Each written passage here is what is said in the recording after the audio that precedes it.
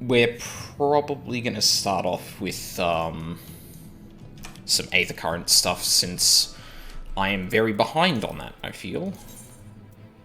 Yeah, fuck all. So...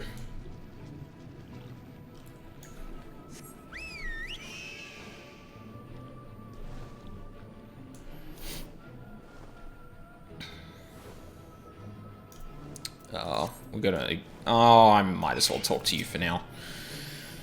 The chieftain has bid me guide your steps to the Illuminated land. Come, the way lies downwards. Follow the path of coral and rock and join your comrades below. Oh. Okay, well this is gonna be a pain, because there's no doubt, like... I'd be very surprised if there wasn't Aether Currents. Oh no, I better go down and get the ones I can, just to remove them from the ones that I'm detecting. Oh, why'd I do that?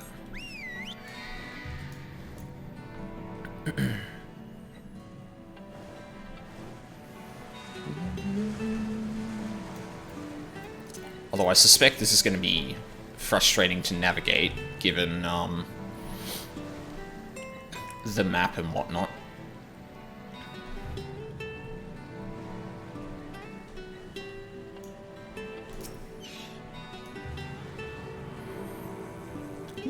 Fishing here? Damn. Dedication. 315 west. Uh-oh. Son of a... Oh, I landed right next to them. Damn it. Oh, gotta watch where I'm jumping. Jesus.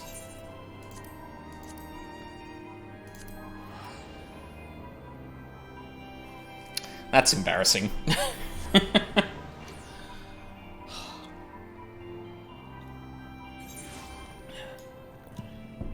I think that's the first time I've actually gotten... Hey Charles, how's it going? It's 6 PM, so getting there. Although it's summer here, so the summer's still up until like 7:30 or 8 or something like that.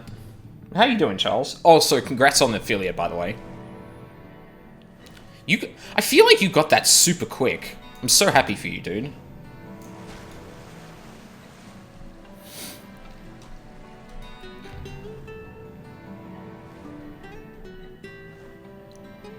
No, we're not talking to you yet. I don't want to do progression just yet.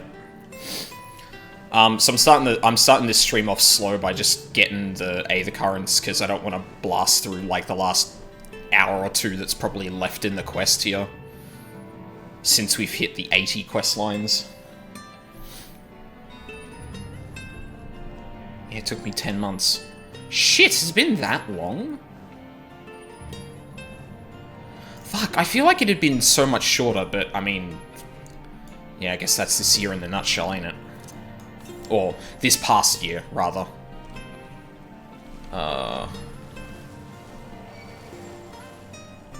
Where am I looking for this bridge?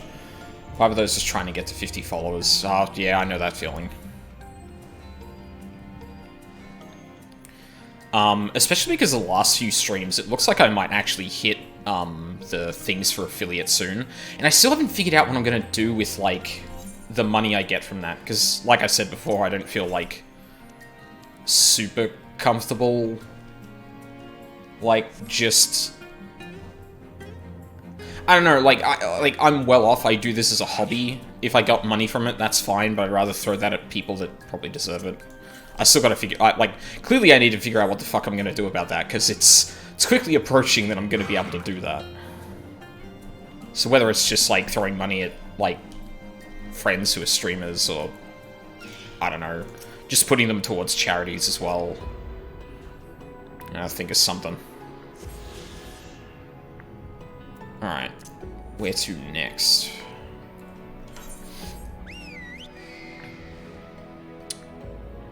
That... seems... next area-ish. Or at least, so... It's unfortunate that they actually show you this before you can see anything, because it's... It could be a charity streamer. Twitch needs more of those. Yeah, yeah. I guess I'm, like, trying to figure out, like, the best way to do it. Like, whether... Like, whether I nominate, hey, I'm gonna throw it to this person, or if it's just, hey, any money you give to me, I'm gonna be passing on to these streamers. These are the people I tend to watch and donate to. Like, that's the thing I'm not, like... Because I want to be transparent about it, and I don't want people to be like, oh, I didn't want you to give money to that person. Like, I want people to be upfront in that. I don't know too many streamers who do that, because... Understandably, a lot of them do that for work and earn that money for themselves. Like, other way I'll be here. I appreciate that, Charles. Yeah, I've just got to... Oh, actually, hang on. Maybe I can get there. Or at least, like, close enough to get to the next point? Ooh, no, that is very far west. Alright, I think what I might do just before I start the quests proper is, have a look out here, see if there's any currents, because I don't think I've been out there. Yeah. I guess it's two things, really. It's like, communicating that, hey, you do not need to support this stream financially, or the money is not going to be supporting me financially because I work a full-time job and I would rather that go elsewhere, and B, where that ends up going. Hey Ryuzaki, how's it going? I knew there'd be one out here. Yeah, if I recall, I didn't actually look for any currents as I was coming down here very well, so... Pretty good? That's good to hear. Yeah, I'm just cleaning up some of the Aether currents around this part of the map, because it feels like the quest at the moment is going to be pushing me more to the west, so I want to do this while I can. Oh, Jesus.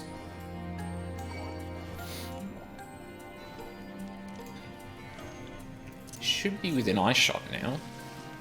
Oh, east. Fuck, I'm an idiot.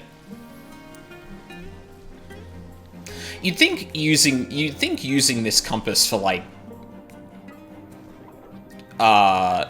3 expansions of this game that I would, like, intuitively know which way to go for east and west.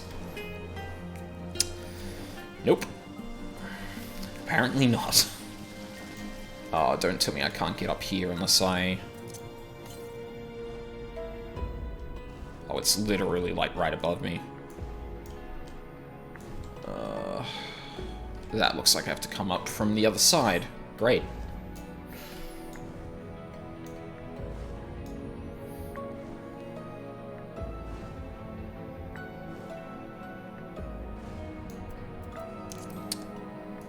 That reminds me, I don't have mount speed anywhere, do I? Right.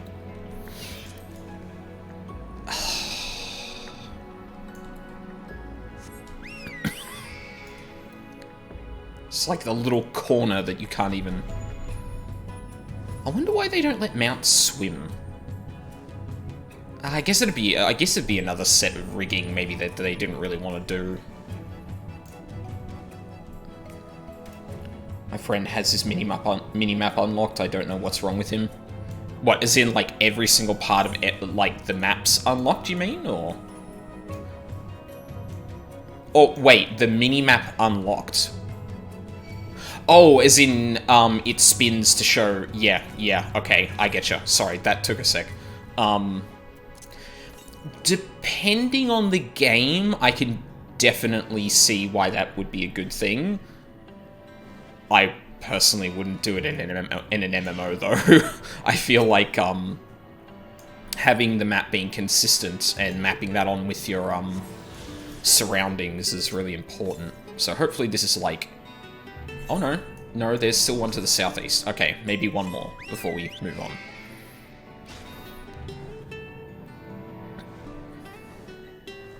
Because in, like, in first-person shooters and stuff like that, like relatively fast-paced games, or faster-paced games, there's definitely arguments to be made whether,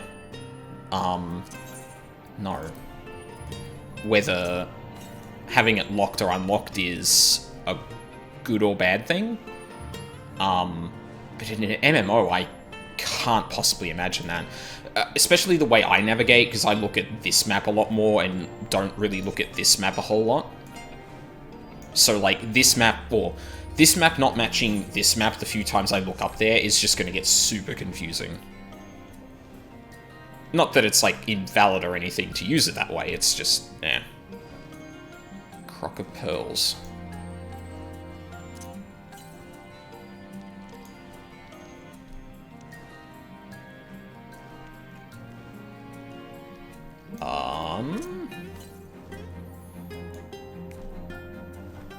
Oh. No. Oh, there it is. Okay, so I'm expecting this next one to be like 1,000 miles away.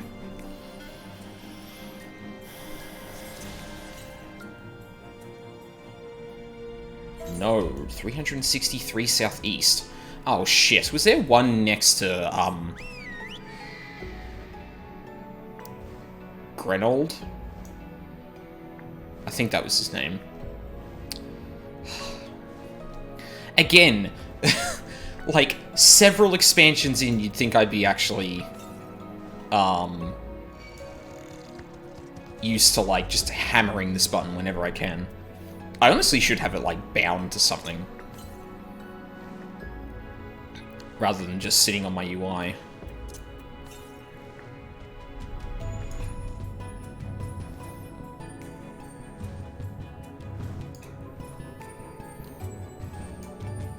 Ah.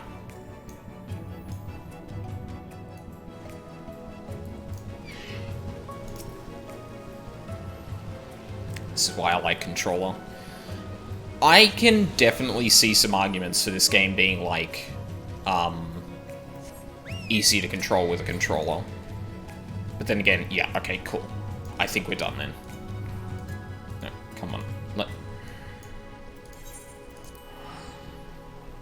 Why is that not the thing that rises to the top?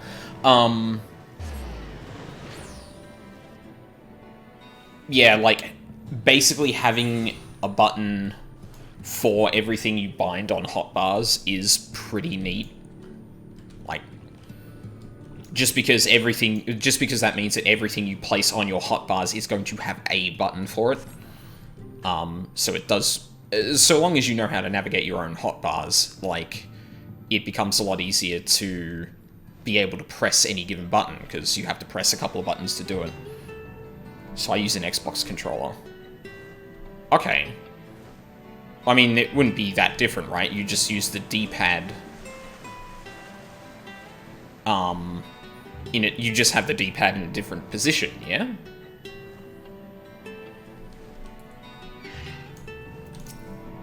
Hey, buddy. All are gathered, yes? Then I shall describe the path you must take. Enter the cavern beyond, and follow the wall down, and down, and down. Once at the bottom, find a passage to the northwest, then continue west, and west, and west. The way is not simple. Keep your friends within shouting distance, and do not stray into the deep.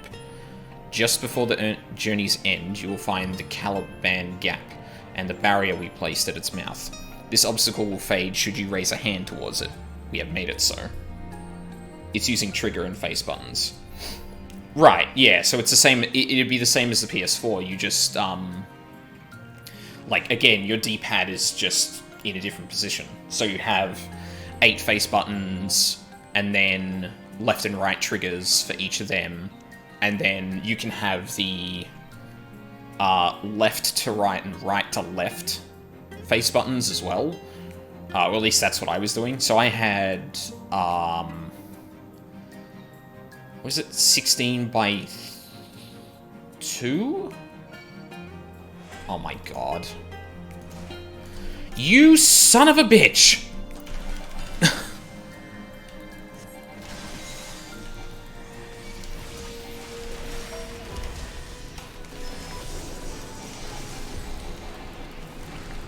How fucking dare.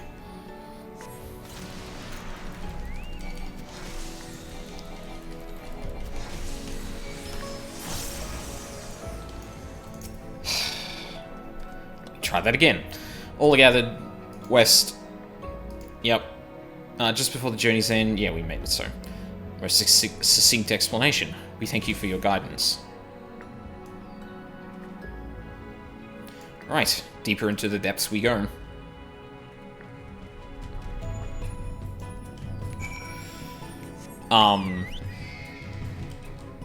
Yeah, so left trigger is 8. Right trigger is 8, left and right is 8, and right and left is 8. So it's 32 buttons that you have like really easy access to. And then if you flick between other hotbars, obviously you have more. But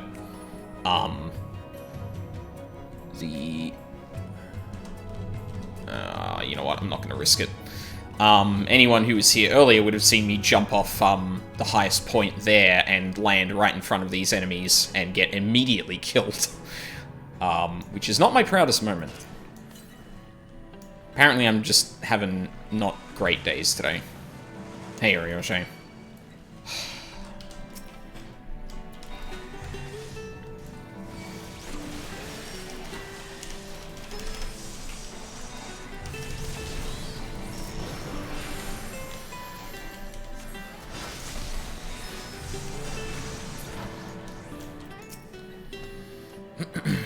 Our guide bade us travel to the cavern floor, and thence to the west. Yet 'twould seem these twisting tunnels defy such simple instructions. Rather than rely on direction alone, I suggest we scout with care, and relay the path ahead to those who come behind. You get your 2 sets of hotbars, I think, not high enough level to get all those commands. Oh yeah, fair enough. I think once I got to Heavenswood with a bard, I was in a position where I kinda needed to use the left, right, right, left buttons. And granted, I was starting to run out at the end too, so I was like, oh god, I need to introduce a 3rd hotbar, and that means I have to switch between 2 actively.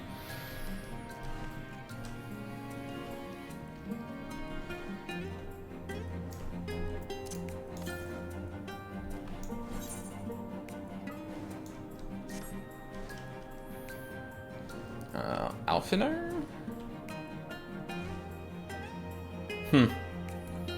Guess I came here a bit earlier than I needed to. Ah, Aldine, you have a choice of 2 routes from here. You can either take the long way to the south along the rocks, or skip along this coral branch as Alizé has done. I, for one, shall be following my sister's example.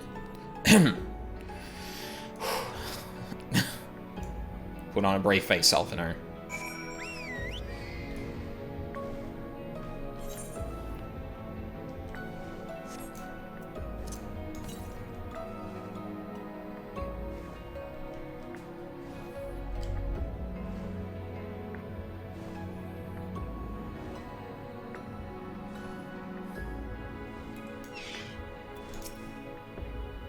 Phew. Not to it. Alizé has already gone on ahead. We should catch up to her.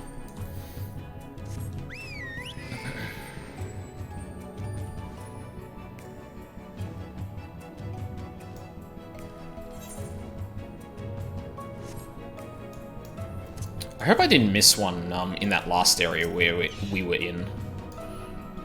That'd be really unfortunate. There you are. Come on, I think I found the tunnel we were looking for.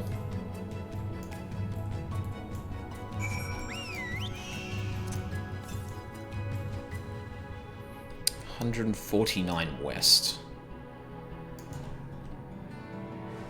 Oh god, stingrays.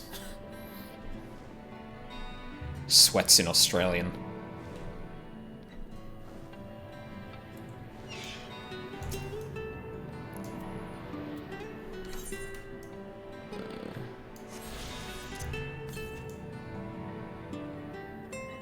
$412 northwest. There's the barrier.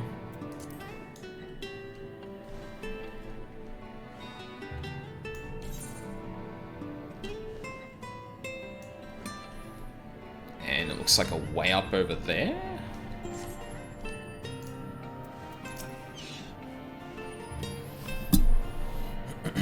Oh, sorry, I think I knocked the microphone there. Yeah, this must be the barrow the Ondo spoke of. Well, that was rather more arduous than expected. I feel a sudden rush of gratitude for the smooth roads our ancestors cut through the wilderness. It was a treacherous path indeed. Now, I believe one of us needs but raise a hand to banish this next obstacle. Aldine, I elect you to do the honors. Is that a good idea? We've already established I shouldn't be exerting myself, because what if I just lost control?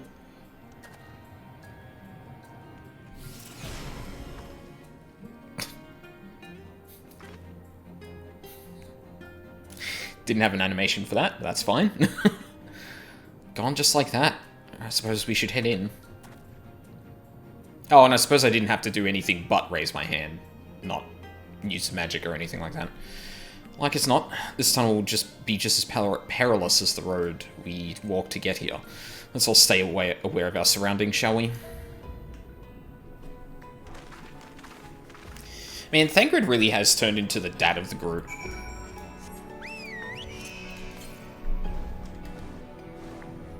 .62 northwest. I'm gonna quickly check up here to see if I can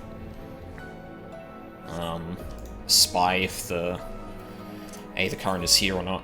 What I'm looking for is there we go. Okay, hang on. So I was here and it was northwest, and then I was here and it was west. So it's probably around here-ish, which means I can probably find it in there, given the thumbtack and my objective. Oh, at least I don't have to explore up here.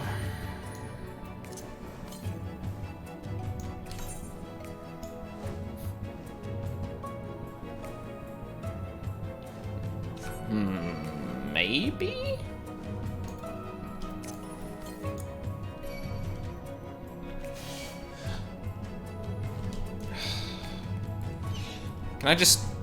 Can you guys just... Can you... God damn it.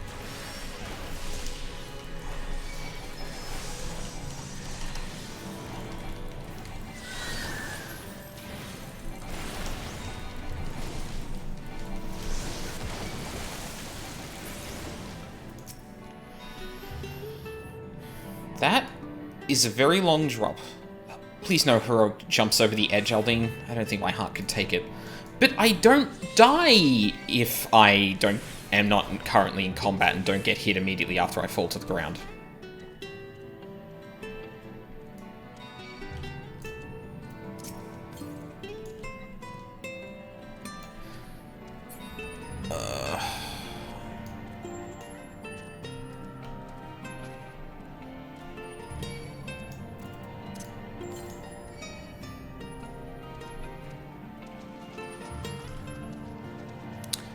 Is? What the fuck is that?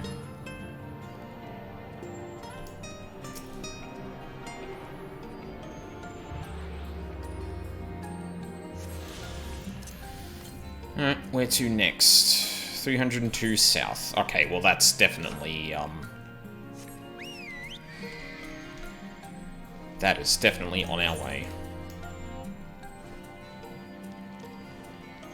I still could be missing some in here. I realize I haven't actually traveled this far north to be able to hit Aether Currents in that area over the ones down here. Oh.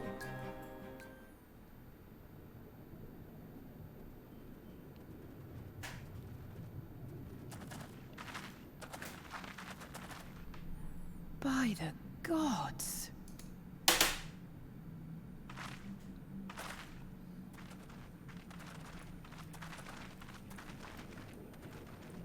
Whoa.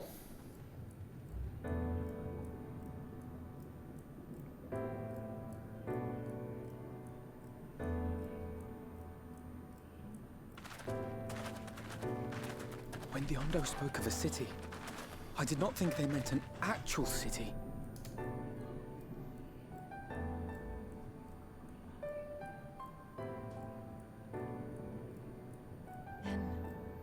We are seeing the same view.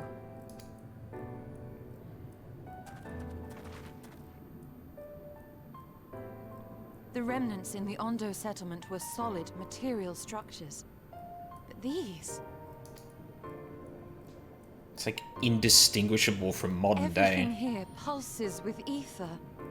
'Tis an enchantment on a monumental scale. Rapture?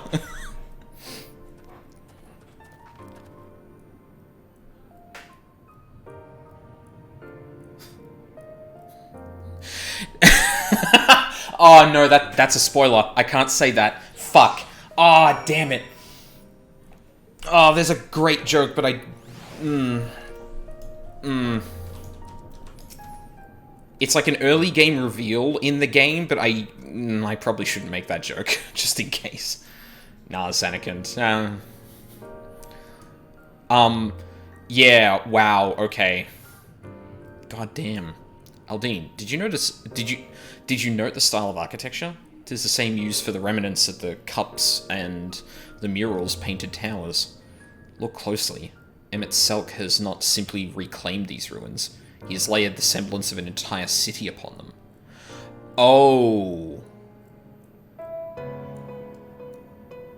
Oh, is Emmett making it look more like it did?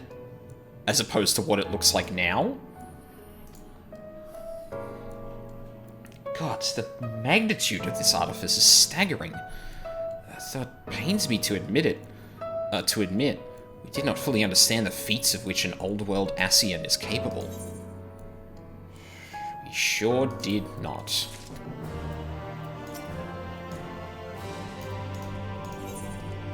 The end of a world. Alice is steeling herself for the task ahead. It's intimidating, yes, but we have to start somewhere. Why don't we have a closer look at that tower to the southeast? We might be able to reach it from the edge of the trench. Oh, that one over there? Wait, directions. Southeast? No. Oh no, I am looking in that direction. Okay. Holy fuck.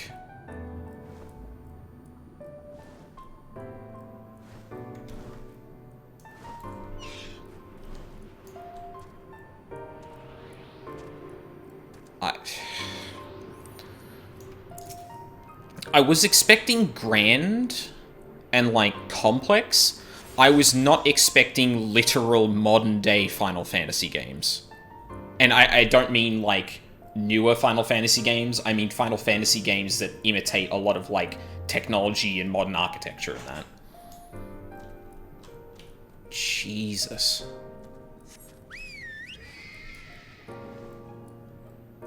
See, I really like this because this game has somehow managed to make even the most evil characters in this game actually have solid motivations for what they're doing.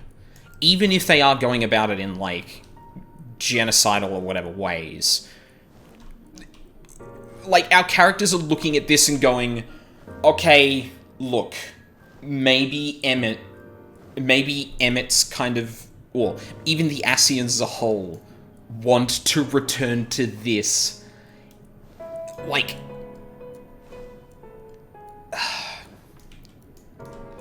I don't know. I'm struggling to kind of put words into good order at the moment.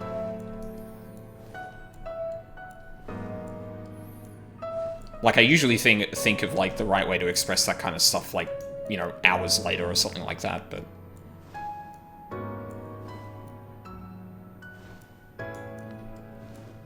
But I am definitely glad that the Ascians aren't just, it's like, no, we lost a fucking civilization and we want to go back to that.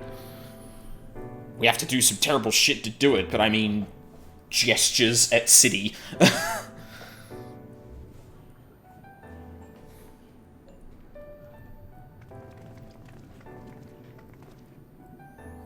Look at the size of those doors. Now I know how pixies must feel.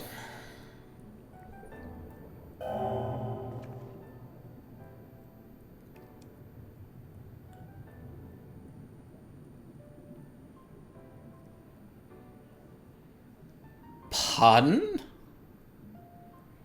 Aldine Fellspark recognized. Welcome to the city of Amalrot. I can't remember how Emmett pronounced it. Will you be riding the lift? Did the building just welcome you? Mayhap it is not so passing strange. Did Emmett Selk not invite Aldine to visit his abode? That is true. I don't think that's the reason, but... 'tis plain thy coming was expected.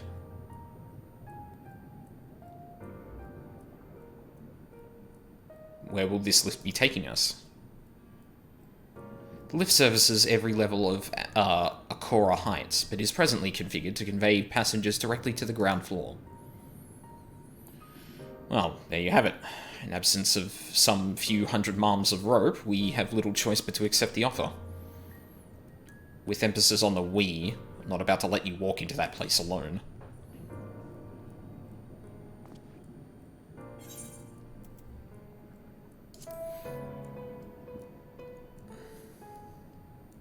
As you wish, the lift will arrive shortly.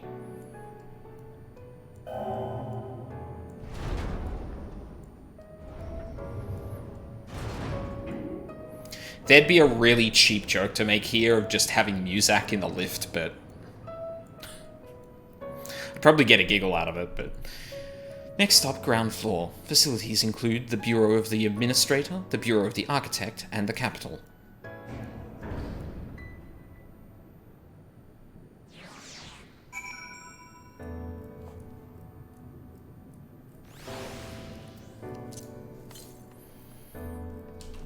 Compass does not detect any nearby currents.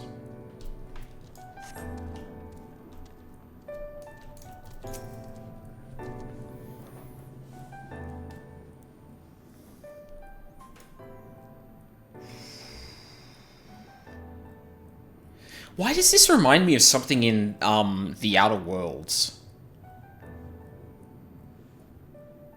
It's only at this distance that you realize just how big the buildings truly are. What did the voice call this city? Amalrot?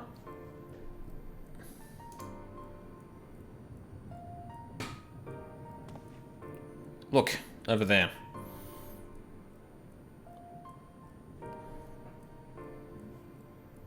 Is that a person? Oh, no, my mistake. That's a giant. Doesn't seem to have noticed us yet. Is that how big the original people used to be? Giant or no, a resident of this place may have much more to tell us. I say we make the first move. Amalrot. Amalrot. Okay. Alpha, no, you can't just...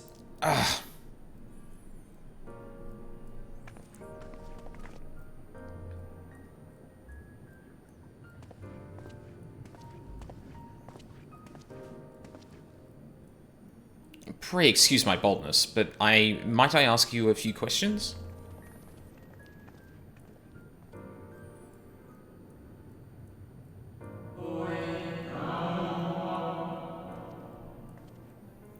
Oh, what adorable costumes. Are you children on an excursion? This district has much to teach you. How odd. That sounded like no language I've ever heard. And yet I understood every word. Oh, Jesus Christ. Is the Ascian's language like... Oh, no, hang on a minute.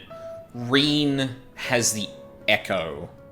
And I think the only people in the story who have understood that language are people with the echo. Well, actually, I mean, given my theories on the echo, that might actually still make sense, but is that language like the original language of the people, and the reason that, like, we, with the echo, can hear it is... well... just as he understood us. Wait, did you all understand that? Oh, no, you did. Huh. And which district is this exactly? You must be lost, poor things. You stand in the Polylariate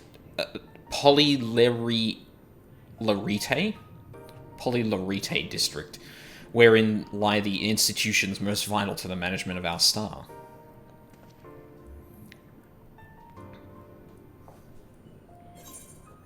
Can you tell us who rules this city?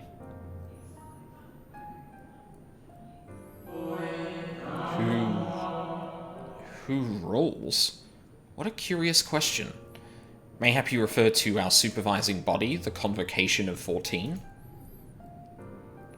So Emet-Selch isn't the leader here.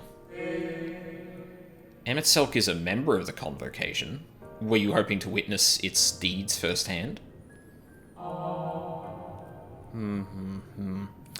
Hardly surprising, I suppose. The whole world holds its breath as the final days draw near, and our brightest minds race to implement their plans.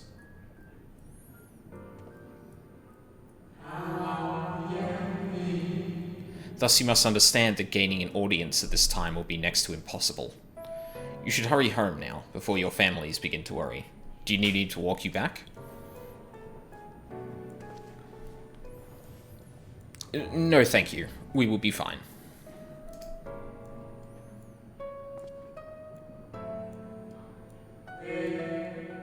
Very well. Take care, little ones.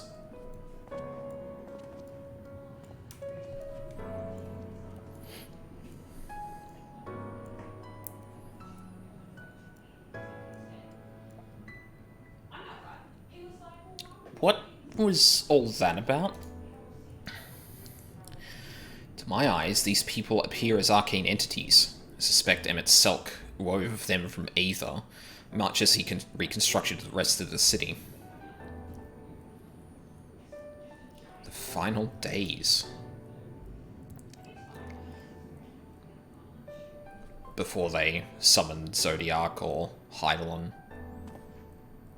Such words will befit the oblivion described as to us by our Ascian foe. A catastrophe of unprecedented scale, which did set in motion the summoning of Zodiac, and thence Eidolon herself. But that happened centuries and centuries ago, didn't it? That man spoke as if they were rushing to avert a disaster here and now.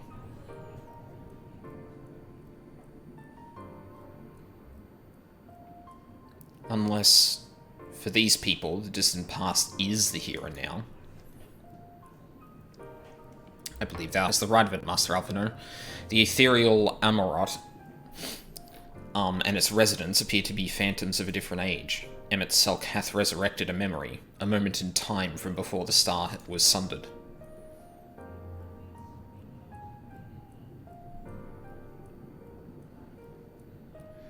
So we find ourselves in a long-destroyed city inhabited by the long-departed. An unusual situation to be sure, but at least we're able to parley with these ancients. In fact, they seem downright eager to chat.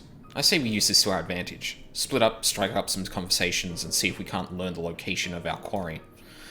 And while we're at it, it wouldn't hurt to wheedle out a few more details regarding this Convocation of 14 and their impending disaster.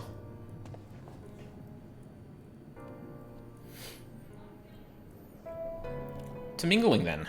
Let's meet back here when our jaws start aching.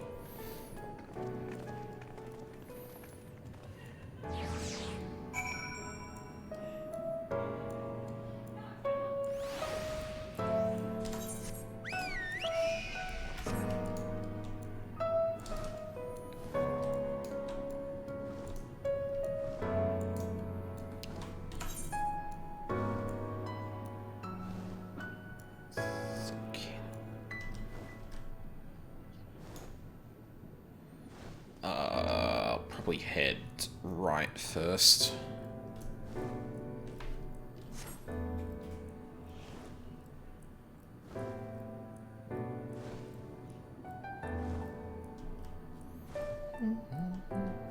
God, I love the music in this area. Like, it's kind of redundant to say at this point, but like, because all the music has been really fucking good, but it bears repeating that, like, in this area in particular, like, the melody is just, like, sorrowful, haunting, yet, like, not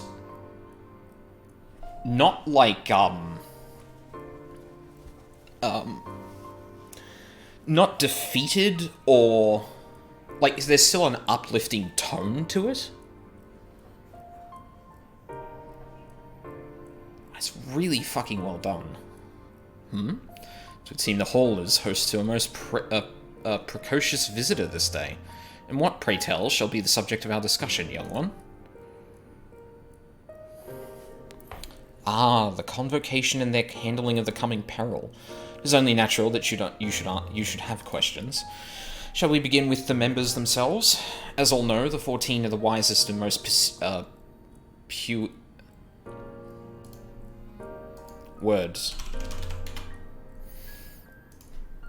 puissant. Having great power or influence. Puissant. Okay, I was pronouncing that correctly. Good.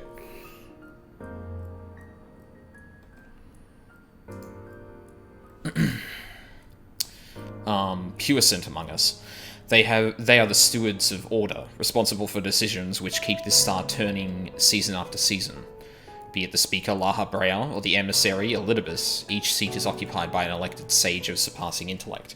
Right, so like the Ascians are... The Ascians are most likely the convocation of the 14. Although... were there 14 members of... Oh man, I don't know if I'm thinking that there were actually 13 of the Ascians because of the jokey connection to the to Organization 13, or if there were actually 13 members of the Ascians. Or the key members of the Ascians, I guess. Each seat is occupied by an elected sage of surpassing intellect. Logarith, Mitron, Emmet Selk. Their individual titles have, as a gesture of respect and a matter of tradition, become synonymous with their incumbents. Thus it is with great incredulity that I greet this recent rumour that a seat in the convocation is soon to be left vacant. If proven true, it would be an unprecedented development, and testament to the immense pressure under which our saviours are toiling. In any event, I, for one, am confident they shall deliver our star into salvation. Oh. Bye. One can never be too young to take an interest in the rhetorical arts. Welcome, little one. Welcome. It's the rhetorical arts. Boy, is that a fucking phrase.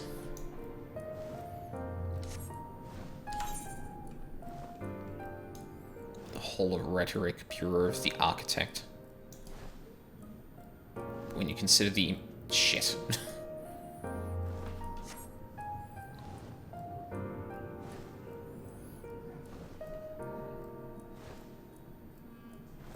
Ah.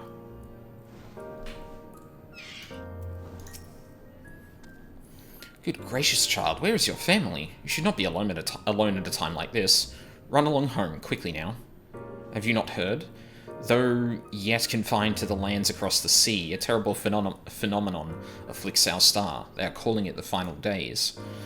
'Tis said it starts suddenly, a cacophonous keening from beneath the earth. The sound distorts all living things within earshot, and wrests from us control of our creation magics. Once that happens, all is lost. Fear, pain, despair, every dread impulse is siphoned from our minds and given substance. An eternal fall of fiery rain, an incessant spawning of nightmarish beasts. None can point to the source of the phenomenon. 'Tis as if the star itself has fallen ill, as if a force inimical to life now festers and spreads. 'Tis only a matter of time until Amarot, too, resounds to that discordant squall. You should stay with your loved ones, child. Stay with them. Oh, their text is in a different color. That's weird for this. A terrible phenomenon. 'Tis said it starts suddenly, a cacophonous keening from beneath the earth. The sound distorts all living things within earshot and wrests from us control of our creation magics.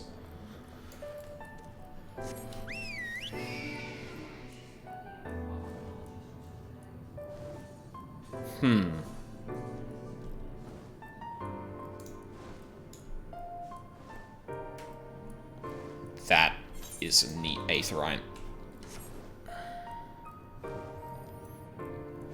Depending on how far away that is, I might actually go grab that now, because it'll probably save me coming back here, or having to walk all the way back here later on. An audience with Emmett Selk. I'm afraid you have the wrong office, little one. And besides, he will be far too busy to field the questions of the curious children. Surely you have been told of the looming catastrophe. Every resource available to the Convocation must be spent upon ensuring our world survives. They have yet to make an official announcement, but it is said the 14 are moving forward with a plan of scarce credible proportions, one which promises to grant will to the very star itself. They will invoke our mightiest spells of creation to birth an entity of all-encompassing magnificence, and then they will rewrite the laws of existence. It is a huge undertaking, and it must be completed ere the corruption spreads this far. Thus, I say to you again, do not hold out hope for an audience.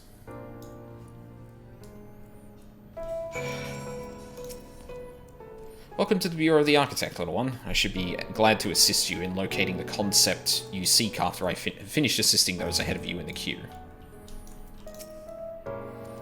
This is your first time here? Take a number if you haven't already, then settle in for a good long wait. Concept clerk is like such a, like... I was gonna say weird concept and then... Yeah, no, that's self-explanatory.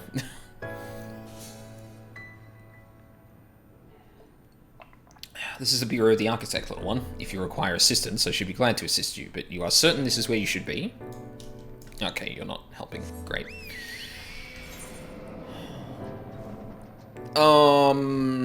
Takes about as much to get back as it does to get to this, Aetheryte, so I'm gonna go looking for it.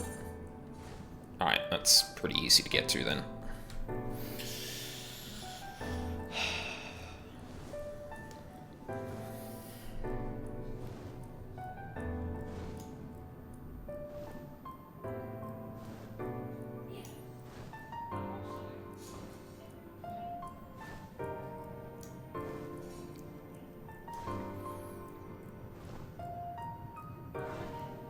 Kind of surprised I haven't seen a single player down here. It's actually really surprising. Alright.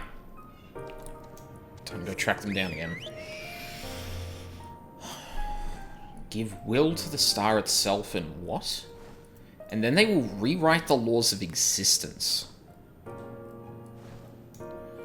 Oh, okay, I could probably see how, like, this kind of comes about. So, basically, this plan works, Zodiac is summoned, and they begin doing what they were going to do, and then some people are like, why are you overriding the rules of existence? That's fucked up. Inside of MSQ, people only come here for timed gathering nodes. Yeah, fair enough. Yeah, I kind of figured this place would be, like, a very, very... a not very visited area once the MSQ is done, but given like I saw a few people yesterday kind of doing this stuff, I guess I was surprised I don't see many other people. Damn, I missed the reveal. Yeah, by a few minutes, unfortunately. I became a stammering mess in front of it, if that's any indication. But yeah, I guess to be a little bit more succinct from what I was talking about before,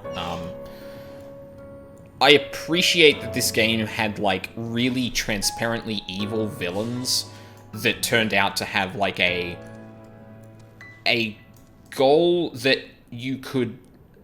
a goal that you could visually represent, and within the context of the game is like, oh, yeah, okay, alright, that makes sense. I get it. Like, it's not some small thing they're trying to revive. It's like a civilization on the level of, like, many of the advanced ones that have been seen in other Final Fantasy games. And, like, other, or just, like, modern day or future representations as well. Like, it's no small thing that they want to go back to, and it's kind of understandable that, despite their methods, there is a clear reason why. The majesty of it, in particular. Aldine, if it was not certain before, then I am now. The people of this city believe they face the end of the world. I cannot imagine what purpose compelled Emmett Selk to recreate this ancient Amarot. And yet, I fancy I hear his words to us echoing through this ocean trench. He would have us know his story. He would have his story known. Sorry. He would have his story known. Okay, I did get it in the last bit there. Wow, it's giving me a lot of level 7 materias. A greater purpose. Alphino is awaiting the return of your fellow companions. A lot of materia. Yeah, it's not just evil for the sake of evil. Yeah, exactly. I sympathize with Ilberd. Most people didn't, but I do. Well, yeah, and it's kind of a similar thing, right? Like, Ilberd is a very personally infuriating character because there is a betrayal aspect to that, but there is a lot of understandability to it because this man has worked for years and years and years and years to try and work with the Alliance to try and move towards taking Alamigo back. And they just didn't. Maybe for understandable reasons, but yeah. And the combination of seeing his people suffer in Uldar as well as in Alamigo turned him desperate. And that was the way he went. It's kind of ironic that when you look at the speech he gives, I can't remember how to pronounce her name, but the Ivy, when they capture her, that it is like word for word absolute trash because it's basically how Ilberd actually feels. And it's what he ends up doing. Which is an insight I only have because of, like, going through that particular part of the game multiple times. Materia 6 is better than Materia 7, by the way. Why? Why? What is it like is it a opportunity cost kind of thing, or we can compare notes once the others return. Hopefully then our next move will become clear. It's harder to get 6s from old X-Pack. Materia 6 and Materia 8 have limited melding restrictions, better stat boosts, and guaranteed retrieval. Okay, so they're more versatile, I guess. It's less of a gold sink. Basically epic gems from last X-Pack, and 7 is green gems from this X-Pack. Oh, okay, right. So there's like a rarity thing to it. Fair enough. Or explicitly like a rarity stat tuning thing to it. It would seem our conversations were much alike. A looming disaster, creation magics running rampant, and this Convocation's efforts to bring salvation out of chaos. I suppose there was talk of little else in the time when these events came to pass. Riange, if I may, what are your thoughts on the Ancients' art of creation? A fascinating discipline indeed. What the mind can conceive may be rendered in reality. All that is required is a clear concept upon which to focus one's will. Is that not literally summoning what summoning is?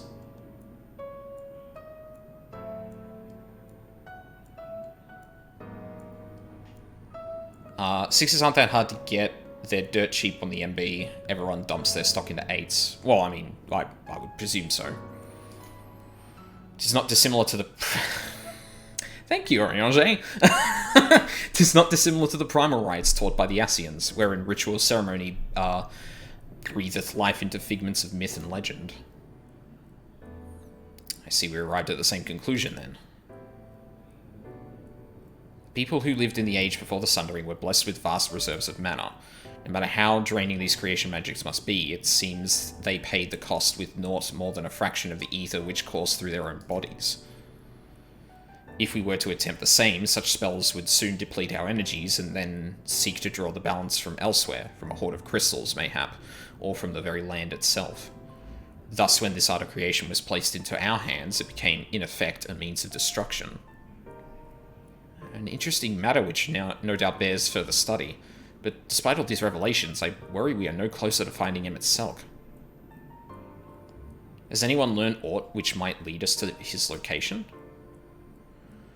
Not directly, mayhap, but from what we've heard, it seems the Convocation of 14 is sequestered in the nearby Capitol building. When we went to see for ourselves, the attendant wouldn't let us through without a writ of permission. So we tried our luck at the Bureau of the Administrator, where we thought these permissions might be issued, but the clerk there said he couldn't help us since our names didn't appear in the registry. And that was where we gave up. I wonder though, Aldine, could you be eligible for one of these writs? The voice in the lift seemed to know who you were. It might be that your name is registered at the bureaus as well. With a look. Oh, worth a look, I'd say. Meanwhile, I'll head back to the capital and search for a less official point of entry, just in case. Pray, allow me to accompany thee on thy reconnaissance. An arcane perspective may prove needful.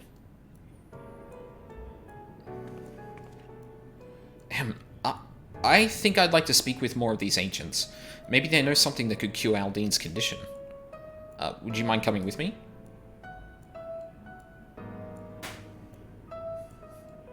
Of course, I don't mind. Just lead the way.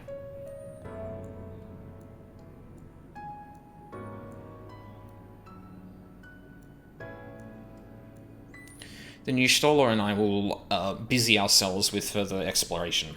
There is surely more intelligence to be had. And so we part ways once more. This time, however, let us reconvene in front of the capital.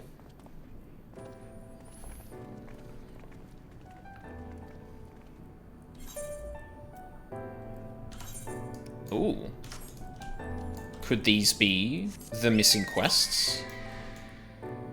There are 3 besides the MSQ, yeah. Patronizing.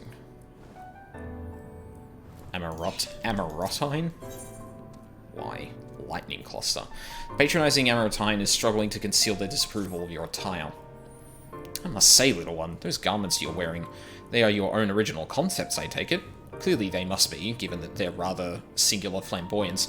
Fuck, this is really giving me, what's that planet in the Outer Worlds that's just everyone who's rich? I don't know why I get that vibe from this place, but this person specifically talking about that reminds me of, like, the big difference between that one woman who's, like, a fashion designer and everywhere else in that city. Clearly they must be, given their rather singular flamboyance. Would never dream of stifling a fledgling creator's creativity, but to parade about in your cultivated individuality is hardly praiseworthy. An Amarotine of character shares their creations with the community. They do not hoard them for their own use. Their own use alone. To delight in disparity is a mark of the morally deficient. Disparity engenders feelings of want and resentment, which degrade the bonds of fellowship. Thus do we encourage creators to share and share alike, else we risk kindling the embers of covetousness and violence that ever smolder in the hearts of all. Therefore, I must implore you, little one, to cast aside your original trappings and don the communal robes, that you might acquit yourself as an equal among many. In so doing, you will be afforded great respect and autonomy.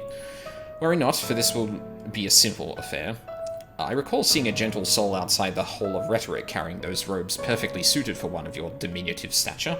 I'm sure they will be glad to share their wealth with you. But do hurry, little one. The eyes of the collective are ever watching and weighing your worth.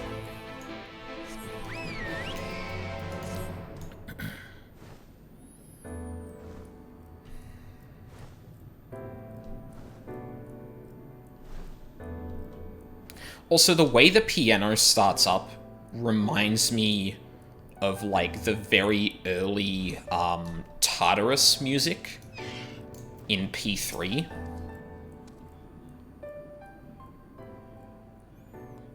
Like, very specifically that, like, slow build into the, like, body of the song. Oh, aren't we looking rather smart this day? What can I do for you, little one?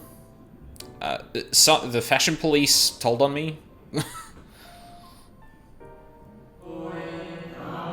Robes to serve in lieu of your ensemble? Ah, how prudent. Alas, I have nothing I can offer you at this present time. The ones your associates saw me carrying earlier were a failed experiment. I never intended to make them so small, so I disposed of them shortly thereafter. Oh. A failed experiment?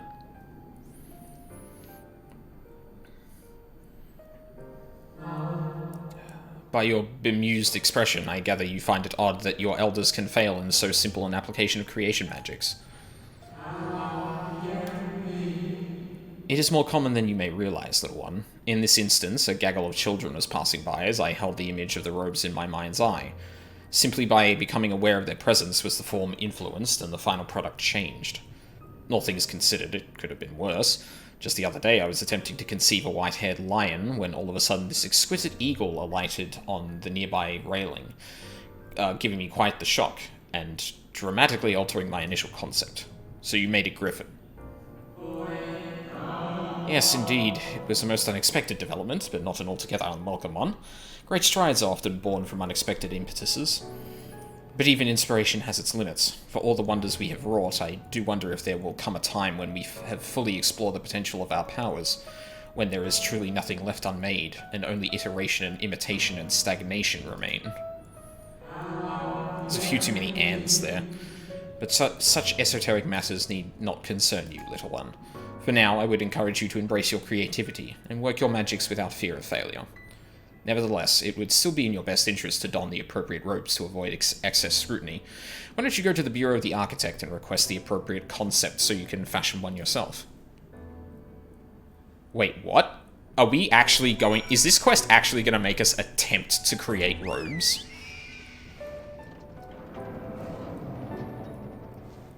Wait, if we have a bunch of corrupted ether in us, could we just not expel that by, like, doing some, like, creation magic shit?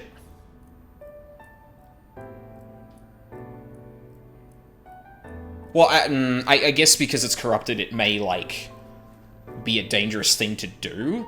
But in essence, that seems to be what follows from what Yashtol is saying. That one thing...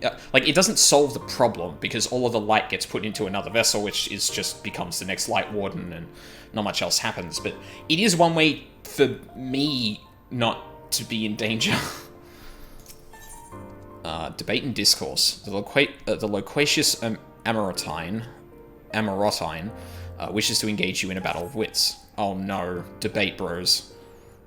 Greetings, little one. Come to debate? And at such a young age. How wonderful.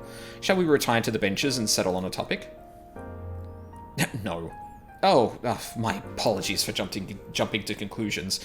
My friends are not quite as fond of the whole of rhetoric as I am, so I have a habit of shutting up any potential conversation partners. So if you are not here to debate, I presume you are here to learn about the mysterious and esoteric goings-on here. It would be my pleasure to act as your tutor in these matters, if you will indulge me.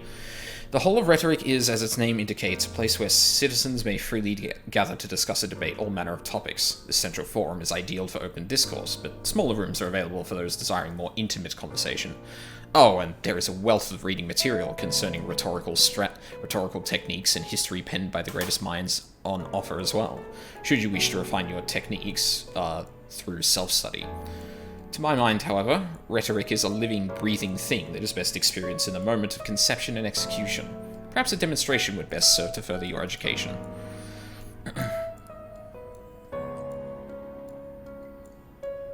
I saw a contemporary of mine engaged in a lively debate earlier, just outside the hall.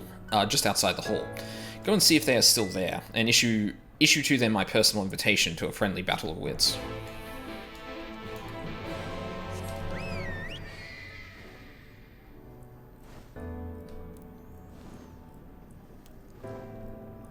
They're in the corner. I almost didn't see them for a second. Like, their colors are that muted that they kind of, like, blended in with the background, despite the glow.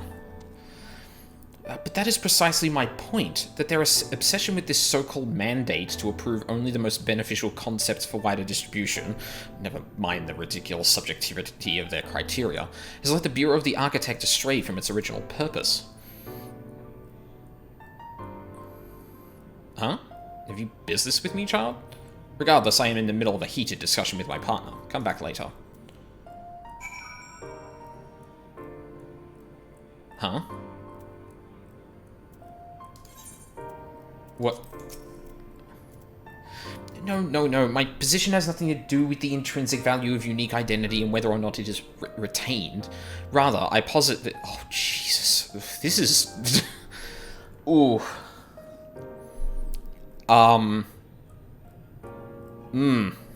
Having argued with people on the internet, this is a bit too close to home. I posit that the reproductions of a given concept are inherently imperfect, and thus they are themselves unique, albeit in minor but significant degrees, and, most importantly, this variance is not to be condemned but celebrated. Better that than to strive in vain for an impossible standard that, even if met, would leave us lesser for lack of diversity. The Amarotines appear to be engrossed in their debate, utterly deaf to you and your pleas for attention. So I just keep speaking to... Why aren't you a stubborn little bugger? It's strangely endearing, I must admit. But we have all the time in the world. Why are you so insistent that I speak with you this very instant? It's not me, someone else wants to debate you. Ah, you are acquainted with that, Chatterbox? I suppose I do owe them a debate or two, and now is as good an occasion as any. So be it.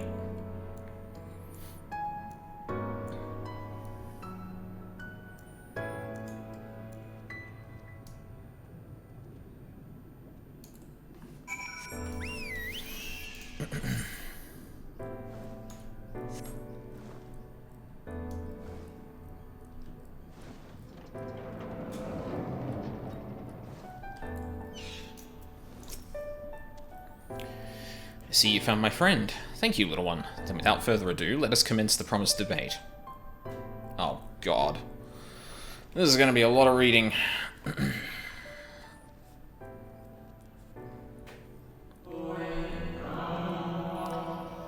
As to the matter of what subject we shall debate today, I propose the recent calamity which has befallen our friends across the pond. What say you? The singular point of contention is, of course, whether or not Amarot should intervene on their behalf.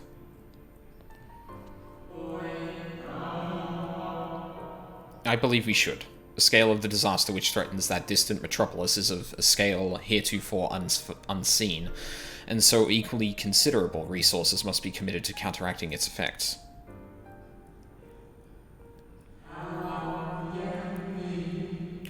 I disagree. The scale concerns me less than the nature of the proposition itself. Who are we to unilaterally intervene in the affairs of those half a world away? Are we to be the saviors of one and all? Such arrogance may well lead to our own downfall.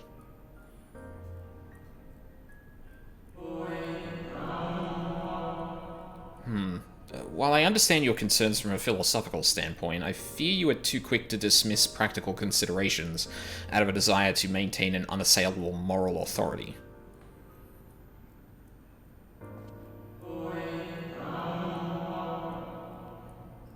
But let us, you and I, hold here for the present and offer the floor to our young student. You have heard our opening salvos in this debate concerning the fate of our neighbours across the sea. What is your opinion on the matter? Is it going to give me the Louisoire? Yeah, of course it does. To ignore the plight of those who might conceivably say... To ignore the plight of those one might conceivably save is not wisdom, it is indolence.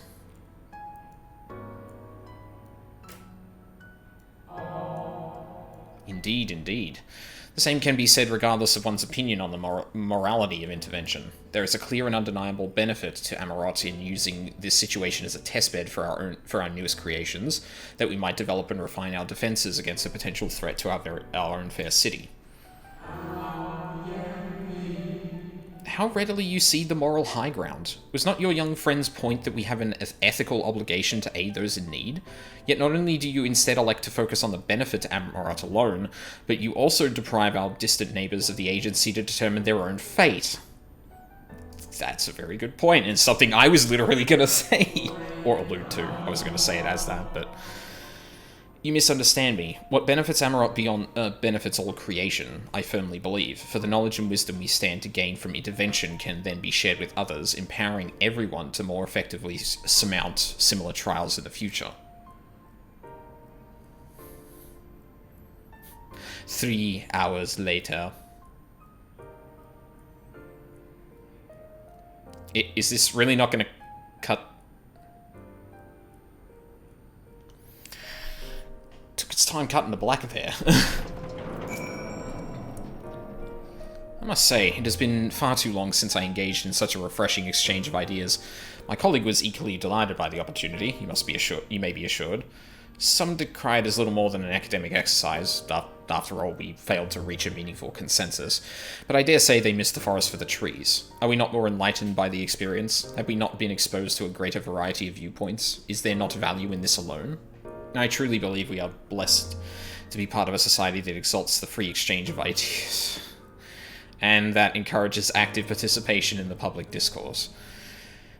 This may have been no more than your first foray into the exciting world of rhetoric, but I sense you have the soul of a debater in you. You may well have the potential to change Amarat in ways no one ever thought possible. I shall be watching your trajectory with great interest, my young friend.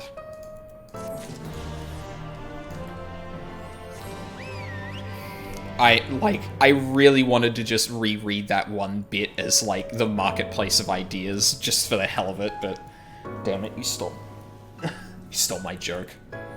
Wait, which bit did I steal? Sorry, there was a lot of talking in that. I think I kind of lost the plot a couple of times.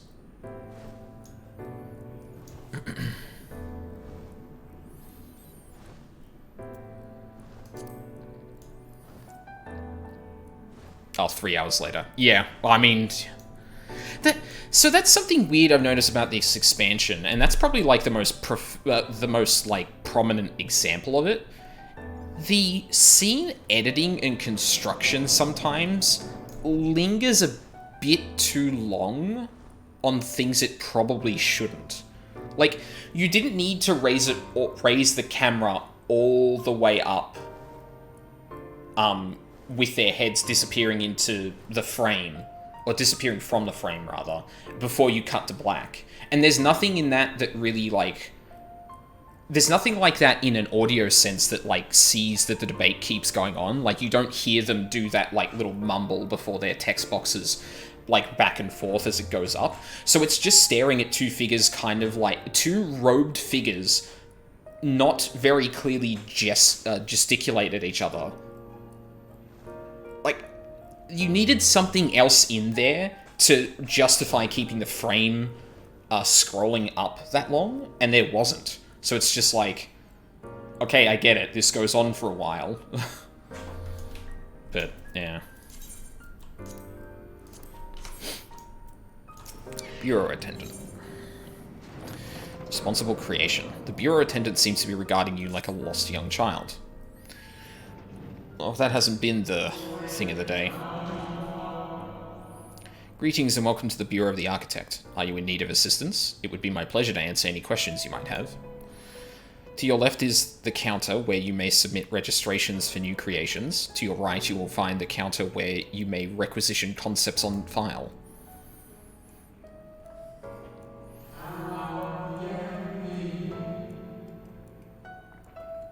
Am I correct in assuming you are not familiar with the services we provide? I see. More detailed explanation is in order then. You understand that by harnessing the powers of creation, we can give physical form to all manner of concepts, yes?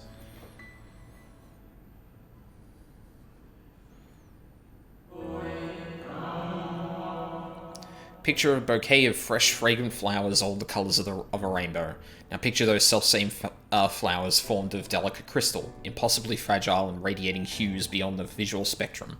Every day our people push the boundaries of imagination to conceive new and striking designs like these. But there are limits to what a single individual can shape with their abilities alone.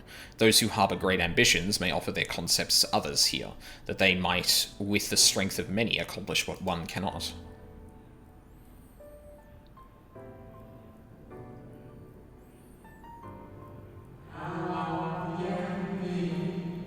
Not all concepts are approved for wider distribution, of course. Dangerous, subversive creations pose a risk to everyone, and so it is only after a comprehensive evaluation, after a concept is judged to further the greater good, that we permit it to be shared with the community.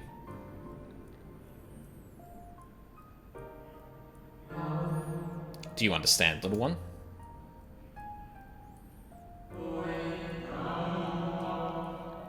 Since you are here, I think you might benefit from conversing with some of the others currently availing themselves of our services. Why don't you go and speak with some of the citizens waiting for their registrations to be processed? Much as I would like to believe my explanation was more than sufficient, I expect that you may gain greater insight in this way.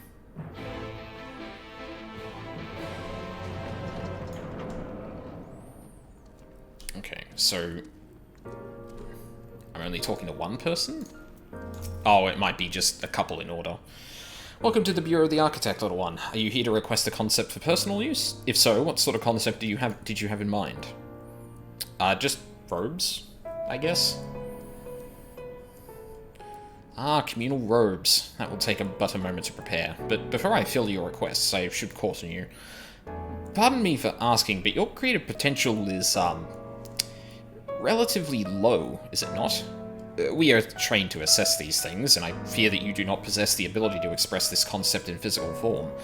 It's almost as though you completely lack it, though that can't possibly be. Oh, so...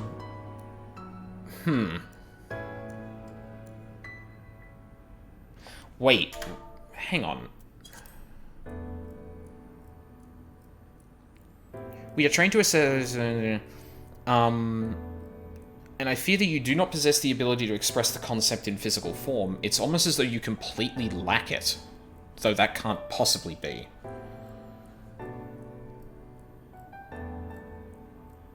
Maybe summoning differs enough. Ah, you made it to the place with the people who do the things. Yes, correct. The concepts and the creation magic and all that stuff. How's it going, wrong way? Because people of the source are able to summon primals.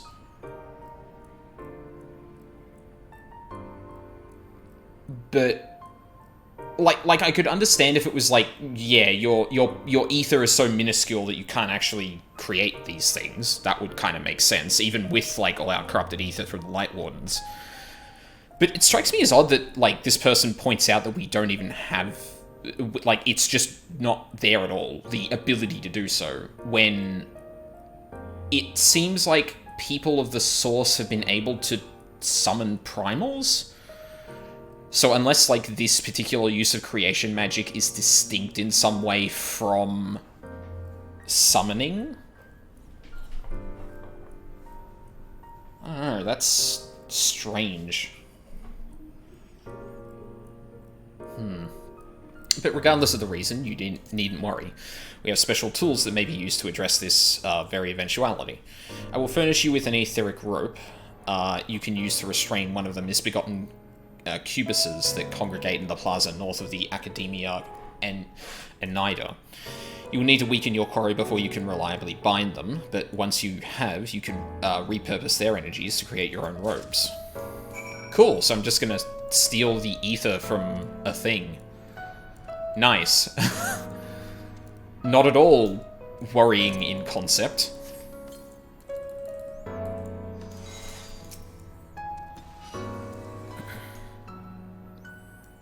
Hi. Hello. Now I know how a Lalafell feels. Hello, hello, little one. So rare it is to see one of your size roaming about here. Come to learn about the Bureau, are we? I'm here today to register a new creature. Boneless and with semi-translucent skin, it drifts through the air like a dancer on a summer breeze, its tentacles trailing behind. It utilizes gas bladders to propel itself from place to place, you see. I'll admit, it's not the most elegant of designs. I'd not shed a tear if it were rejected, quite frankly. But what can I say? I take pleasure in conceiving unorthodox designs. A beginner like you shouldn't take after me, though. If you're looking to pick up a few tips, you should probably ask someone else. Ah, is that the number they just called? Is that my number that they just called? If you'll excuse me.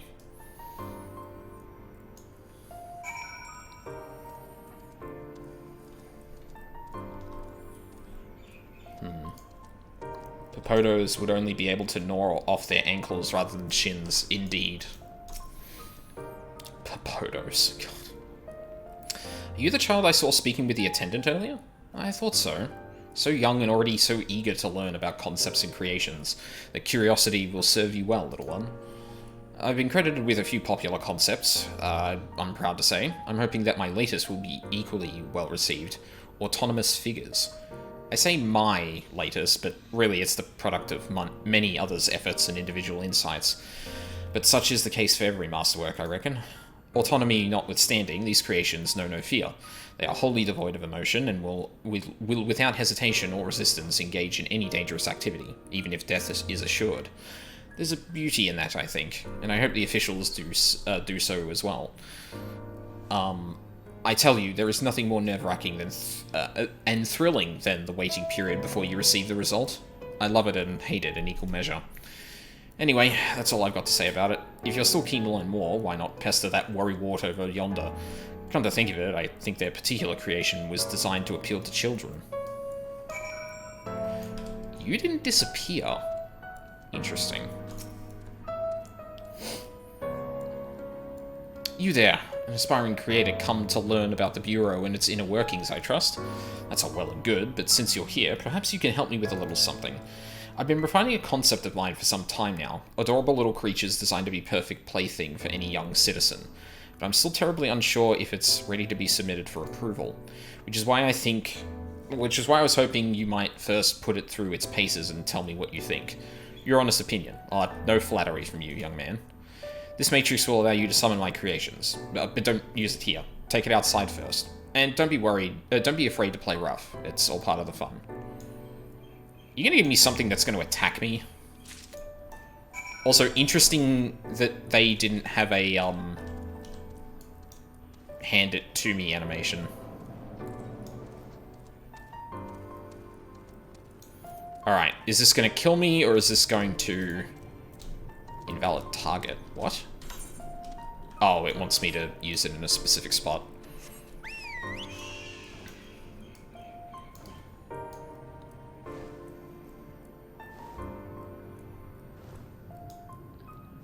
Oh yeah, it's gonna kill me.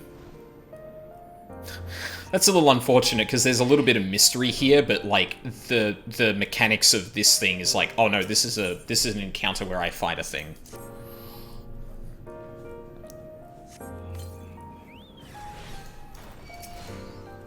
Okay. They are just blobs.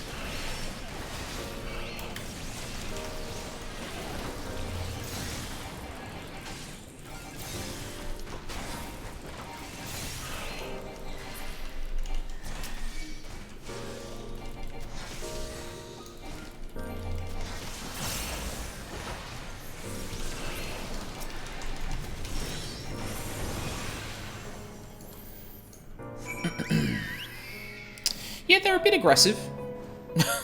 just a little bit. God, I really need to sort out my inventory. I think I need to dump a bunch of crafting materials on my retainer. That's the word.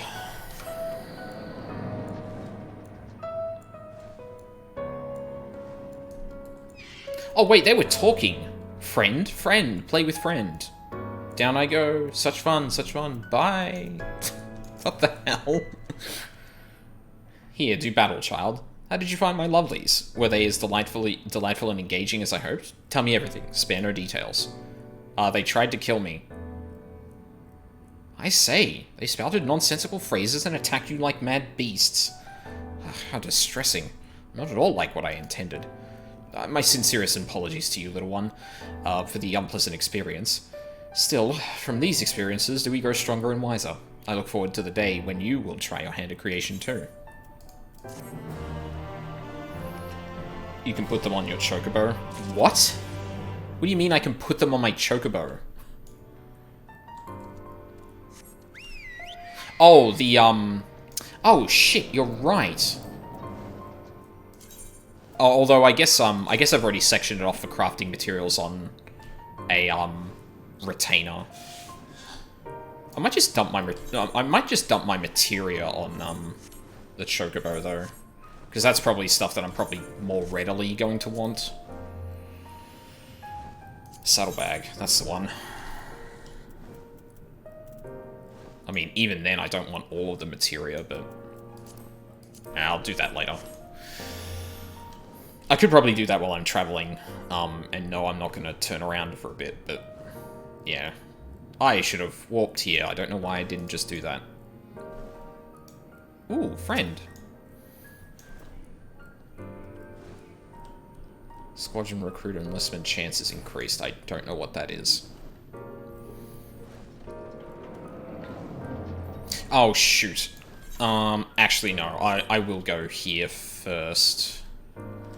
Because we might head further down the road as a result of the MSQ. Oh, come on.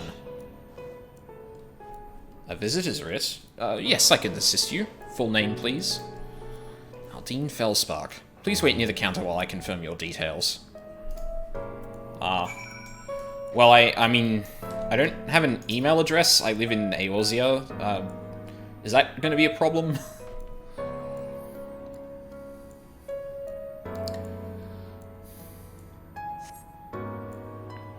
Aldine Felspark, your application is ready for collection.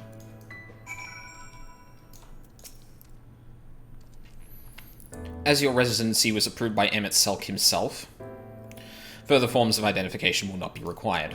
Here are your application documents. Submit them at the Bureau of the Secretariat, and the clerk will issue you with a visitor's writ for the capital.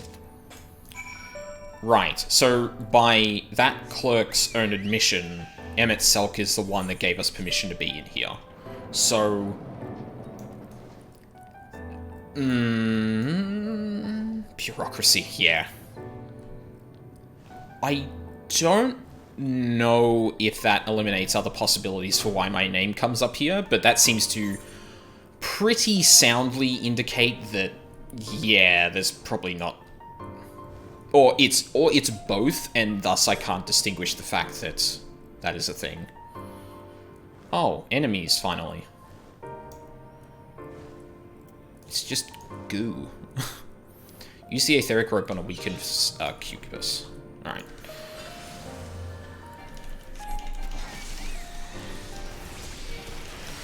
We won't go and summon the Phoenix, just because I don't want to blow this thing up totally. Should be enough? Damn it. Gotcha.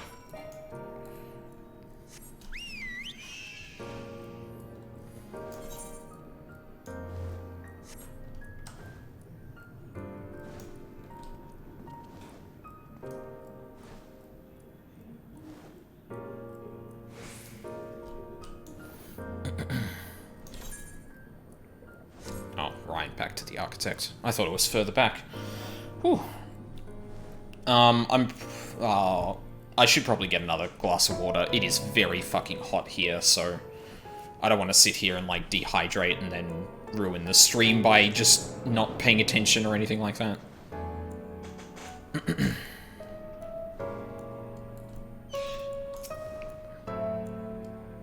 Welcome back, little one. Did you succeed in binding a cubus? As one might expect, this creature is rather less than pleased to have been bound and shoved in your pack.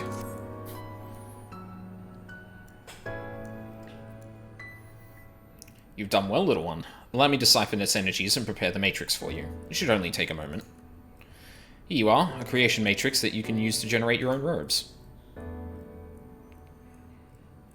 The concept is inscribed upon the crystal, which has been infused with the aether of the beast you brought me. What? Why are you looking at me as though you do not know how to channel the powers of creation? It is as natural as breathing. Even a newborn babe has the instinct. Even if your potential is lacking, as one of our people, you must surely know what to do. Uh-huh. Absolutely. Why would I not? Yep. One quest to go. Yeah, I'm gonna take, like, a really quick break here just to refill my water and that. So... This has me intrigued. Like... I'm really curious what Selk is gonna try and say once we get to him after seeing all of this stuff. I guess we'll find out. So yeah, I'll be right back.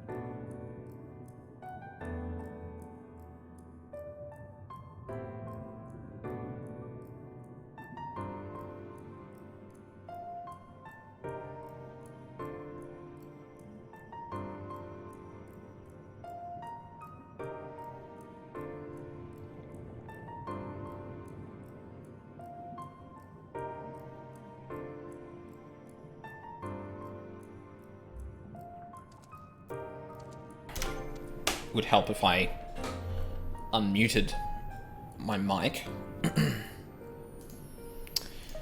Let's continue on. Where are we going now? Straight down that way.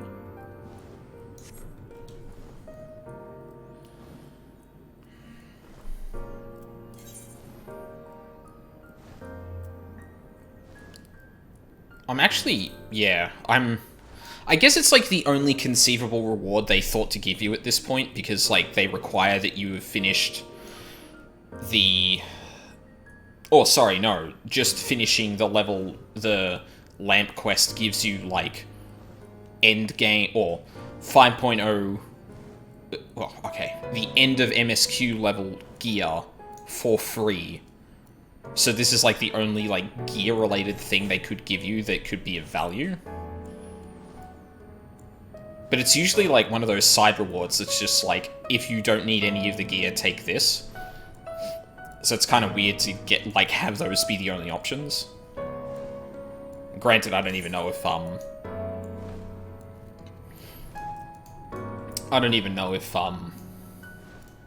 the ones I picked, like, I would assume spell speed is probably, important for summoners, but I mean, even then, like, maybe not, because they have so many instances that it may not,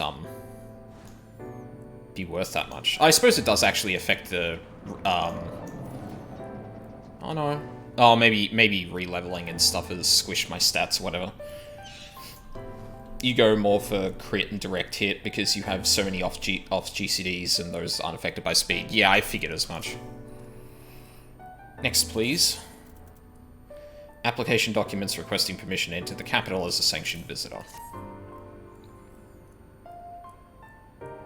Visiting the capital, are we? Please take a seat. Your name will be called once your application has been processed. Oh, God.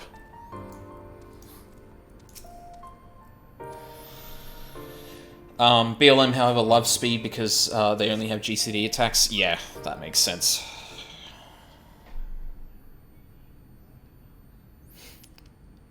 This is what it feels like being 16 going for your license at the DMV. Uh-oh.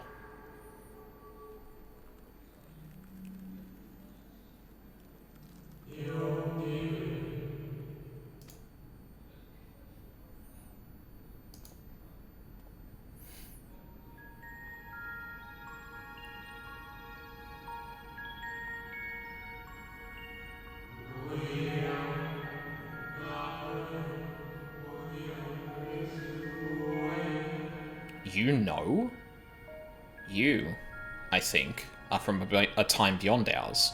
Have you followed in the wake of Emmet Selk?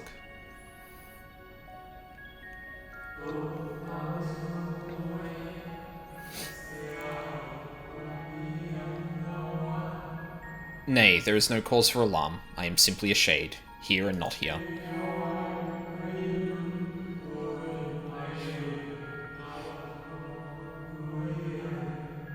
I know only that my name is, Hythlodeus, and that this city is a recreation, a phantom monument, a phantom moment plucked from the well of history.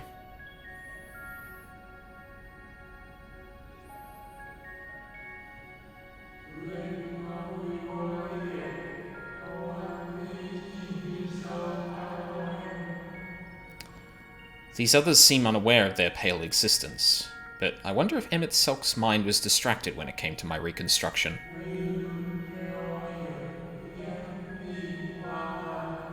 A stray thought would have been enough. Hythlodeus will realize the truth. For example, we were close. We were close friends once, you see.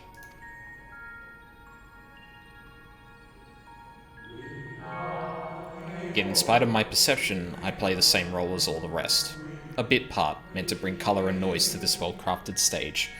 Too much scrutiny, and we shall burst like the fragile bubbles we are.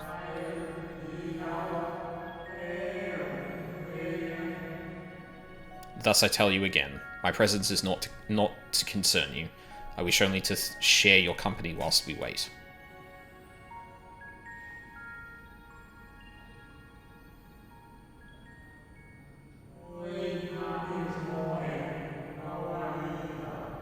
If you've come this far, then you know of the catastrophe which awaits us on our morrow.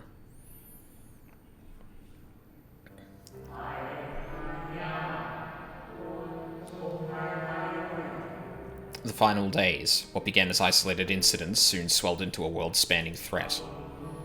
The Convocation of 14, well, it was 13 at the time, endeavoured to create a will for our star.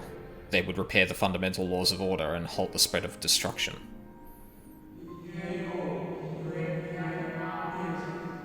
But creation on such a scale required an immense source of power. Of those of us who still lived, nearly half offered up their lives in the name of salvation.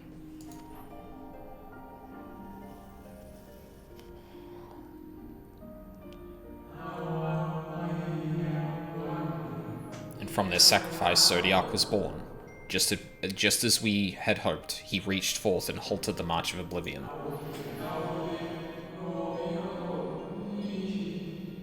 Yet oh how the star had suffered. So many species lost, the land was blighted, the waters poisoned, and even the wind had ceased to blow.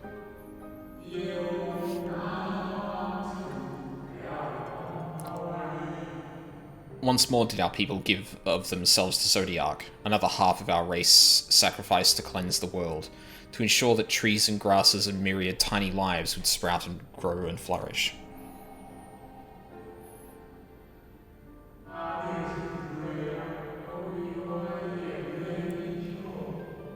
The cycle of life had begun anew, and we reconsidered the means by which we might protect it.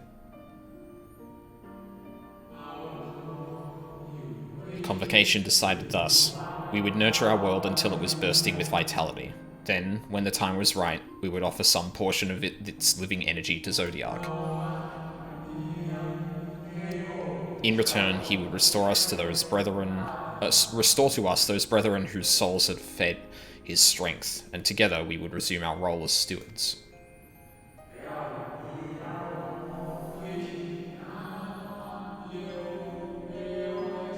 There were, however, those who disagreed with this plan. They argued that enough had been sacrificed to Zodiac, that this new world should belong to the lives newly born.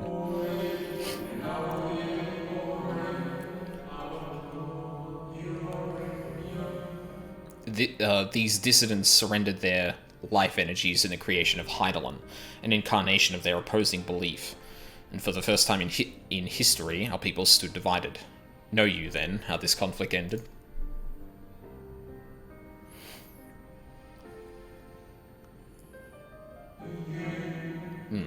I thought you might.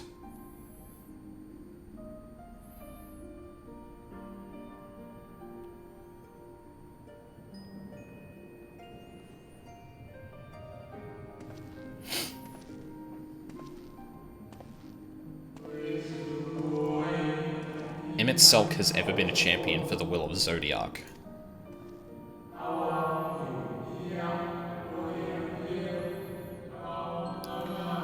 The original plan may have been set back by millennia, but he will have not abandoned his course. He will pay the price for our return by whatever means is necessary.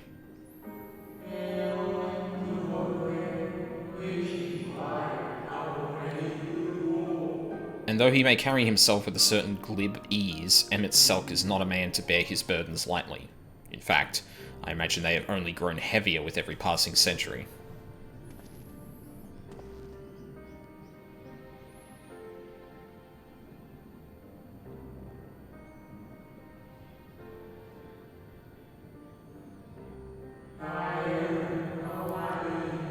It is truly a terrible weight he has chosen to carry.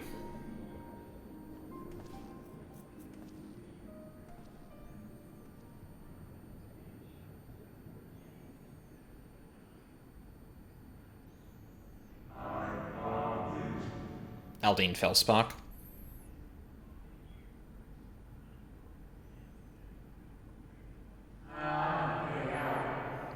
It seems your turn has come. Pray, do not let me keep you.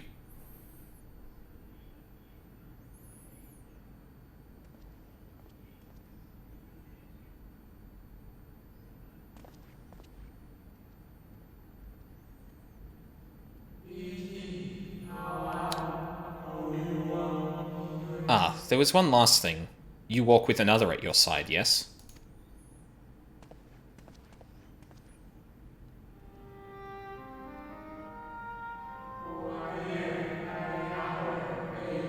Nay, I see no definite form, just the faintest suggestion of a second soul.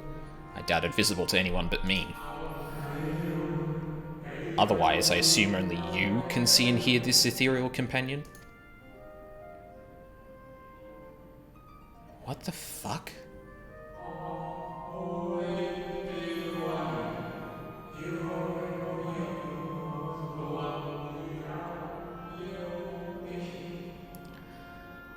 Your connection is hardly a coincidence. In our time, the two of you were one. The color of your souls tells the tale. A hue that distinctive cannot be mistaken, no matter how thin the soul is spread.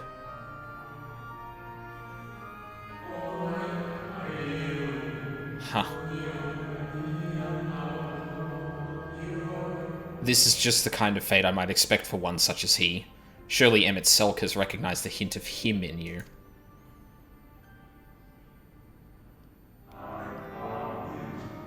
Aldine Fellspark. Yes, it is. Oh, shit.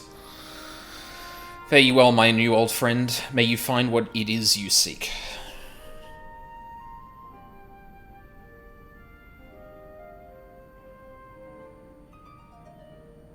I fucking knew it. Okay, so... pretty much 100% confirm the Warrior of Light is someone from the time of the Ascians, and... I would guess by conjunction that the Echo is some manifestation of that, as I established a long time ago, so... So yeah, Ardbit's our soul shard from the first. Yeah, that makes sense. He is the Warrior of Light in... Yeah, like, where the source version of that, he is one of the reflections. So, there is one thing I want to, like, really quickly look back at. Also, like, this is literally the only named, image of the Is anyone in here named? No. From the people of Amarot. That's probably us. From Ascian times is, like, the knee-jerk reaction I want to have there. But there's one thing I wanted to really quickly reiterate, because there's a... Right. So, and from their sacrifice, Zodiac was... Okay, so... But creation on such a scale required an immense source of power. Of those of us who still lived... nearly half offered up their lives in the name of salvation, and from their sacrifice Zodiac was born, just as we had hoped. He reached forth and halted the march of oblivion. Yet, oh how the star had suffered. So many species lost, the land was blighted, the waters poisoned, and even the wind had ceased to blow. Once more did our people give of themselves to Zodiac. Another half of our race sacrificed to cleanse the world, to ensure that trees and grasses and myriad tiny lives would sprout and grow and flourish. The cycle of life had begun anew, and we reconsidered the means by which we might protect it.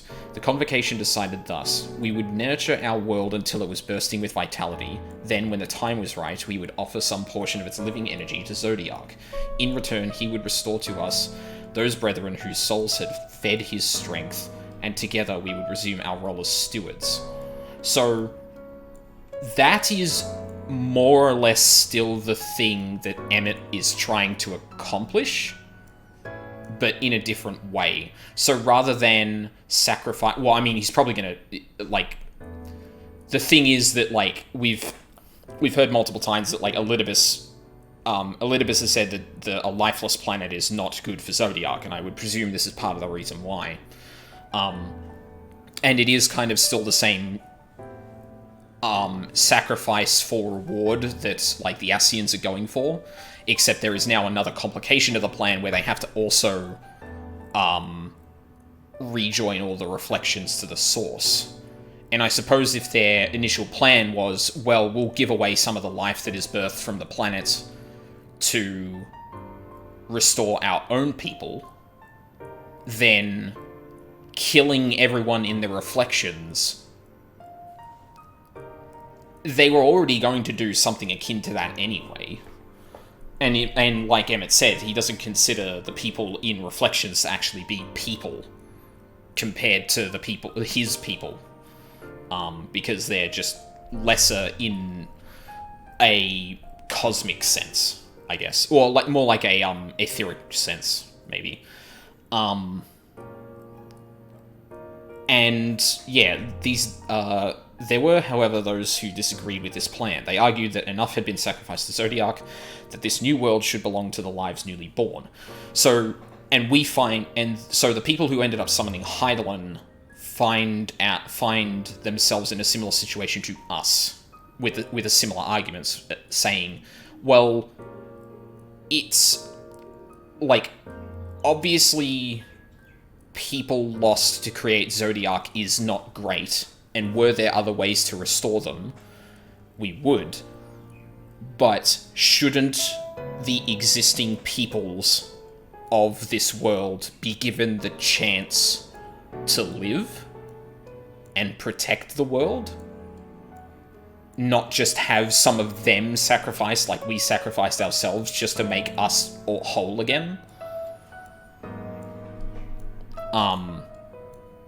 It's like similar parallels, and it brings like the logic of the Ascians to sharper focus. It's not just, we don't give a shit about anyone here. It's like, no, we were already going to sacrifice our planet to bring back the people we sacrificed to hold off Oblivion.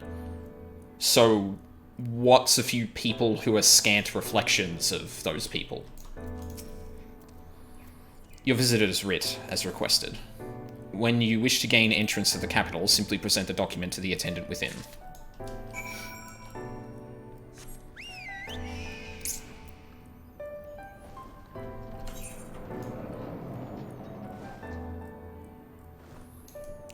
I wonder why those things are here and nowhere else.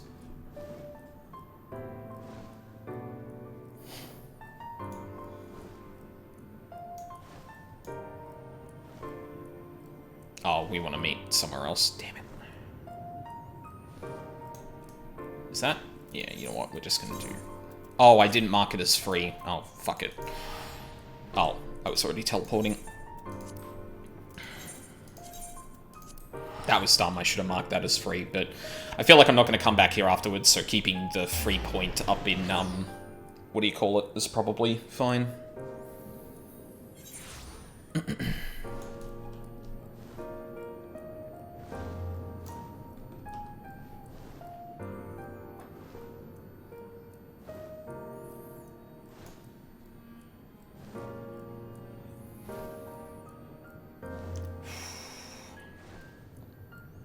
And I think this quest actually gives us the ether thing, doesn't it?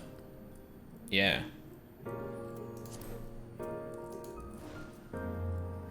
I mean, there's literally only one more place on this part of the map, so... yeah. I think this might be it. Finally! You were gone so long, I was on the verge of mounting a rescue party. How fared you in your bureaucratic ventures? I sat in the DMV for hours. It was painful. Well, I mean, the company wasn't, but waiting that long was. Ah, I see my instincts were correct. And a good thing too. Oriange and I weighed our chances of breaking into the capital, and an official entrance is by far the more attractive option. The capital boasteth not a single armed sentry. 'Twould seem that in their time they did not deem it needful to post guards. The windows and doors, however, appear magically heavily warded, though mightily did we strive, with strength mundane and magical. We failed to budge them even a fraction of one ilm. Mayhap 'twas simply the case that Emmett Salk's recreation did not extend to their usual function. Huh. We didn't try everything, of course, but we thought it best to conserve our time and energy for more pressing matters. Speaking of which, Reen and I tried asking about a cure for you. The problem is, these ancients didn't exist beyond Amarots today. They will happily tell their own tales, but whenever we attempt to explain our situation, the conversation quickly became muddled.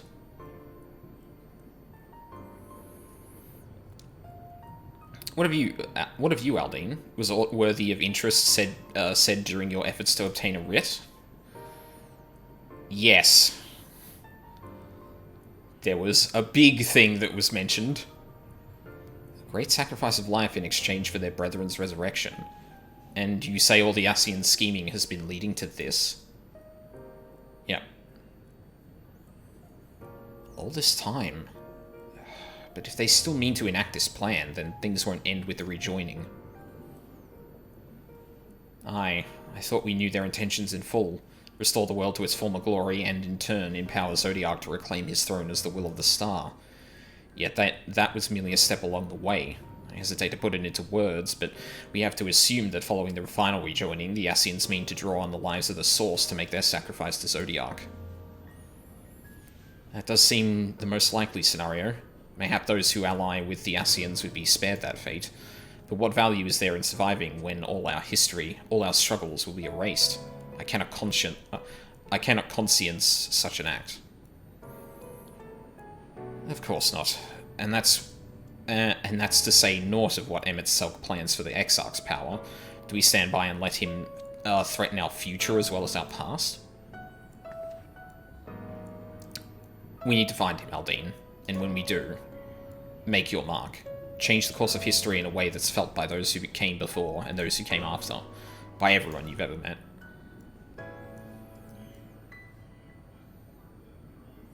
Change things so that even my other self, dying somewhere in that future calamity, will smile and say, I knew you would win. Thank you for bringing into focus the grim reality in which we live, I would say. Is fighting Emmett Selk the only way? He created an entire city. It will take everything we have to defeat him, if we even can. And if you push that hard in your current state, the light will break free. That's a good point. The decision to press on lies with you, just as it lies with each and every one of us. I mean, we don't have an alternative.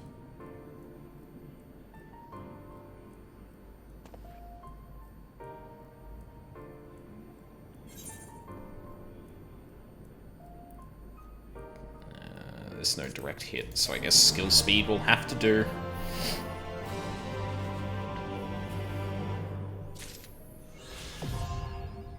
Yay, I got flying.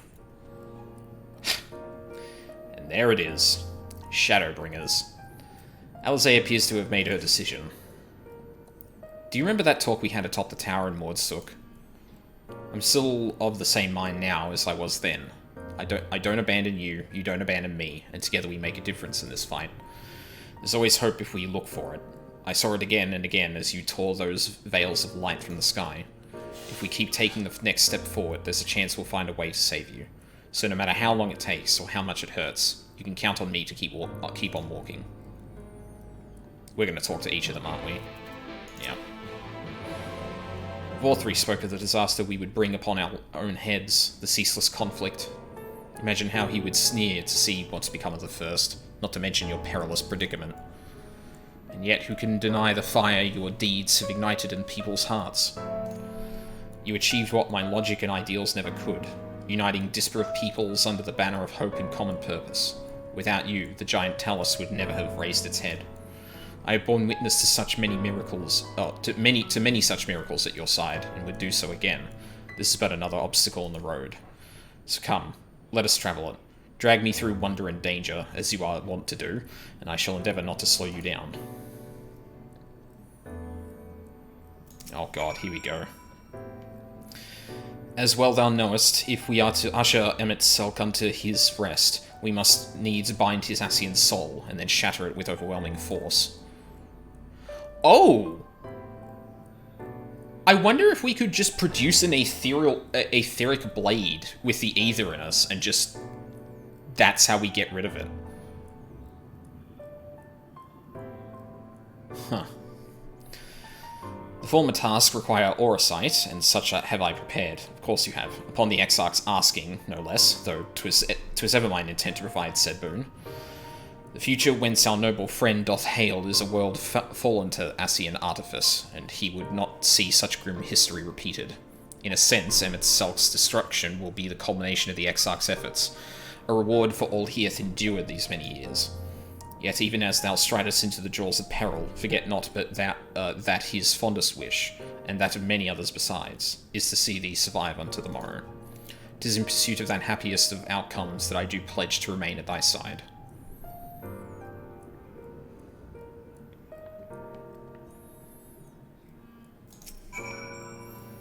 Our time in the First has been a never-ending succession of trials, as arduous as our path in the Source ever has. Yet through all our journeys together, through that deep and foreboding wood,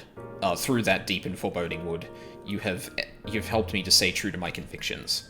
Thus would I return the favour. Do as your heart decrees, without hesitation or regret, and that is all I will say on the matter.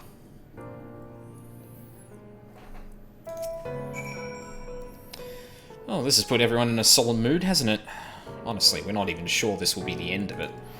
But I suppose we should speak our minds when we have the opportunity. You taught me that much in Armoring. So forgive me this moment of sentiment, Aldine.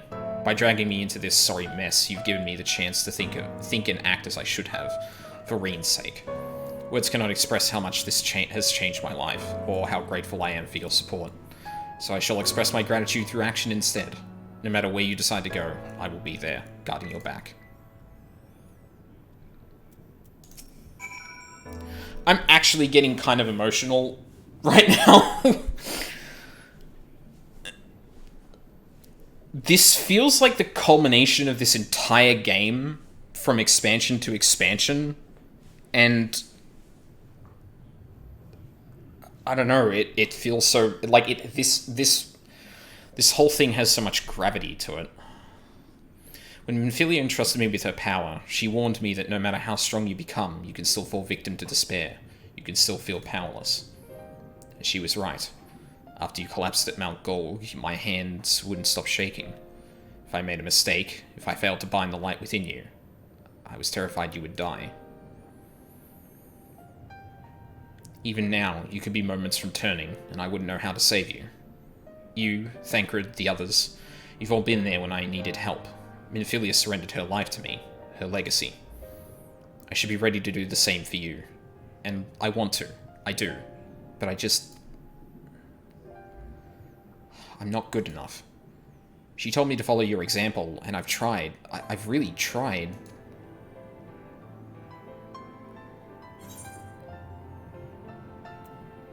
You shouldn't hang your head.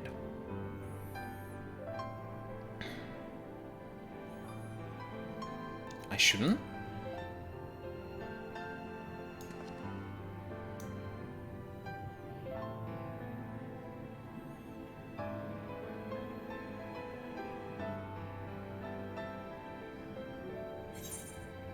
Fate can be cruel, but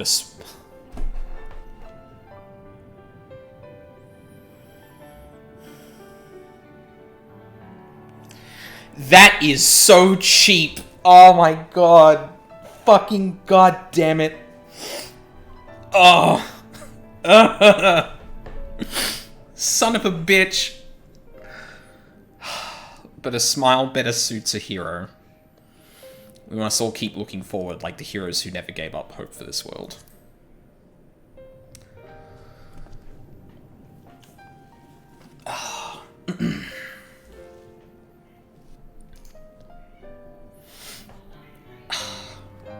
I'm not sure I... Actually, never mind. I think I'll understand better if I try it for myself.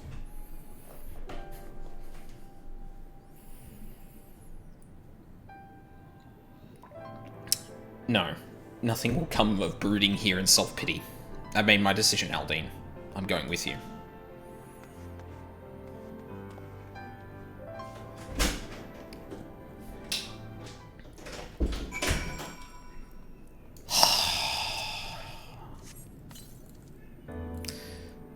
Like, the fact that this game, in this moment, can pull upon one line from 2 expansions ago and break me I feel is a testament to this game's writing.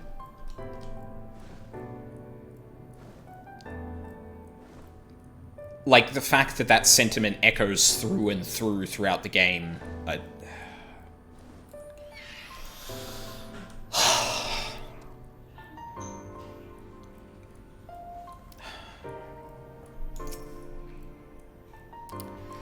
Welcome to the capital. All visitors must present an official writ of permission before admittance will be granted. Your documents appear to be in order. You may proceed into the capital, but any guests you may choose to bring with you must remain in your vicinity at all times.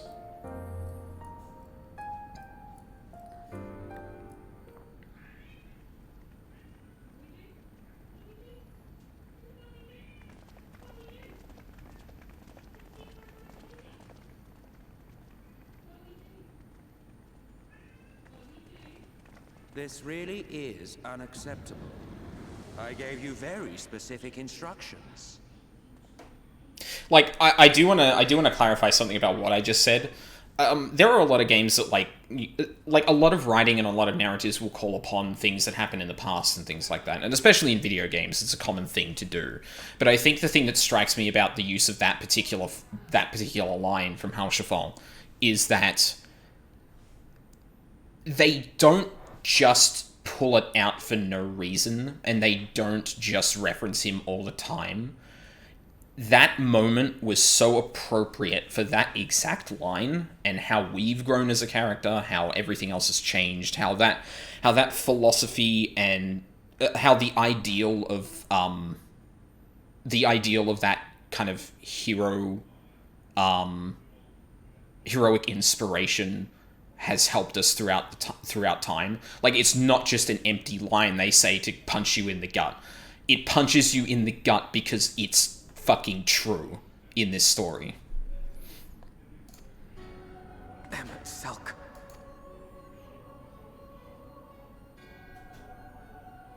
My invitation was for an abomination, ripe with the power to bring about the world's annihilation. Not this half-broken thing. Whatever am I to do with you? And I see you insist on keeping the same familiar company. Are you so lost without them? It is not he who is lost without the familiar. Not content with remaking an entire city, you aim to fill it with the reconstituted souls of the dead. I may have gotten a little carried away in my attention to detail, added a few unnecessary flourishes. Well, there's no point trying to hide it. Yes. Once the rejoining of worlds is complete, Zodiac will regain his full strength and shatter his prison. Then we shall offer up the Source's remaining inhabitants in sacrifice, that we might resurrect our brethren who died to bring Zodiac into existence. But what was it that you came here to do exactly?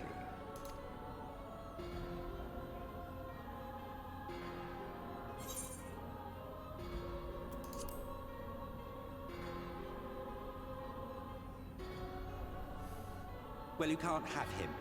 The wisdom that man guards may open up new worlds of possibilities. He has unlocked the secrets of travel across the rift, and through time as well, it would seem. Quite an accomplishment for one of his incomplete nature. It's almost like if you gave them more of a chance, they could actually be on par or better with Ascians. It's almost like the incompleteness isn't actually a problem. I must explore the limits of his capabilities and harness that power for the Ardor. Just your obsession with the fucking nostalgia of the past, you broken, immortal piece of shit.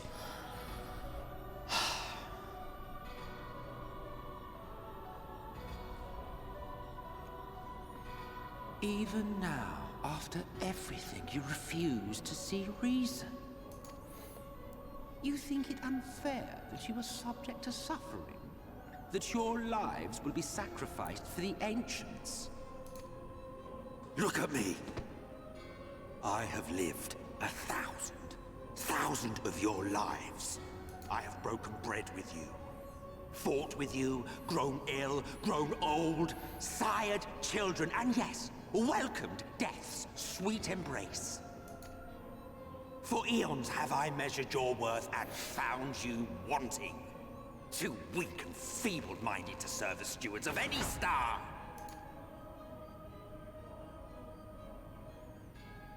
You're not good stewards of the star either.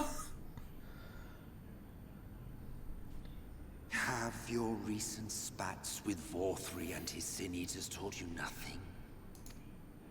Have you not learned that your ignorance and frailty beget only endless misery? How long do you mean to perpetuate this farce? How much more must I endure your bumbling interference? Let us imagine that the laws of reality are again undone and the world faces true annihilation. Do you honestly believe that half your number would sacrifice themselves to save the other? They were, though. The calamity was literally unpredictable. Yeah, except the way they did that was by... The way they did that, right? So, they had the ability to manifest the will of the star to prevent the calamity. What's unclear is how that was prevented, and whether or not,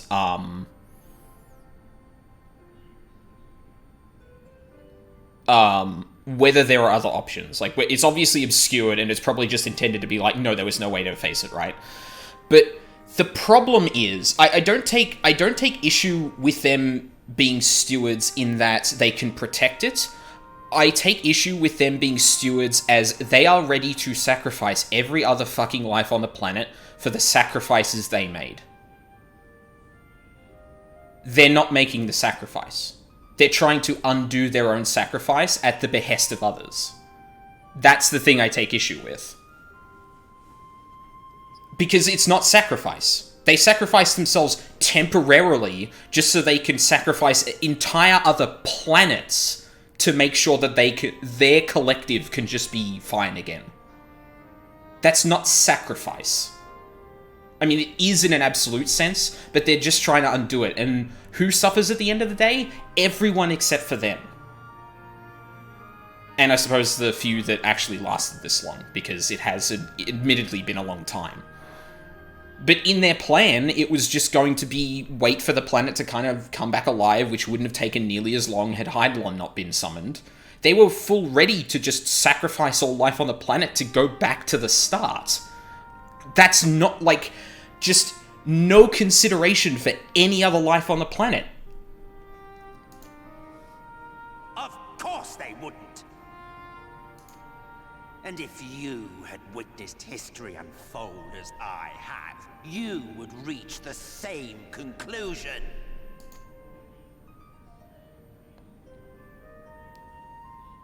And that kind of happens when you lose your entire people. You cannot be entrusted with our legacy. Yeah, and like, to be clear, I don't think the goal of bringing back your people is wrong.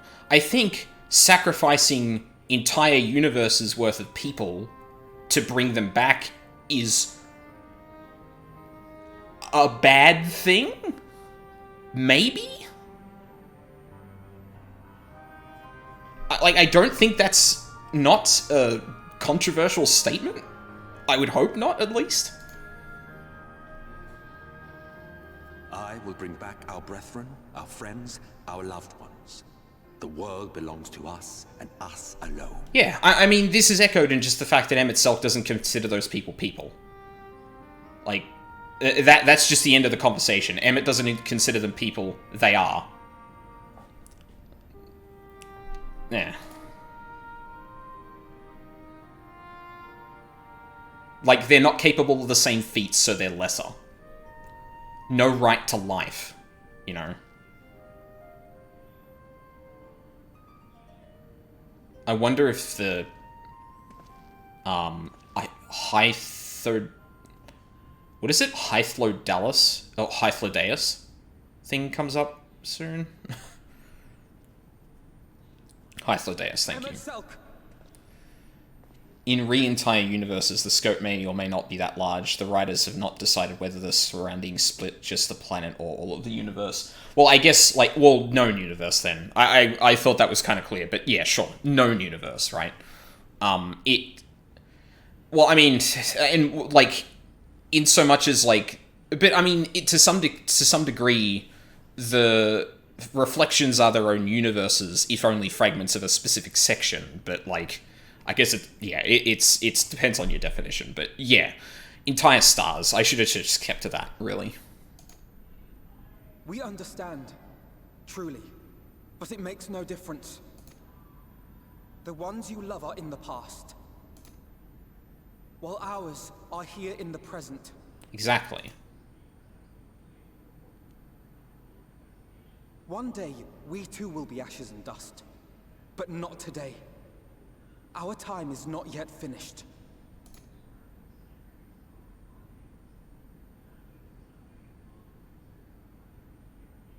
We share your conviction, and that is why we will not abandon our course.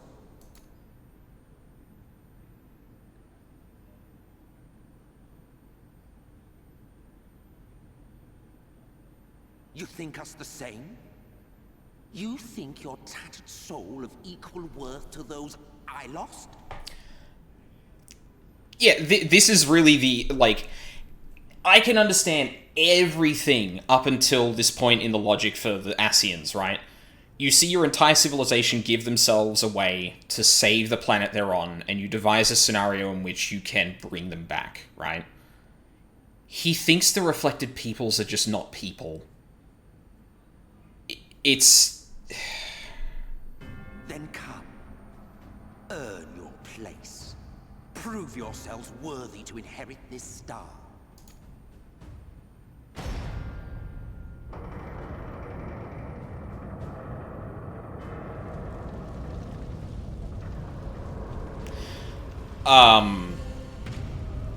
Why is the... Is the coming oblivion. 'Twas the end of our era and the beginning of our great work. A fitting backdrop for your final judgment.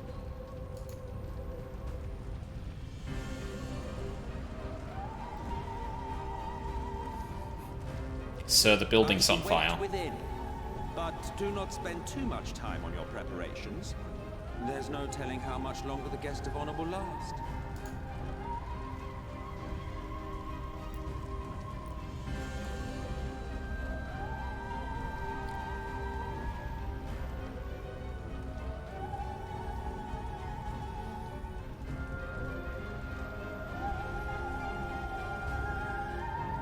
Oh no, he disappeared too.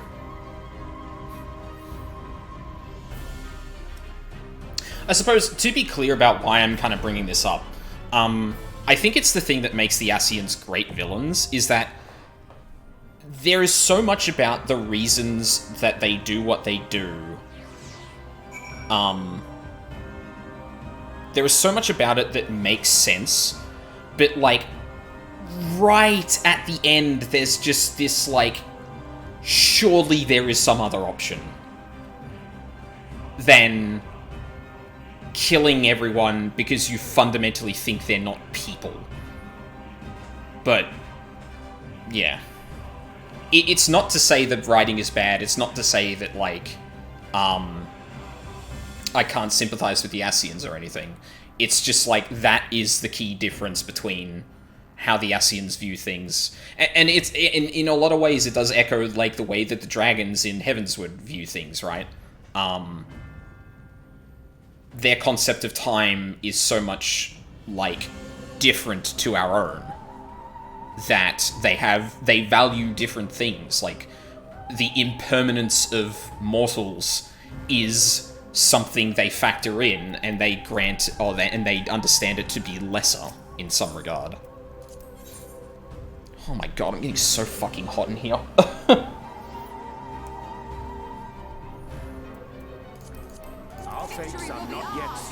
We're going with the crew.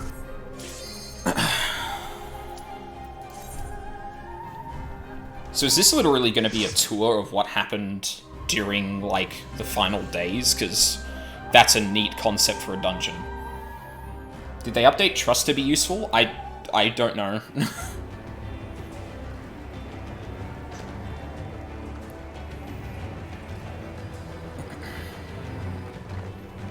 Hang on a sec. I'm gonna check if the, outside is any cooler.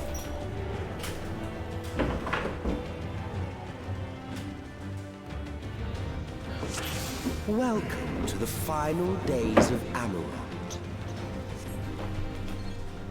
Just keeping open for a little bit.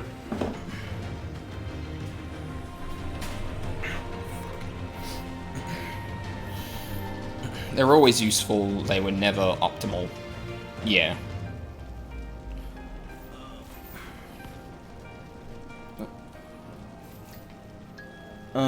No.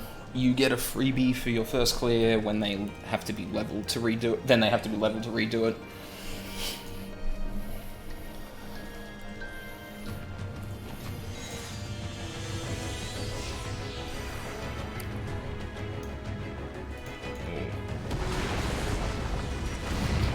What? The fabric of our star began to fray, and the unchecked energies of creation begat malformed beasts.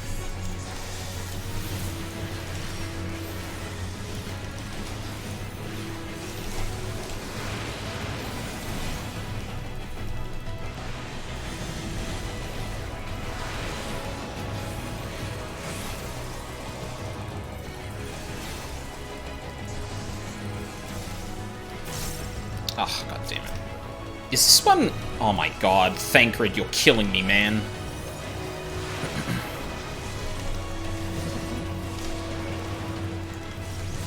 Uh-oh. What? That was more enemies far sooner than I was expecting.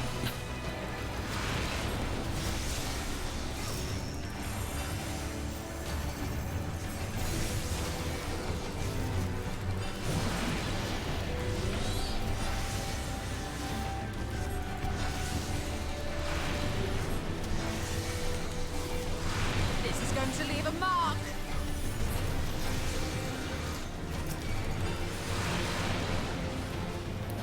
Ugh, god damn it.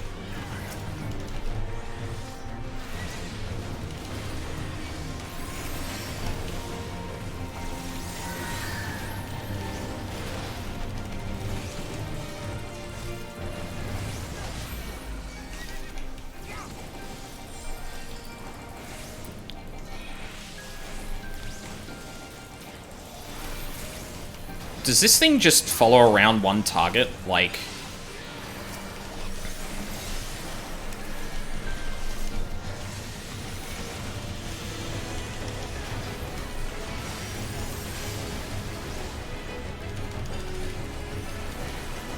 It's tethered to someone, yeah, okay.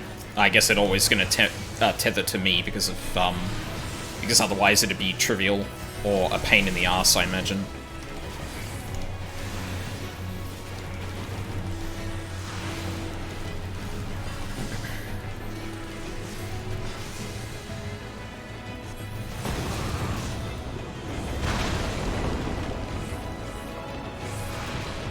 I'm gonna turn up the music a bit. Well, for me at least. I think it's already loud enough as it is, leaving naught in their wake but blood and ash. Why did that come up as different text than before? Thancred. Prepare yourself. Thank you.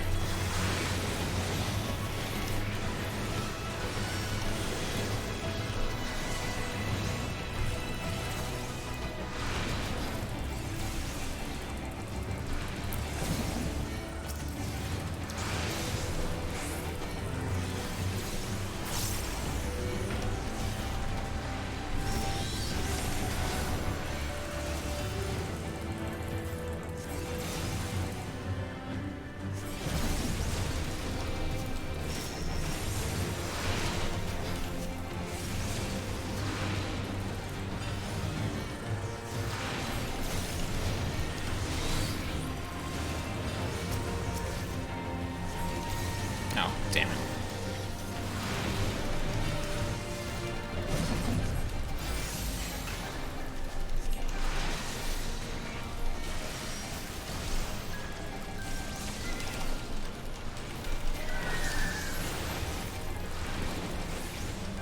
I will not hold back.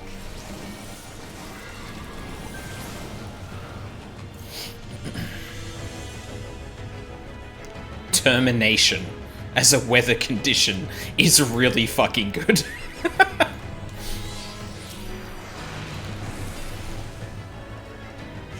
Prepare yourself. Alright, now it's stuck to someone else this time.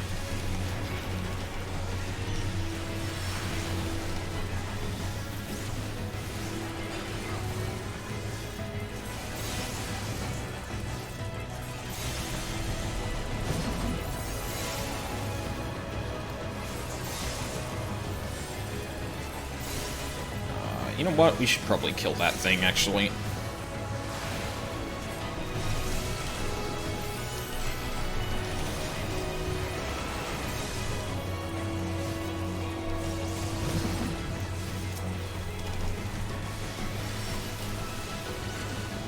Oh, shit.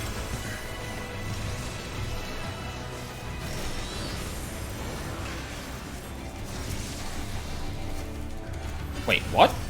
Why didn't that... Oh, maybe it was out of range. God damn it.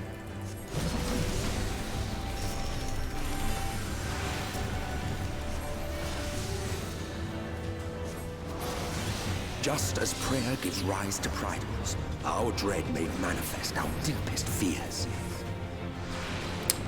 That's interesting. The first beast. Thus did the first doom befall us all. Thancred. Thancred! Oh my god.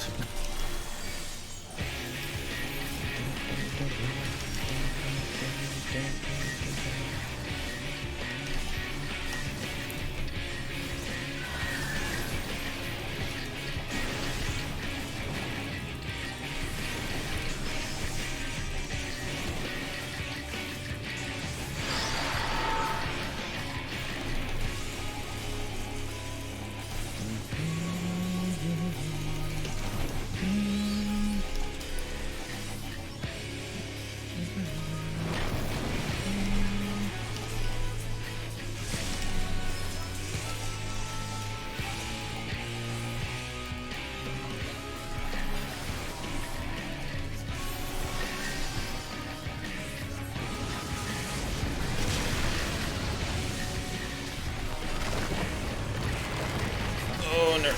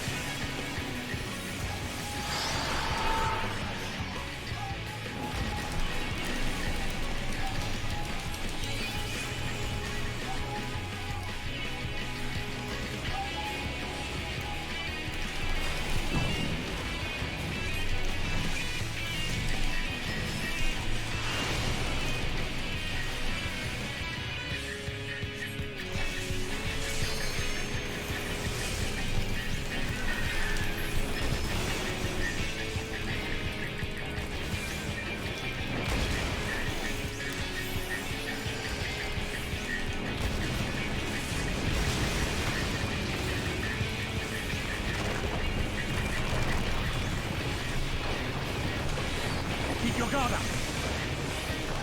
Oh, damn it.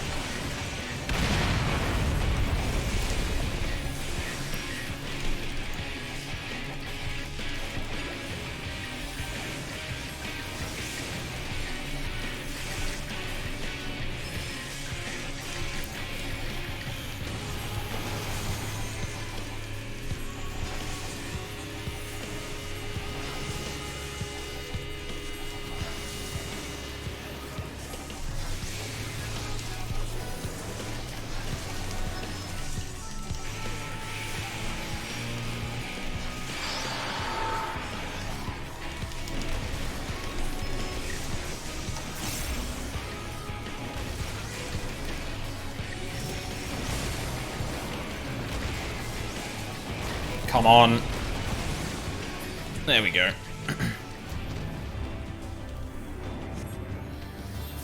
Oh, fuck it, I might as well.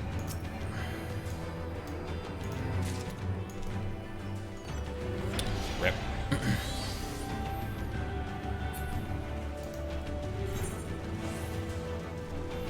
Oh, the areas of this place are the things that are coming up. That's clever.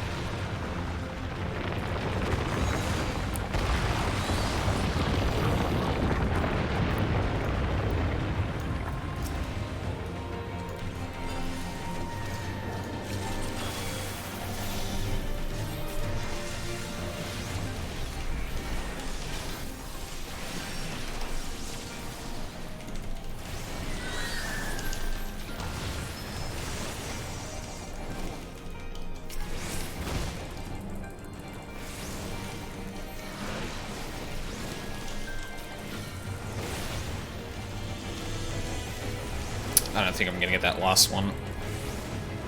Oh no, I got it. Nice.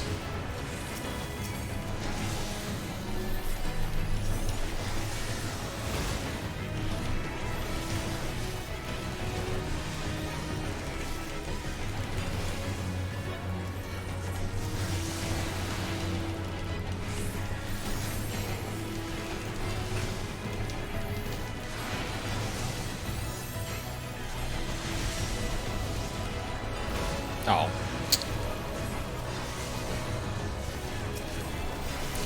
This is going to leave a mark.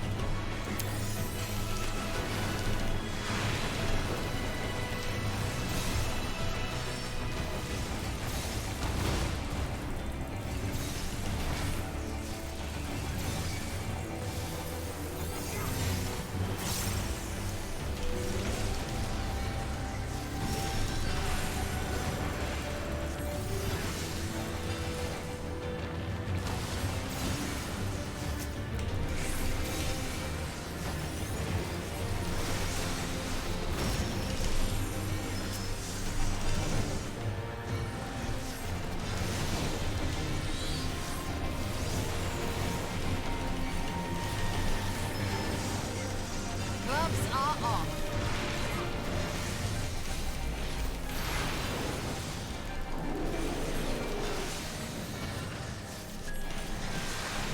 What? Oh, that was it. Okay. All that I have and more I bring I will not hold back.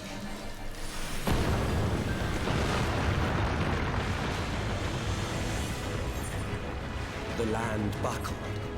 The cities burned. The waters ran red with blood.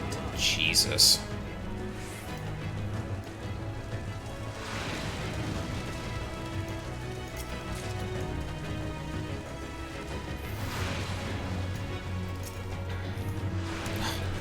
Prepare yourself.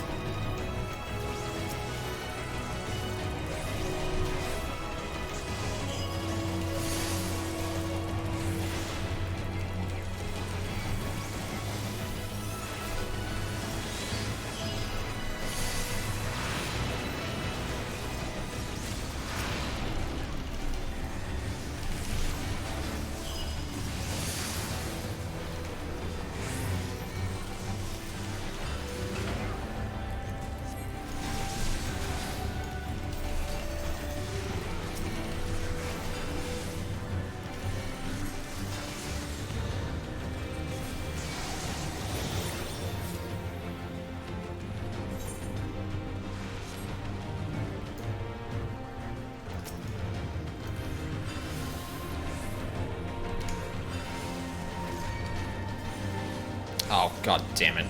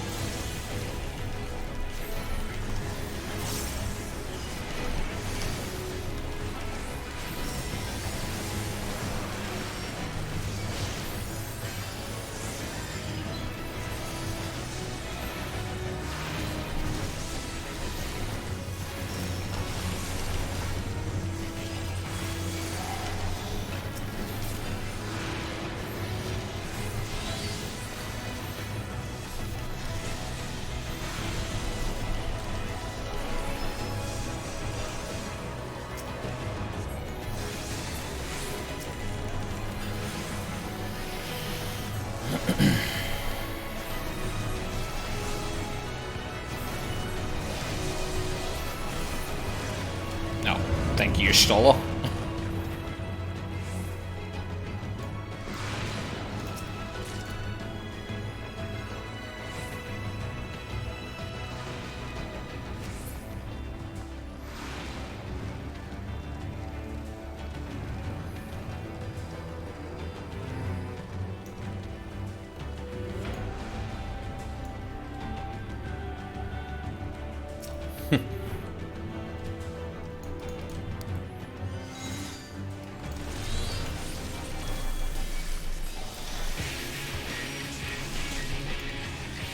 Oh shit.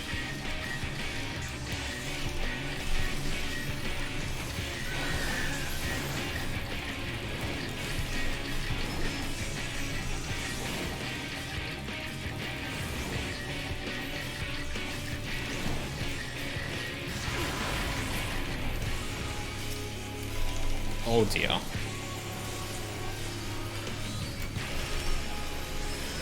I shall protect thee.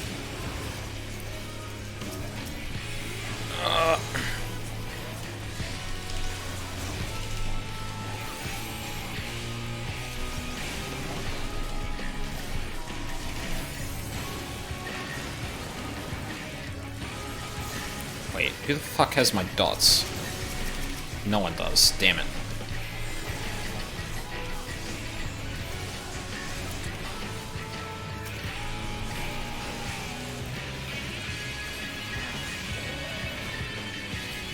Oh dear. Oh my god. It's an ad fight, eh? Thancred. Thancred.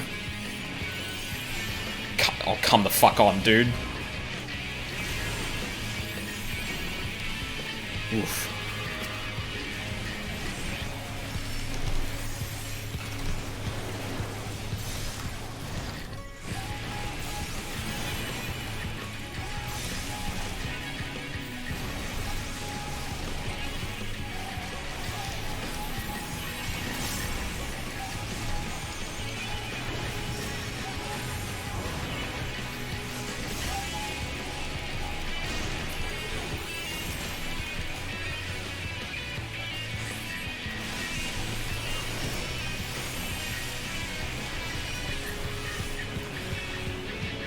Oh my god. I hit Bane right before they all spawned. God damn it.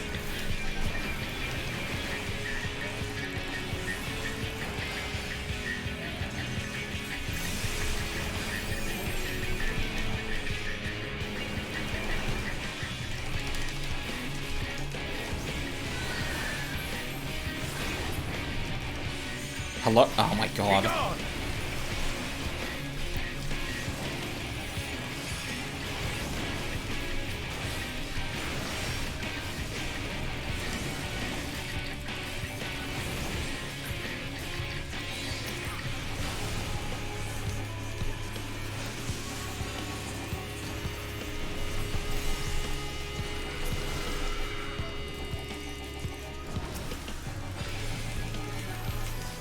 Don't worry, I'm not looking at chat, so you can spam and make sure that person's message just disappears.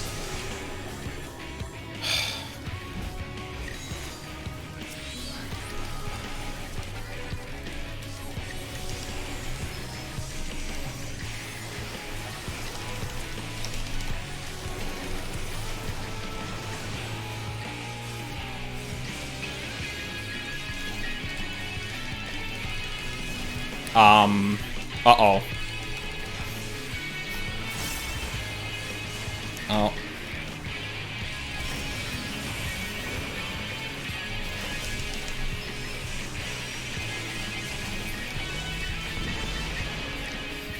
Yet this is far from the worst. Alright. Hang on a second. And I will show you. Ratham. Hi. You're getting timed out for a while. How long ago was that in chat?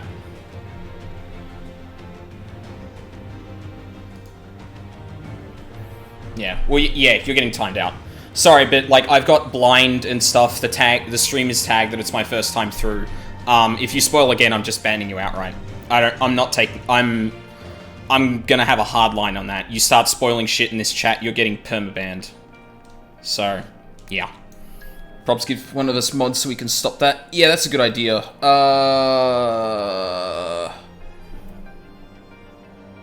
Luckily, I didn't even read it. I read the first line and I was like, yes, I already know that, but I know what you're trying to do now, so you can get fucked. Valken Pallies. Out of the two of you, who's probably going to be here the whole night? Or if both of you are, I might just mod both of you. I don't know. I don't know if I should give that out casually, but I feel like you guys at least would protect me from the bloody spoiler police or the spoiler brigade.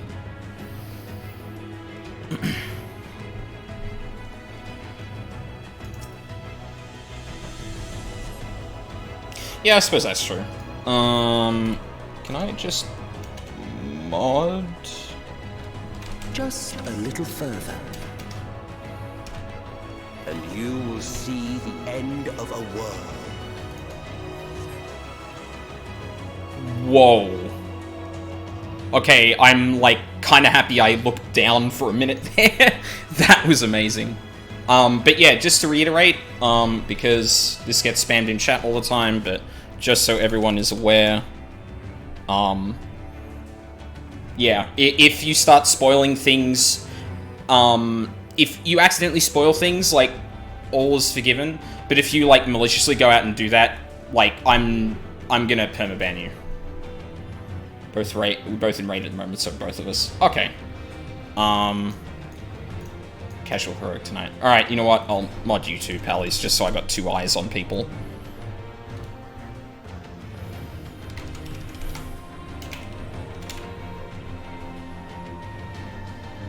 I might take it off you guys, like, beforehand, like, afterward, but, yeah.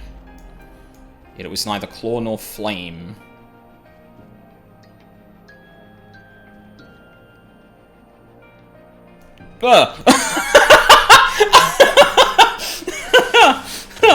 Oh my god, that was great. Wait, where was it? Oh no, it'd be on the map. Yet it was neither claw nor flame that, but our very sins. Oh my god, let me click on the... Thank you.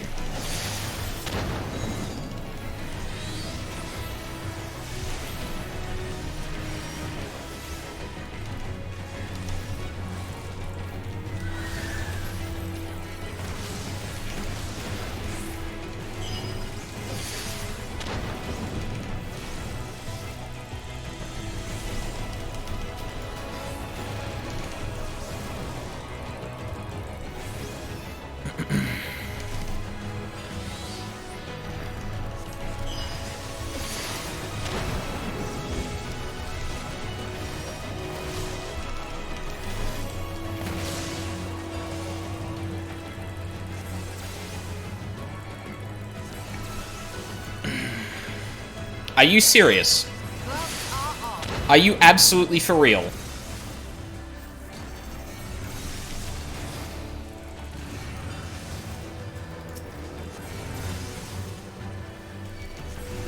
Don't make that permanent, Valk. Sorry, I should have probably, like, give him a 10-minute and then a perma, because... Yeah, I'm mid-fight, I'll fix it up later. Okay. Yeah, sorry, Andrew. But yeah, just going into this stream and spoiling it, maybe you didn't see my message, so I'll give you the benefit of the doubt. You do that, then you're getting permabanned. You do that again, you're getting permabanned. I'm not going to put up with that stuff in my chat. I like experiencing narratives as blindly as I can, and if you're here just to ruin that, then you can kindly fuck off. Prepare yourself. Thank you, Thancred.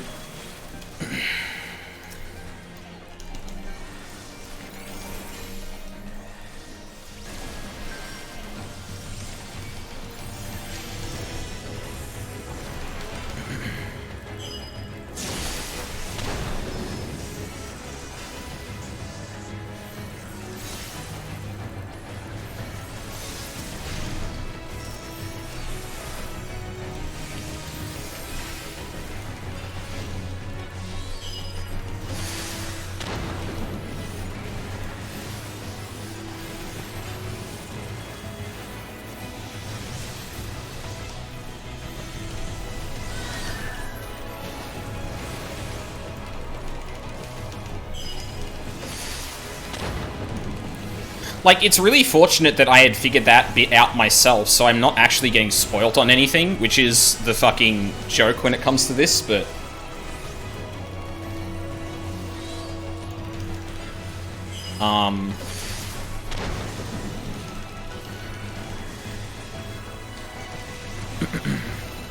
Wasn't expecting another spoiler so soon, so I didn't have the mod view up yet. Yeah, no, that's fair. I wouldn't have either. But yeah. That's how it be, I guess.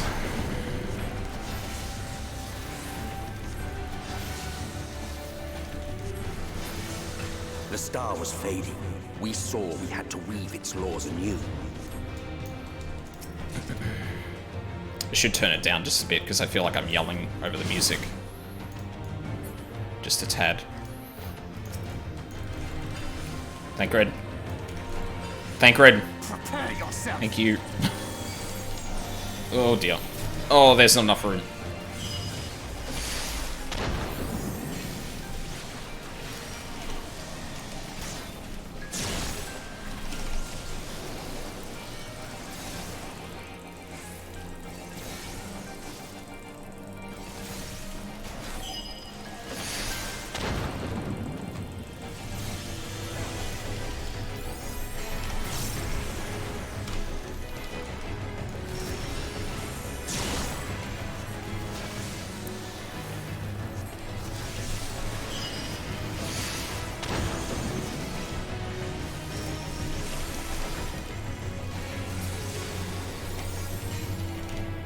Huh? Oh, I'm not aiming anything.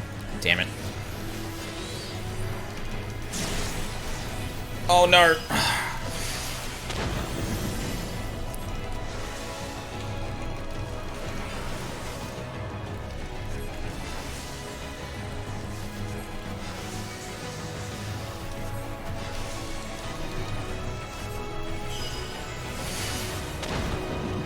Oh my god, why did I use Addle? Oh, that's dumb. First time I've hit that button in a while, admittedly.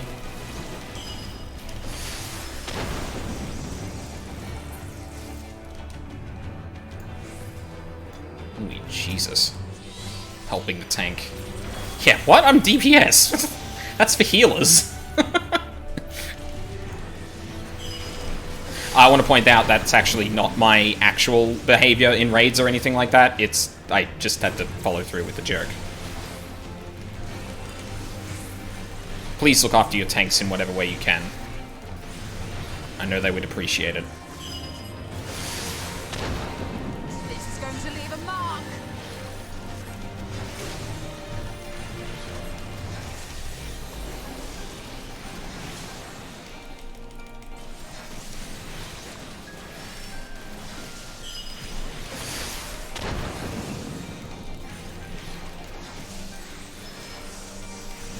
Ugh. Ow. That fucking hurt.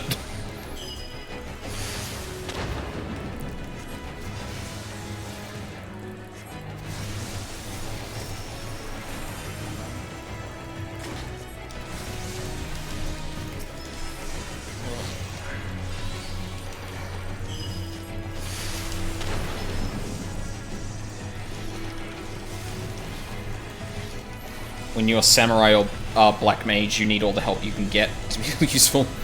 Black mage is useful, but by making everything explode faster. But Yeah. us and our goal loomed a final misbegotten fiend. I suppose whatever the fuck that thing is.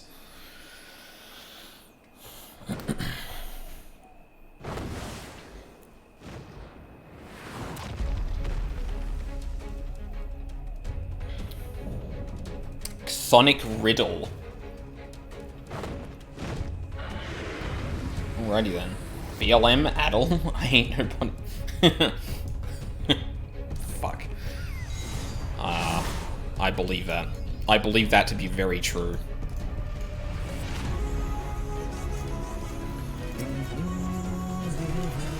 Let's go, Thancred.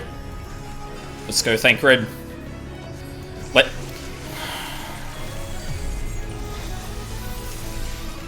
That was in the wrong order.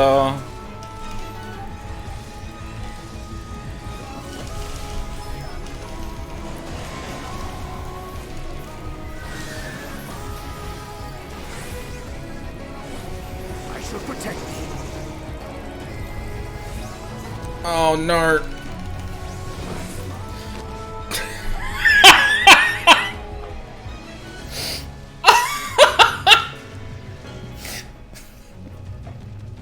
I didn't think there wouldn't be walls on there. Oh, okay. I was gonna fucking say, did you really put me at the beginning with no fucking... Oh. Noted. Samurai, I can't hear you over my personal DPS. That's about right. Really? They don't give you... Oh, right, because the last boss we fought, yeah. That makes sense.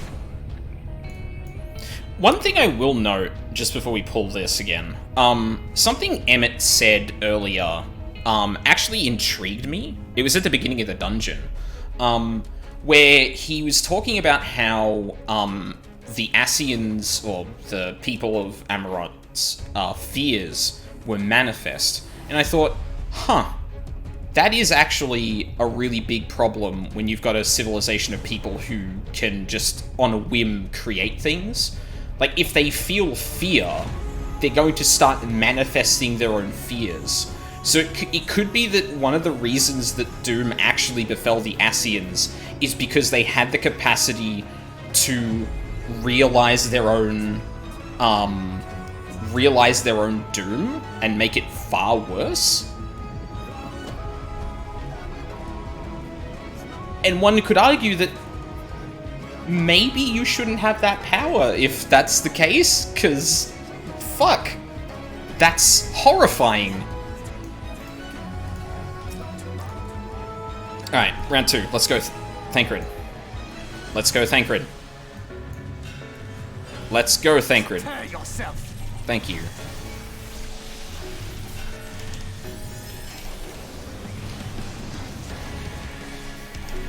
Oh, damn it. I shall protect thee.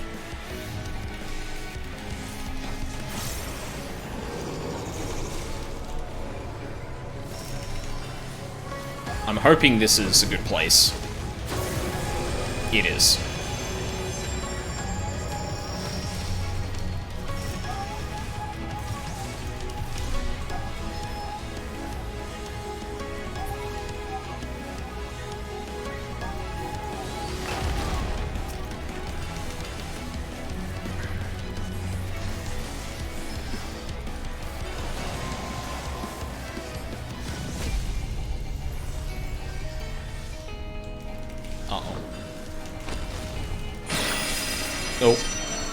Oh, that's ticking.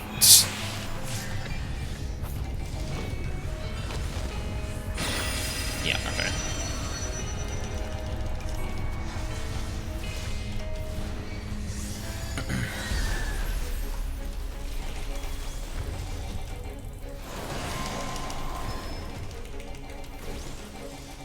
Oh man, if this boss is a big DPS race, I don't know if I'm gonna... Fucking what?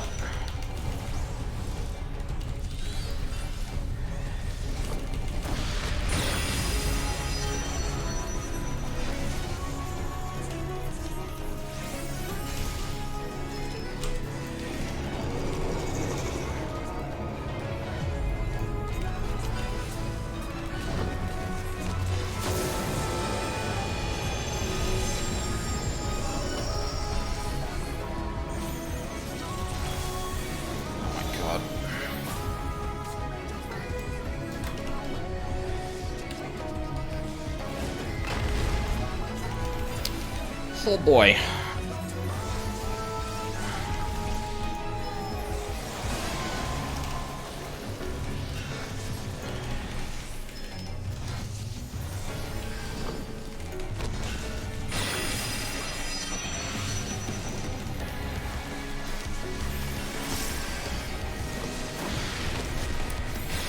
Oh, I almost fucked that up.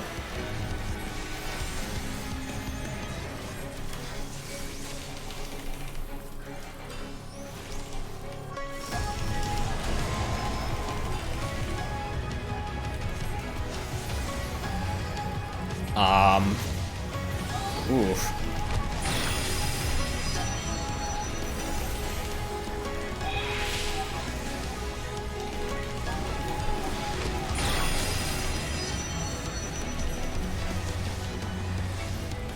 I don't know if we're going to get this one.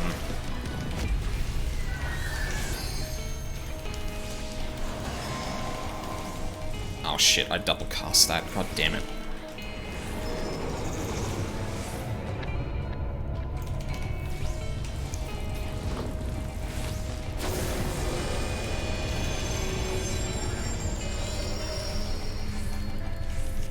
Like, doesn't he just leap and kill us all now? Like, that's been a... Oh, no, maybe he doesn't. That's the other way now. Cheeky bugger.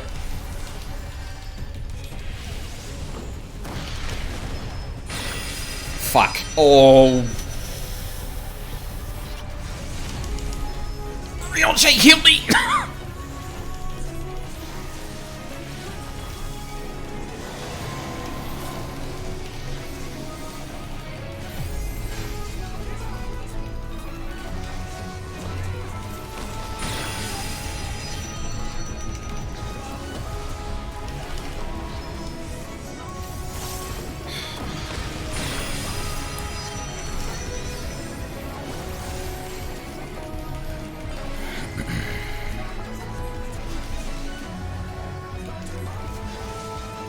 Time has not yet come.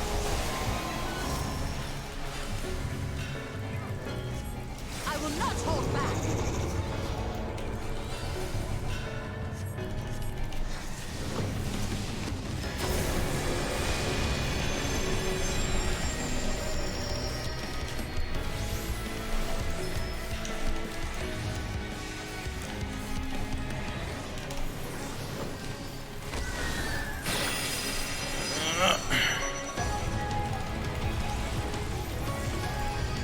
No. This is going to leave a mark.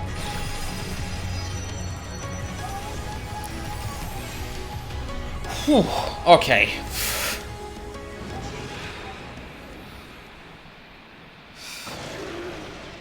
So it is a DPS race because it slowly takes the platforms away from you, but...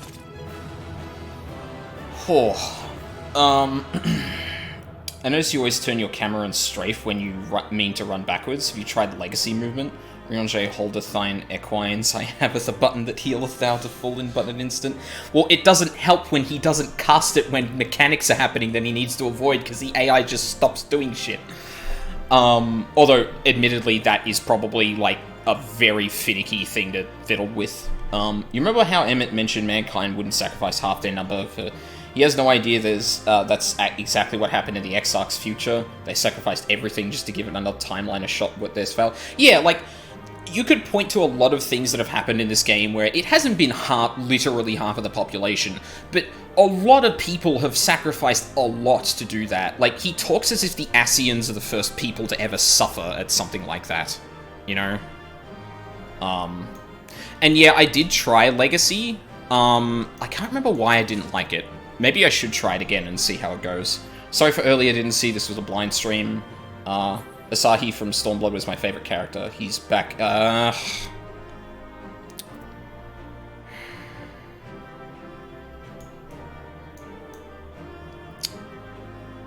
you're getting perma-banned. Yeah. I told you once, but then you started talking about 5.4 again. Or you started talking about future things. Well, that got me too. Well, I mean... Look, I understand the excitement behind this, but, like, I don't want to be spoiled. And if you're not going to heed my warning, then no, you don't get to chat. I'm sorry. It just ruins the entire experience for me, and for anyone watching too. So, yeah. Sorry, but that's how that goes.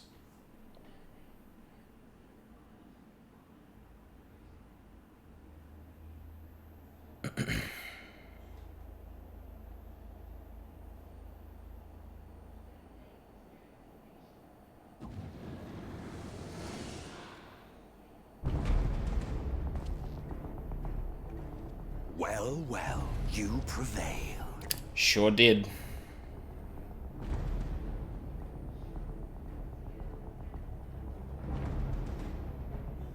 Nevertheless,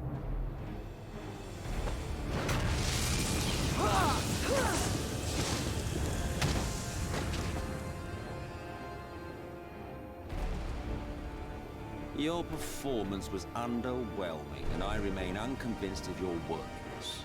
Oh, you tower of your misbegotten ilk, no doubt. But should I bring my full strength to bear, well, you would be as leaves in the wind. The gulf between us is a reflection of the disparity between the world as it was and what it has become.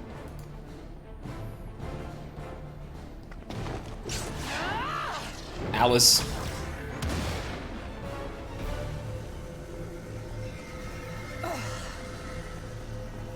Our worlds may not live up to your lofty standards, but they are our worlds, our homes, full of life and love and hope.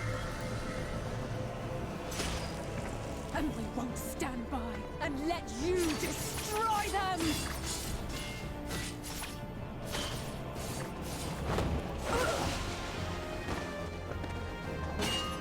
Alizé! You are a mistake. For we who have known perfection, the shattered source and these shards are ghastly mockeries of the true world. The ephemeral lives you exalt are pale imitations, utterly devoid of meaning. We've literally killed shit that has originated from the source, you absolute fuck.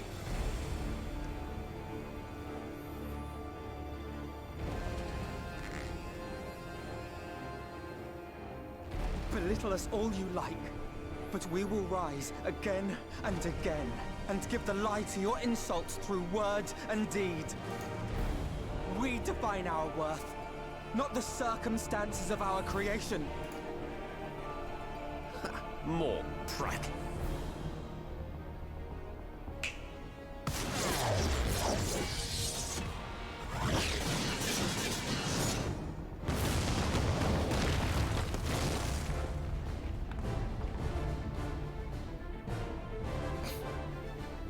That is a very not good face.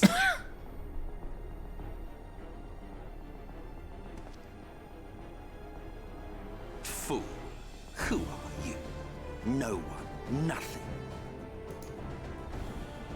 Once I have reclaimed my heritage, my first act will be to expunge your stain from history's weave.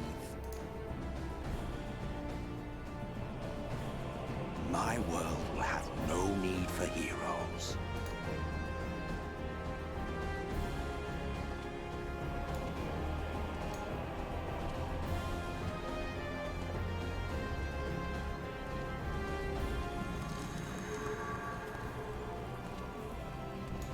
Still fighting the good fight.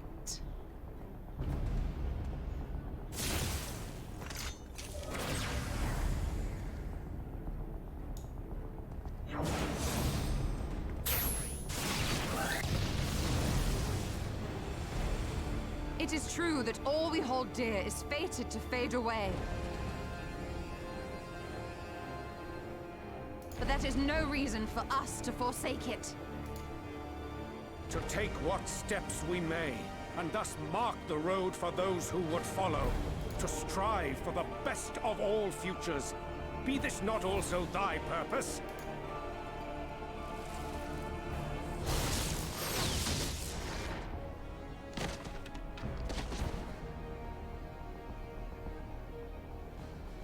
We didn't even see Orionche fall. Do not presume to speak of my future.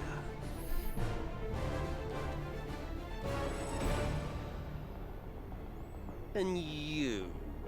Why waste your final moments in futile defiance? Weary wanderer, you've no fight left to fight, no life left to live. That's that fucking line from the trailer.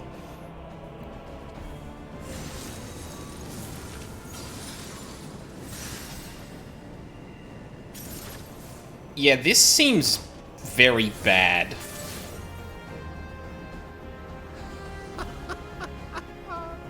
You see, the light will not be denied. Surrender to your fate, and let the transformation take you. Rise up in madness and fury. Devour the vermin infesting the land which is rightfully ours.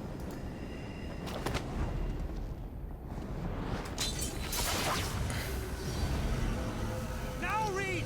Now!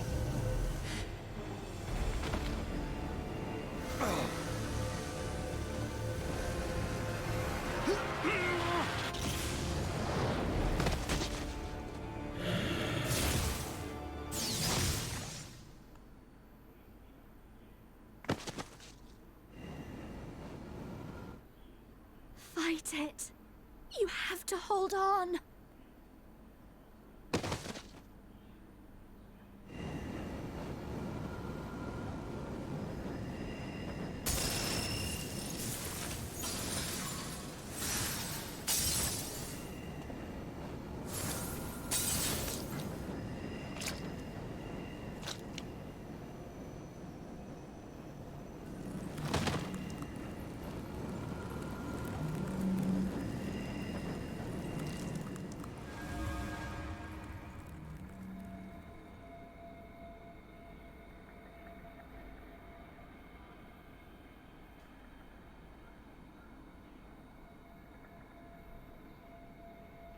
If you had the strength to take another step, could you do it?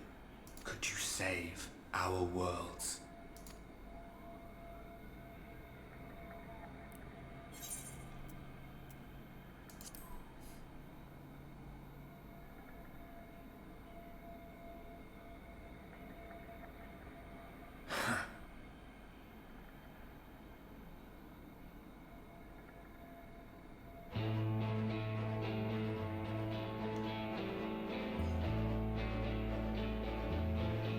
Take it. We fight as one.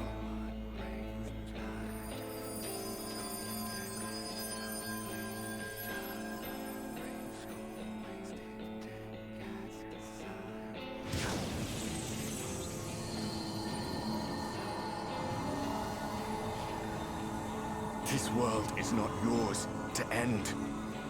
He's speaking through me. This is our future. Oh. Our story.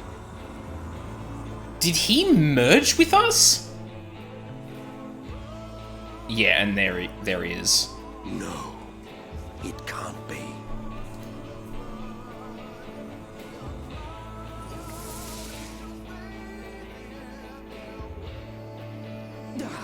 That trick of the light. You are a broken husk, nothing more. How can you hope to stand against me alone? We stand together! Where?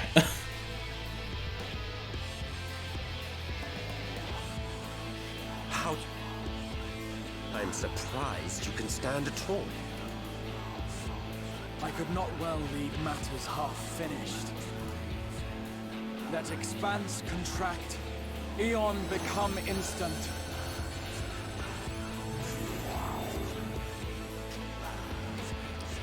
Champions from beyond the rift, heed my call!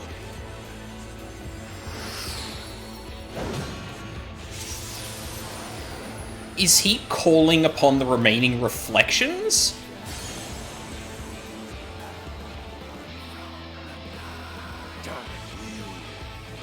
Damn you all!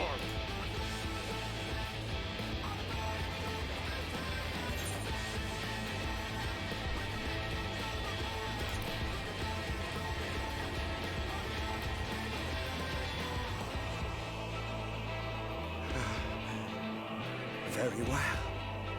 Let us proceed to your final judgment. The victor shall write the tale, and the vanquished become its villain. But come, let us cast aside titles and pretense, and reveal our true faces to one another.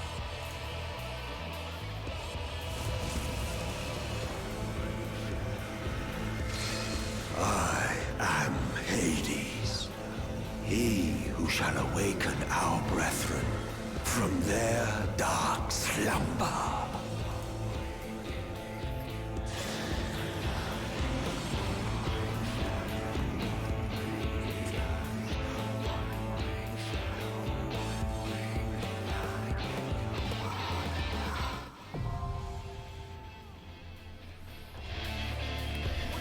Cuts the tension a bit, but...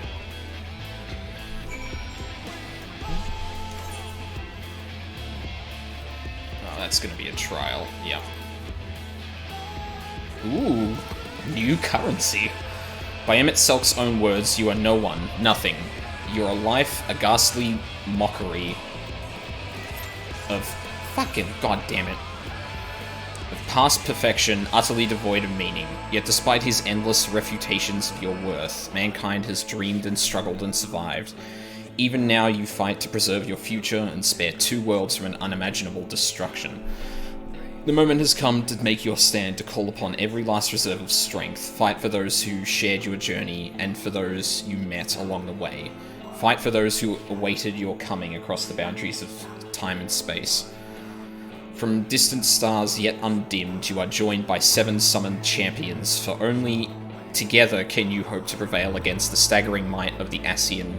Oh, no, so it's not him calling upon the remaining, it's not him calling upon the remaining champion, or the remaining reflections to merge with us. It's literally saying that I'm gonna be joined by party members from across the... That's neat. That's good. For only together can you prevail against the staggering might of this ancient Ascian, the immortal and implacable Hades.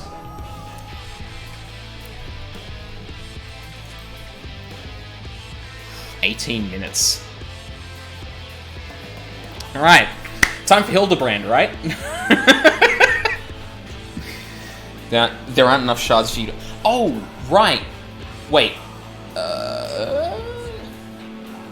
Oh, okay, I guess the logic here is that...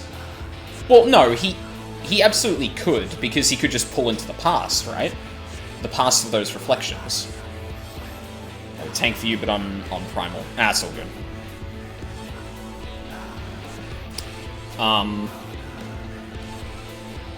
You know what? I am gonna grab a glass of water, though, because, again, it's really warm in here. I suppose that could have been an option. All I could do is be another DPS, which doesn't help. Yeah, nah, it's all good. Well, I've already got 2 DPS. Like, if it's just 18 minutes and not 30 minutes, like, it's probably going to be fine. But, yeah, I'm going to take a quick break just to get some more water, so I will be right back.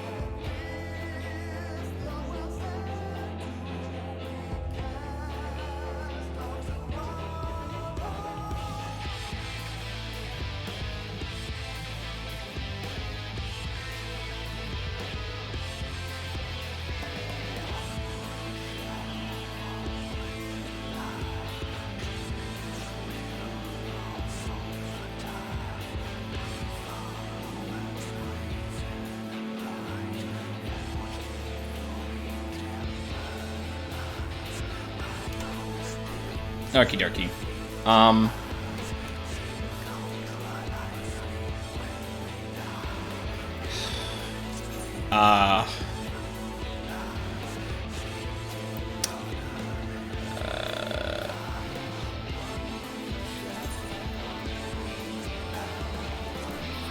I really hate to interrupt the moment, but, yeah, I don't really want to sit here and do nothing, so,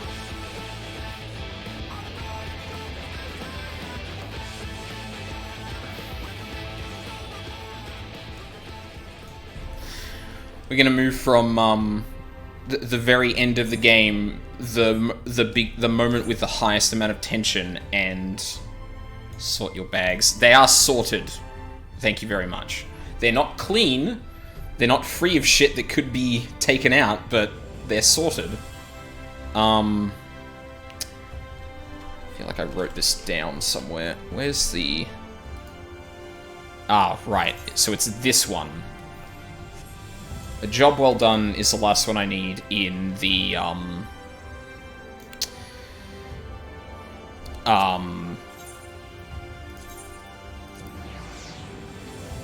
Lakeland to get flying.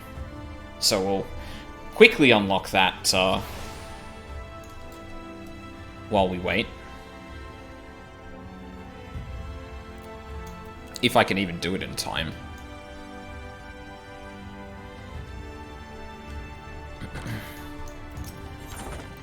Heggy is looking for someone willing to make a delivery to Fort Job.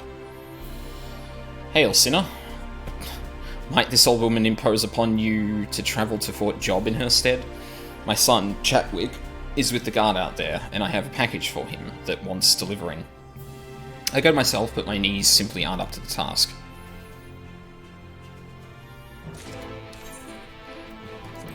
Is that really all I had to do?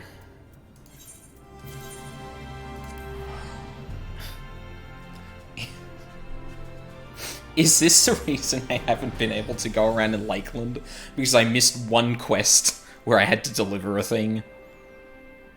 Ugh, that's kinda depressing, I'm not gonna lie. Package. Sure. Brown paper parcel tied up with string, like as not to contain a few of Chathwick's favorite things. I think I did that as well, yeah. Well, like, when they mix the quests between, like, an area and, like, the town, it's kind of hard to pick out amongst the town quests, because they tend to have a lot of, like, quests that unlock things, so it kind of just hides in the background. Oh, food from Mother. Everyone will be so pleased. Her last letter mentioned how distraught she was to hear the members of the Guard had given their lives at Holminster Switch, and... Alright. Sorry, buddy, I'll look at your text later on. Alright. Can't wait to McFucking die. Oh my god, that's good.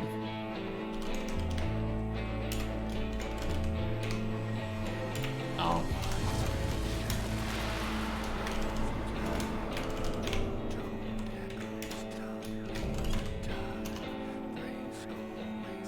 Damn it. Show your vaunted strength, and I shall expose the lie of your fragmented existence.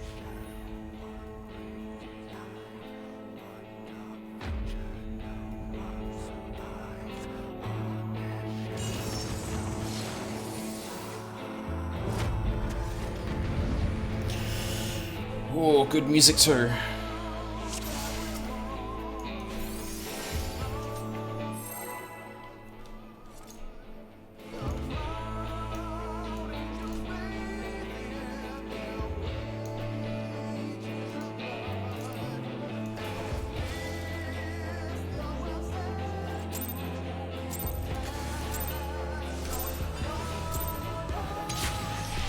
Oh, that was almost in time with the music.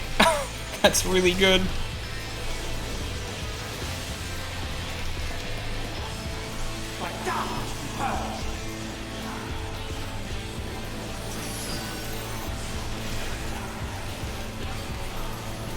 Darkness reigns.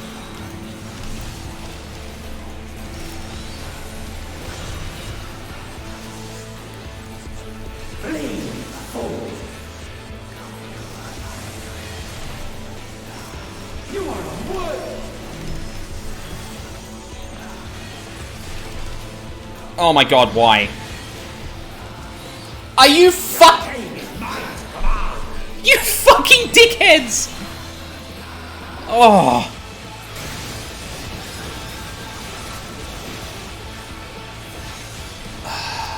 What the fuck is...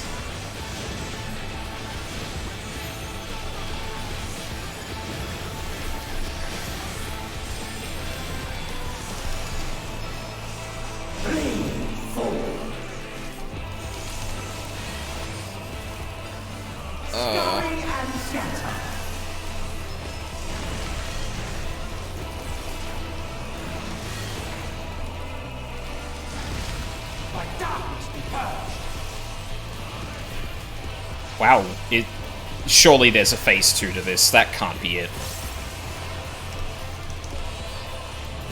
Oh, god damn it.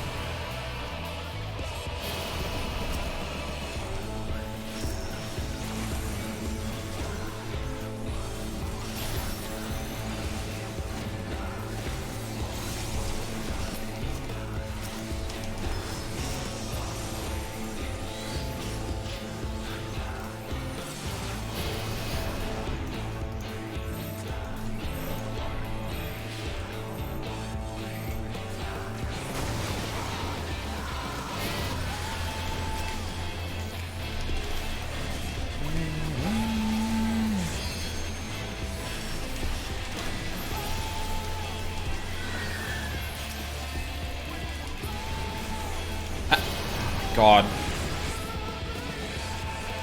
Oh, again.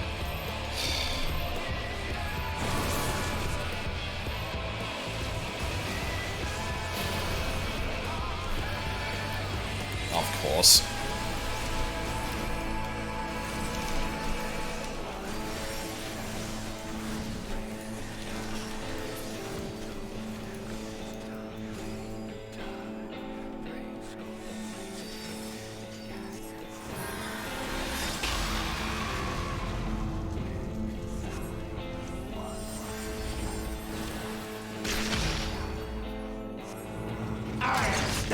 By this vessel of flesh.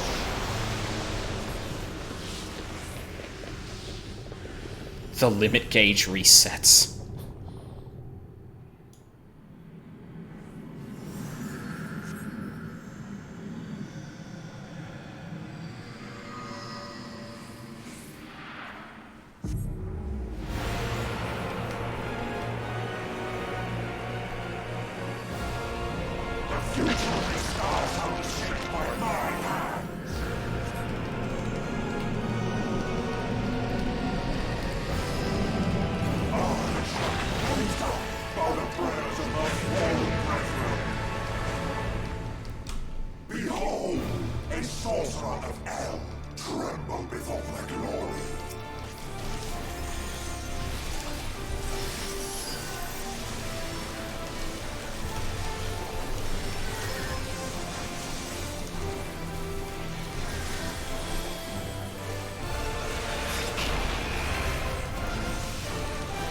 Titanomachy.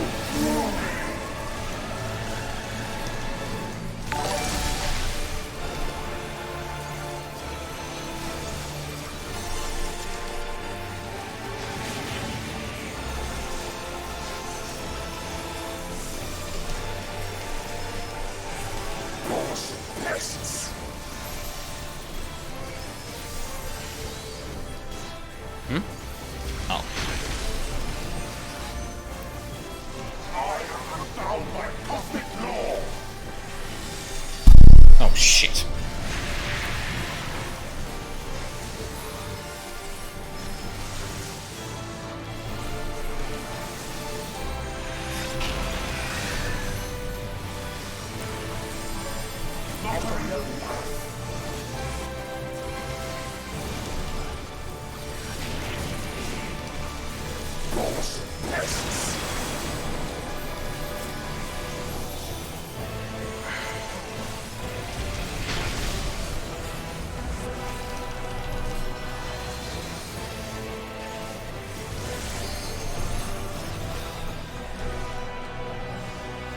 Probably shouldn't be walking out of that, actually, and just let them walk.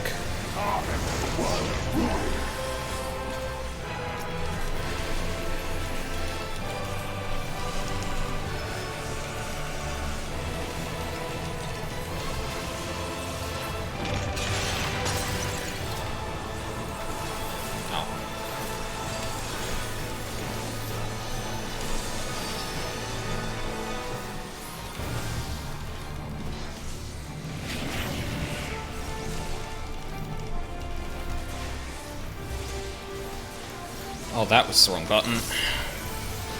This space will be your tomb.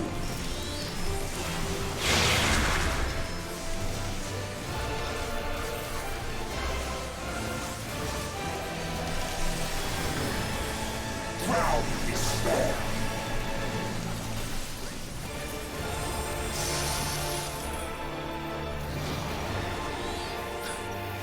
My dormant brethren, dream now of a dark tomorrow. Blood gathering might must reclaim its vain reflections. In Zodiac's name, I beseech you.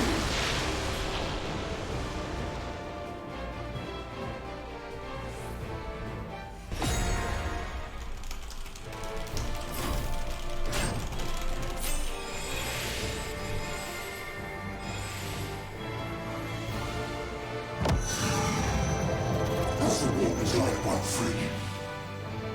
No. Damn you! Damn your wretched blessing!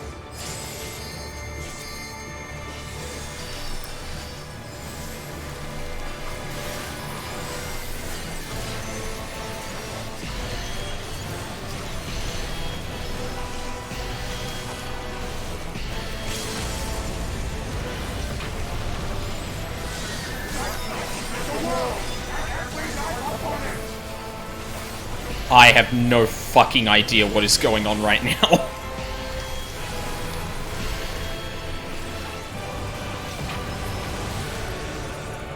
Jesus Christ.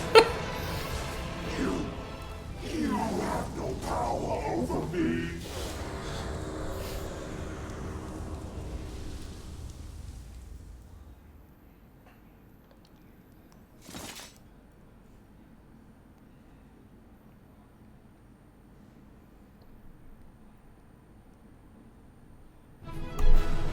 Oh.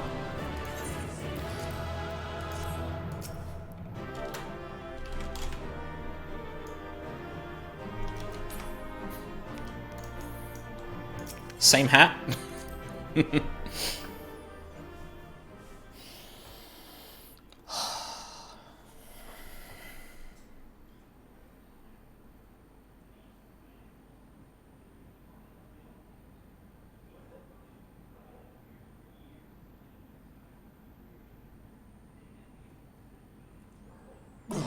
Will not yield. Should I surrender this fight, what will become of it all? What will become of our dreams? Our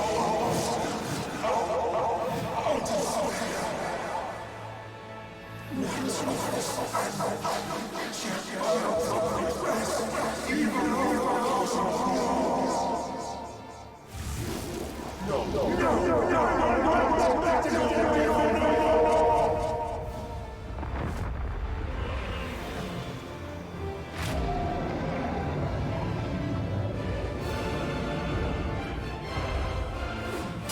Enough, damn you!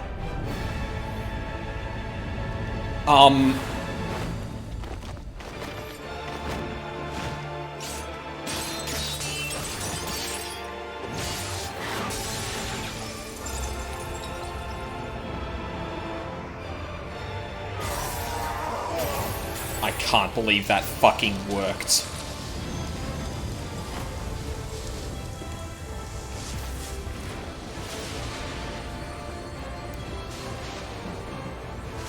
Such infernal strength!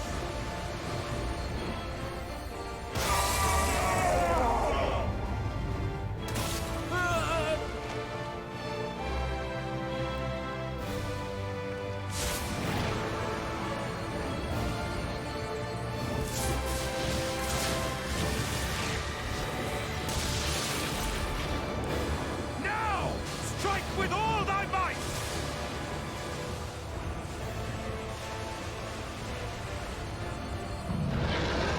Oh my god, was I right? Are we really gonna get rid of that, but get rid of all the light within us? Just...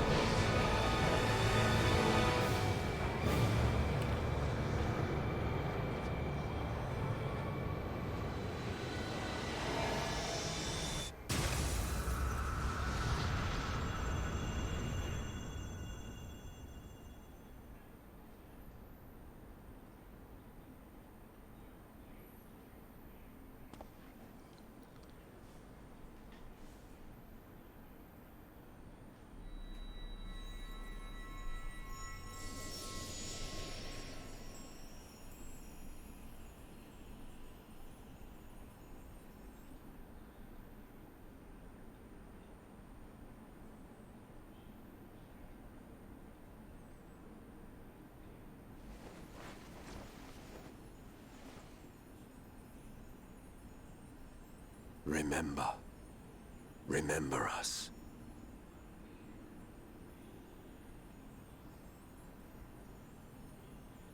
Remember that we once lived.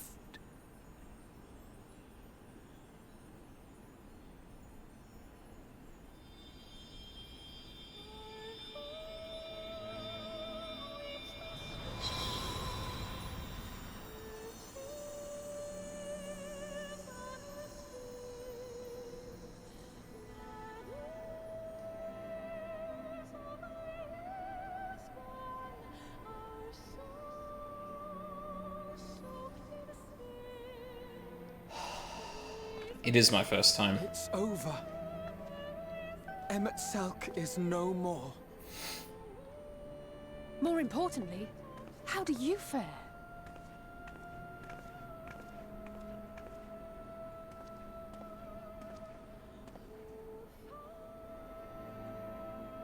What dost thou see?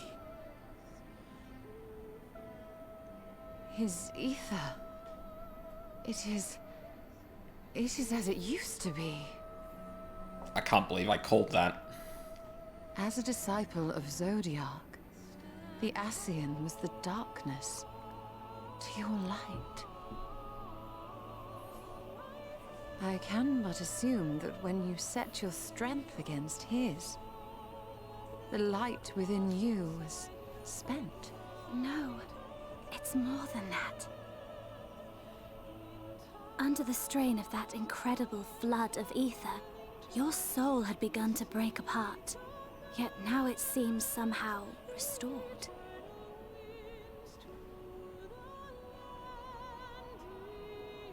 I tried to help you before the battle, but MSQ stopped me. So, how did you... exactly what did you... Can you tell us what happened? That was really good framing, showing the axe in the ground.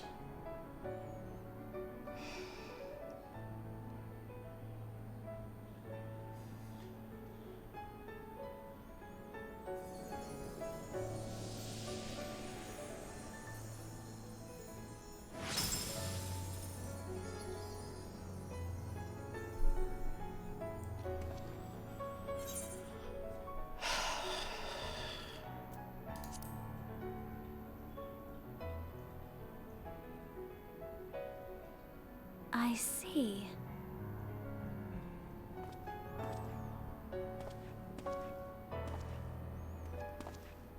Oh.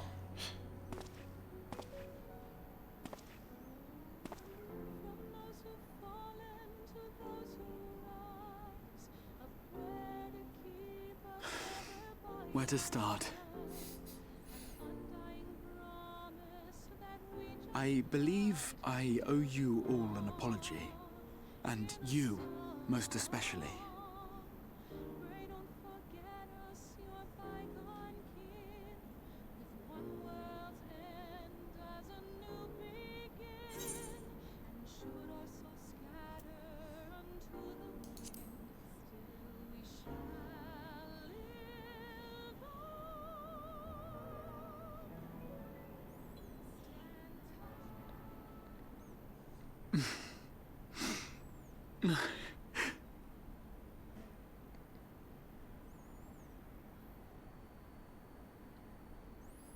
Well, 'tis good to be awake.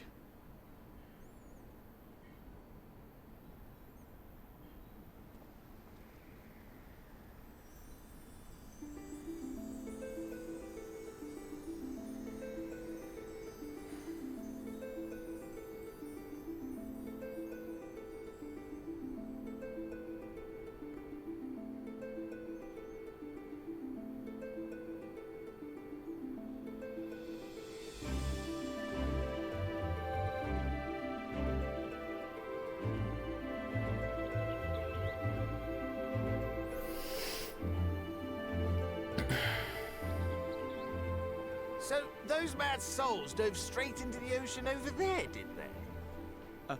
All I could see from here was the whale, Master Chai. 'Twas surely Alphino and those friends of his. They did something heroic, mark my words. I think there might be another spoiler in chat, Valken Pallies. Up there for proof of that.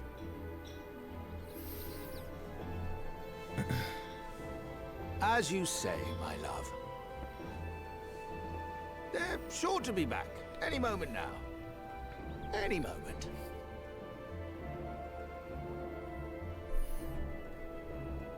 Wasn't that the person that, like, said...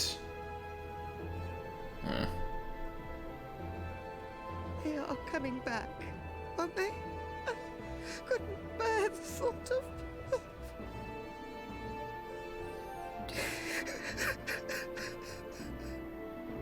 There, dear. Everything will be all right.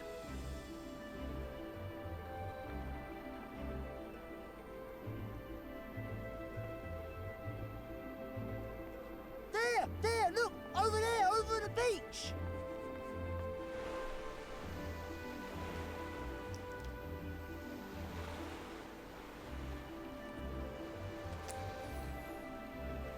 Where is everyone else?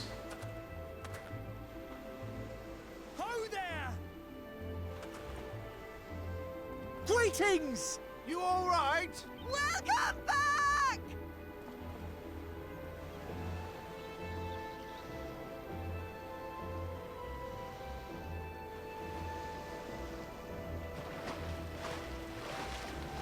Oh. I think that might be them. Yeah, there it is. I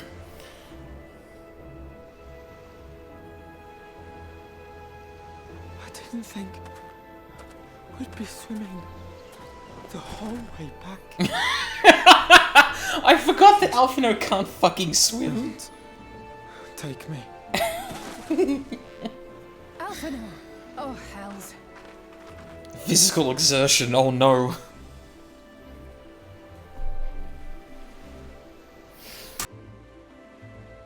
Wait! Where's Urianger? He must have fallen behind. But shouldn't we look for him? He'll wash up, sooner or later. For the love of... Alphino!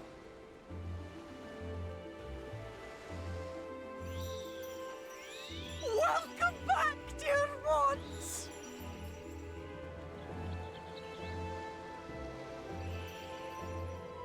And thus did salvation come to the first.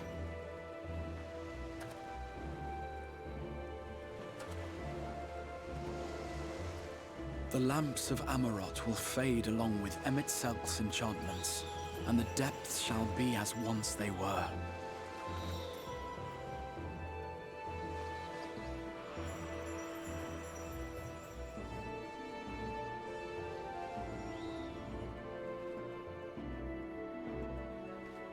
Mount Gulg will one day fall, and the Talos below yield to wind and rain.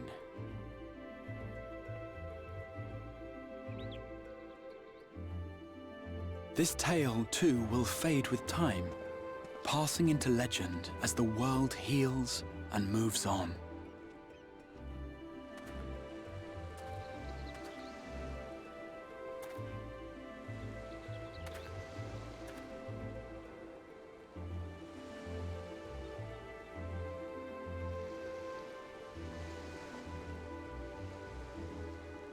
Nevertheless,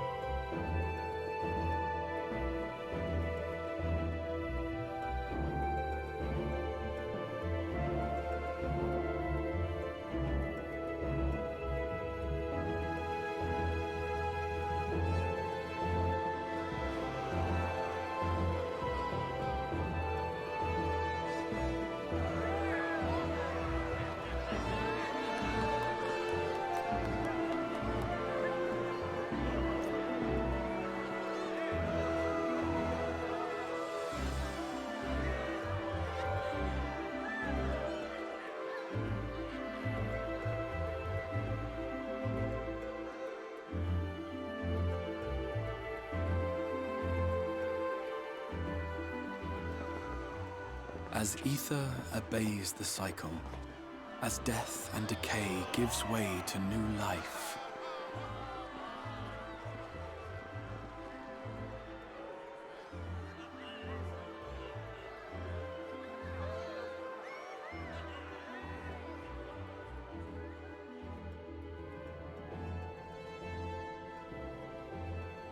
So too do the memories we share inspire others to rise to greatness.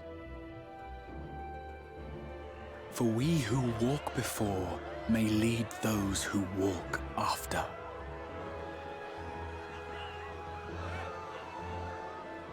Shit, how long has my mic been off? On, as does your story. Fuck! As does Hang on. legacy. Was I silent during all of the cutscenes so far? Oh no. Oh, like a minute or two. Okay, no, that's fine then. Such is Fuck! the hero's Damn it! to touch the lives of countless others. Everything up to but Excuse me? You're the Warrior of Darkness, aren't you?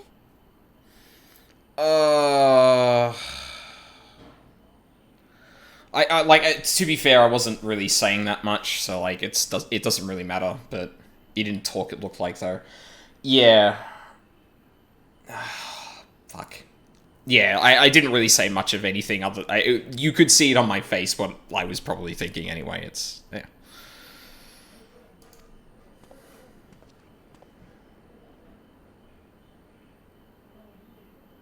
Where are you from, really?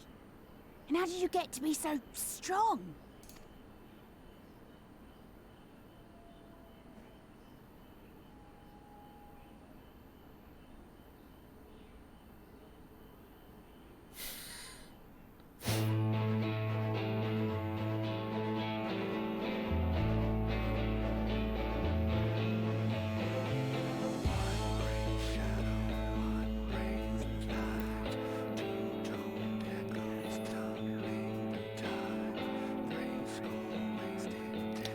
What a fucking good-ass video game.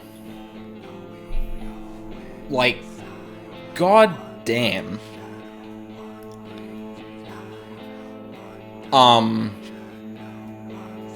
Yeah, sorry, I was very silent before, and I heard the new follow and didn't say anything about it, but, Luna Tulipa, thank you for the follow, I really appreciate it. Yeah, so ends patch 5.0.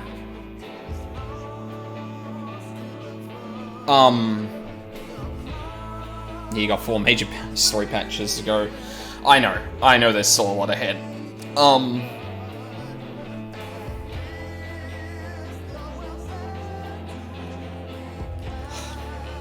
I don't know what else really needs to be said. I think there's just so much about this story. Actually, you know what? I might turn this down just a little bit on the stream end, so I can talk over it a bit more. There was just so much that has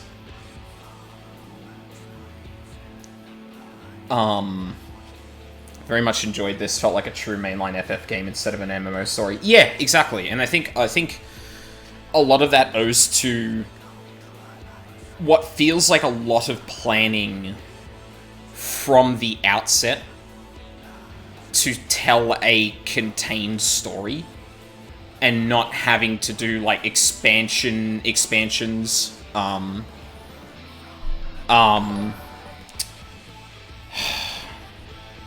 Really?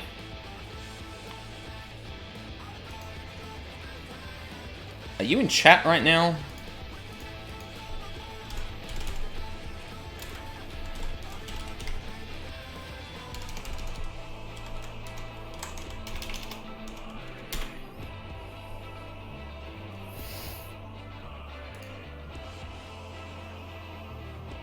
Yeah, I'll give him that. It's creative. Anyway, I'm just gonna forget that happened. In fact, you know what? I'm sorry, but I'm gonna disable the follow thing as well. I'm not letting that shit.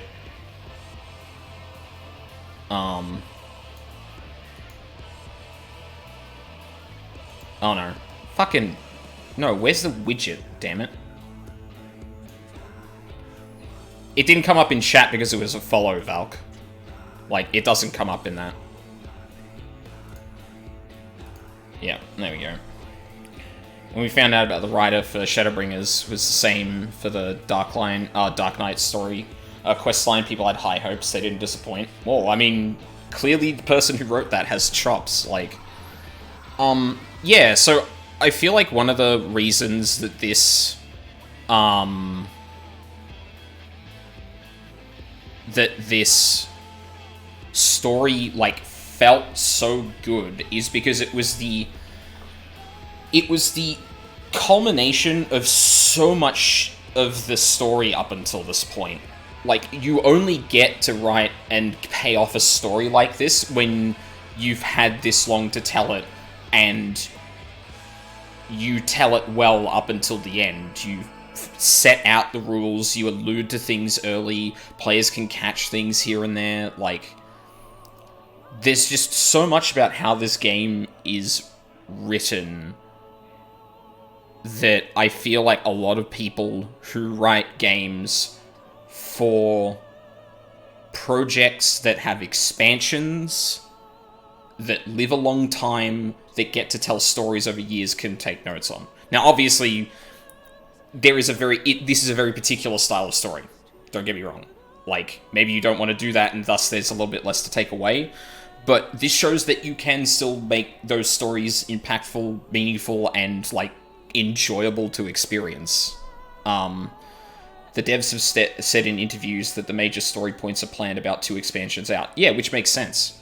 But, like, there's I mean, obviously when you take on longer projects, you have to do that. Like, WoW does, plan out in advance a fair bit. But the thing is that,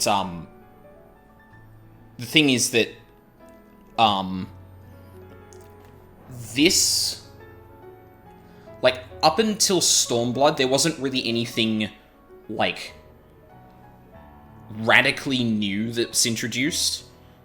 Like, a lot of it builds off the stuff that came before it, or, like, natural extensions of that. Oh God, no, yeah, we're getting into the bit where I have to, like, really digest what's happened and can't express that very succinctly, which is definitely a weakness of mine, but,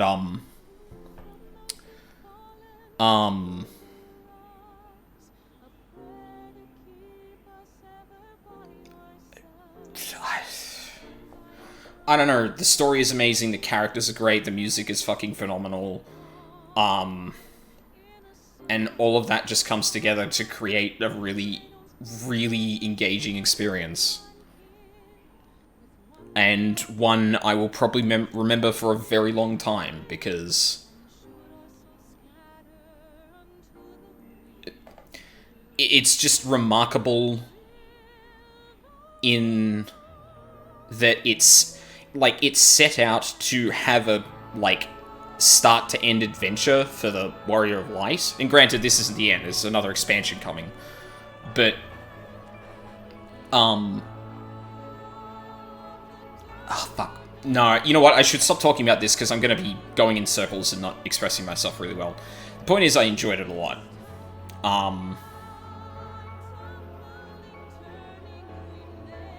And yeah, I think I agree, this is the best written expansion. Like, not that the other ones were bad, this is just so much more compelling, so much more interesting, and ended with like, really, really fucking well so far.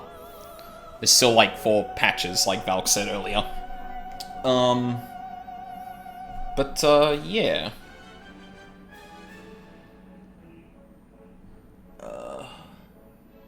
SE has always been great at telling stories in their games. Yeah, and, like, it takes a talent, though, to really make that work in different genres. Because the way that character action games tell story, the way that RPGs tell stories, and the way that MMOs tell stories are typically very... Or, like, you go across the genres and you have to tell stories differently. Being able to tell a really good story in different places is something that takes a lot of talent. And granted, this is very much Final Fantasy from, like, what everyone has spoken about it. Like Valk said, it feels like a mainline Final Fantasy game, as opposed to, like, a game, or an MMO story for Final Fantasy. Like, it just feels like a Final Fantasy game at the end of the day. And I think that's, like, one of the big takeaways to take away from it, is just, if you want to tell a story in an MMO, you don't have to sacrifice the way you tell it. You just have to change the way the game, or the way you approach it needs to change, not... Sorry, the way you approach writing within an MMO needs to change, not the, Well, sorry. No, you can turn the MMO genre conventions into telling a story you want. You don't just have to go, it's an MMO, I have to... Yeah. Anyway. I'm sure there are some post-trailers, post-credit scenes to look at, so... Oh my god, OBS, don't do what Final Fantasy... Don't do what 14's been doing and not allow me to... There we go, okay.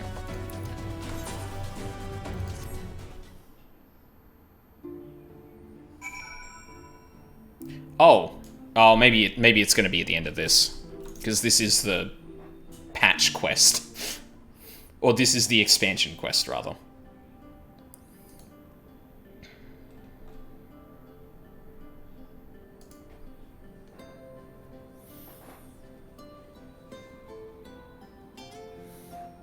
By your deeds has the blinding light been banished from these skies, and the Sin Eaters driven to retreat. Although our many hurts will be years in the mending, I have faith that this world and her people will one day be whole once more.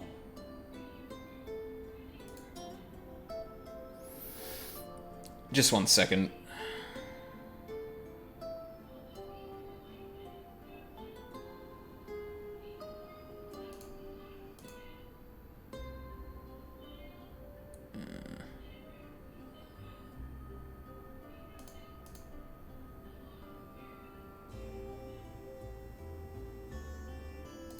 Okay, no, I'm not going to be able to do that just yet. Alright.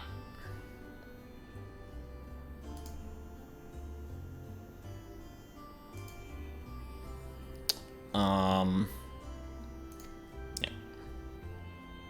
With no rejoining in prospect, the Source need no longer fear the coming of an 8th umbral calamity.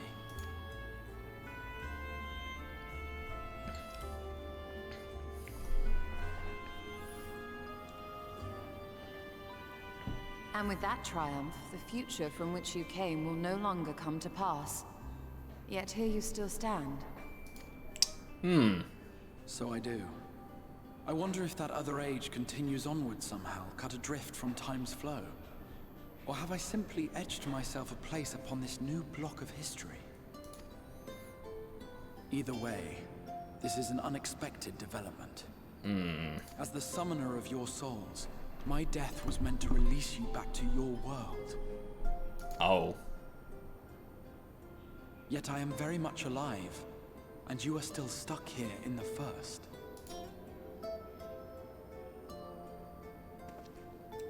Huh.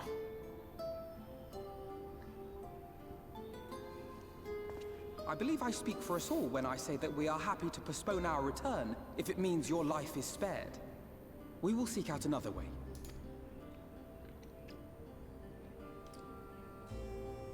Besides, I never had any intention of rushing home. There are people here I still need to thank, and this means I might actually have time to do so.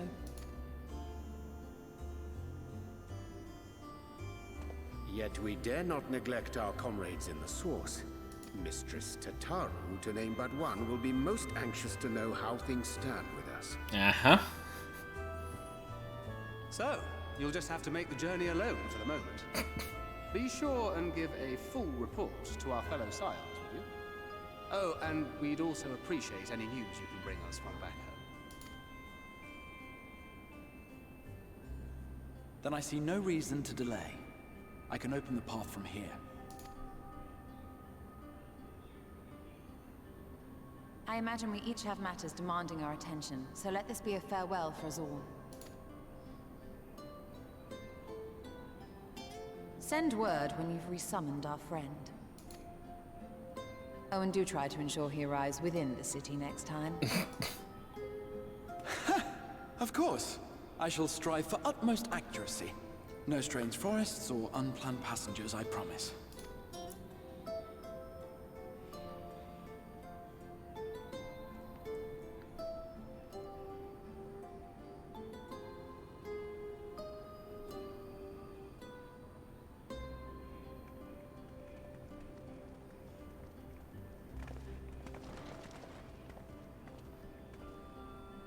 I'm a little relieved, to be honest. I would have been terribly lonely if everyone had suddenly disappeared.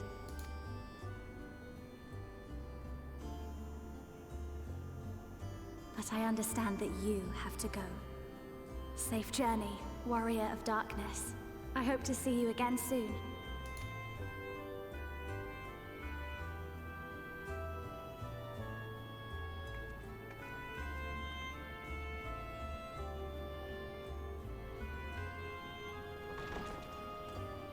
Just a moment while I attune the portal. Then you can be on your way.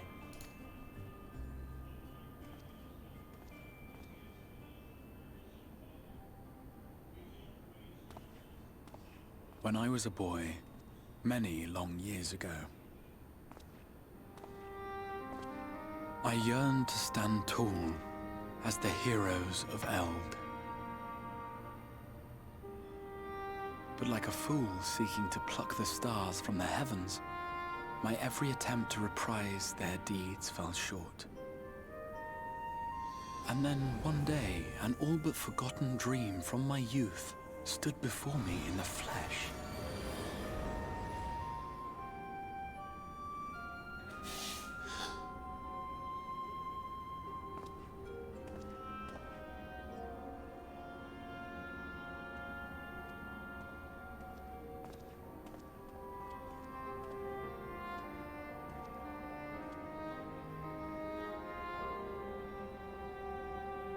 A hero who looked at the horizon and beyond and saw I knew not what.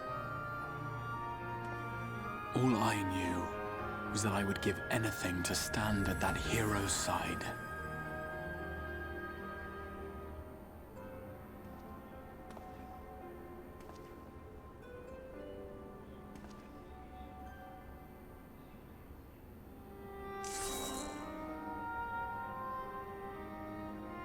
Would that it was so easy.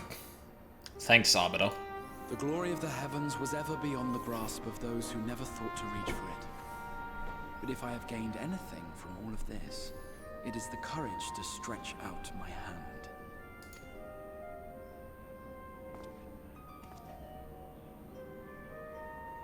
Do you hear me, Grahatia? This is no time for sleeping.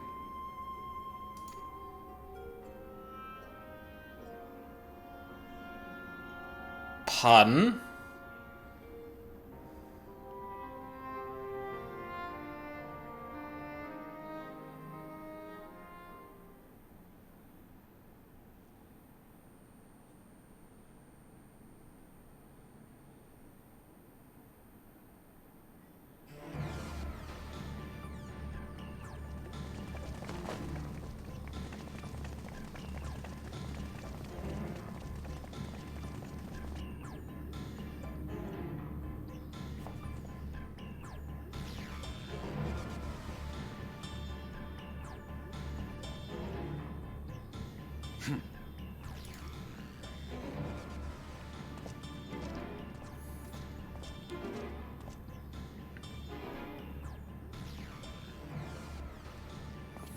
To the west gate.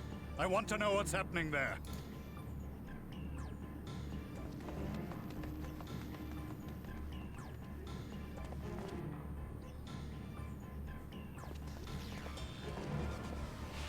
Same as the others. Struck down with a single blow.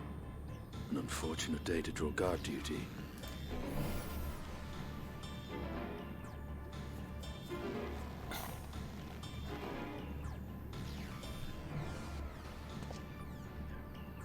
Forgive me. These were your people. We took advantage of this slaughter to slip into the palace. 'Tis not for me to grieve them.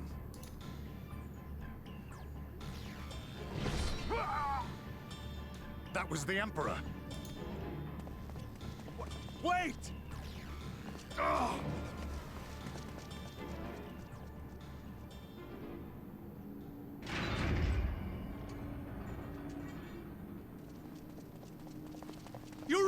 Silence!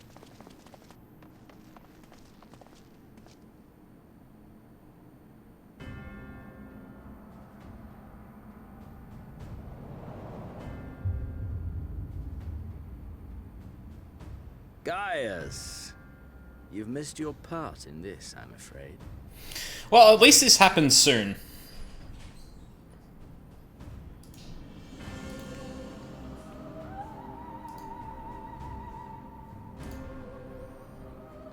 I wonder which Xenos, though.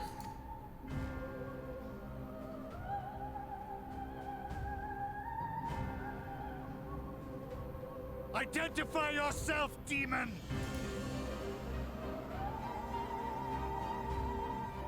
You were hoping for the Ascian?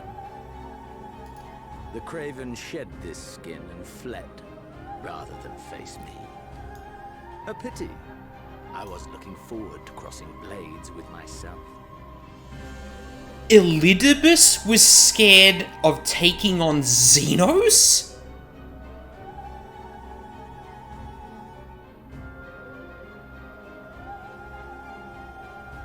Unless this is part of the plan, though, and he saw it as... with a Garlean body at that.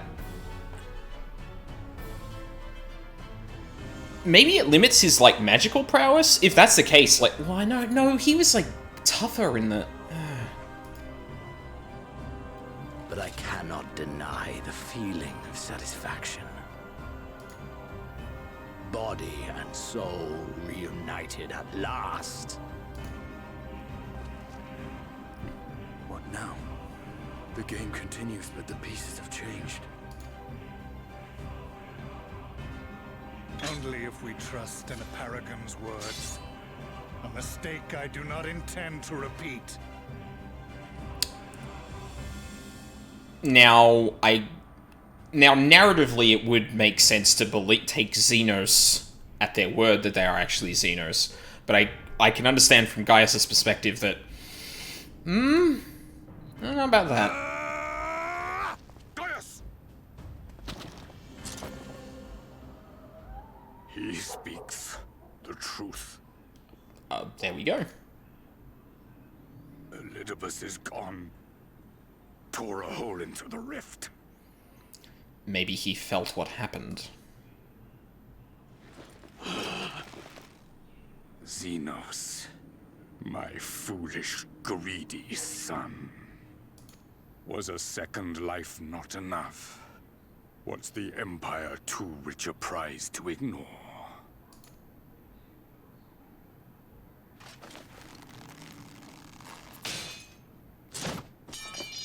True freedom for our nation, our people, will never be won by a spoiled princeling. The burden of this throne is beyond you.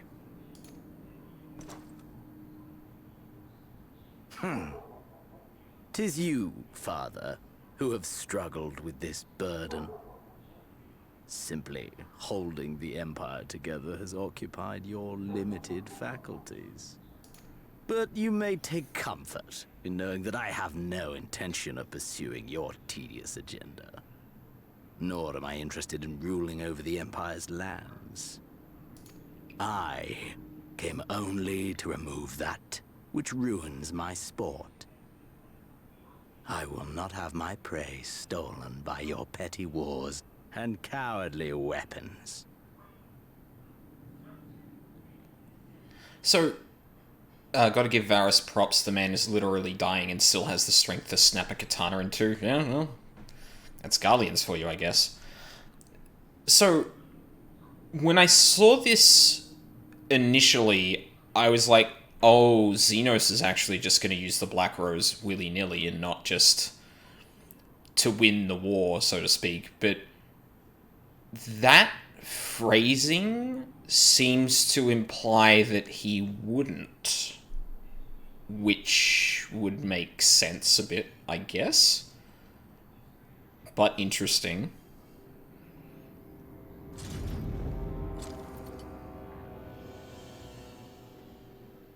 You would kill me just for that. I need no other reason. Any and all who interfere with my hunt will not do so twice!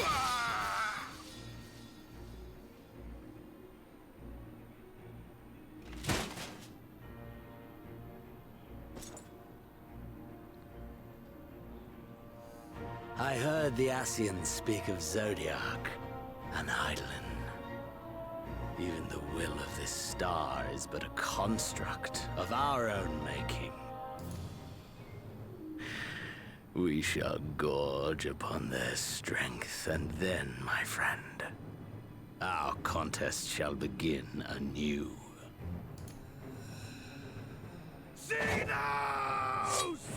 Gaius, dude, no.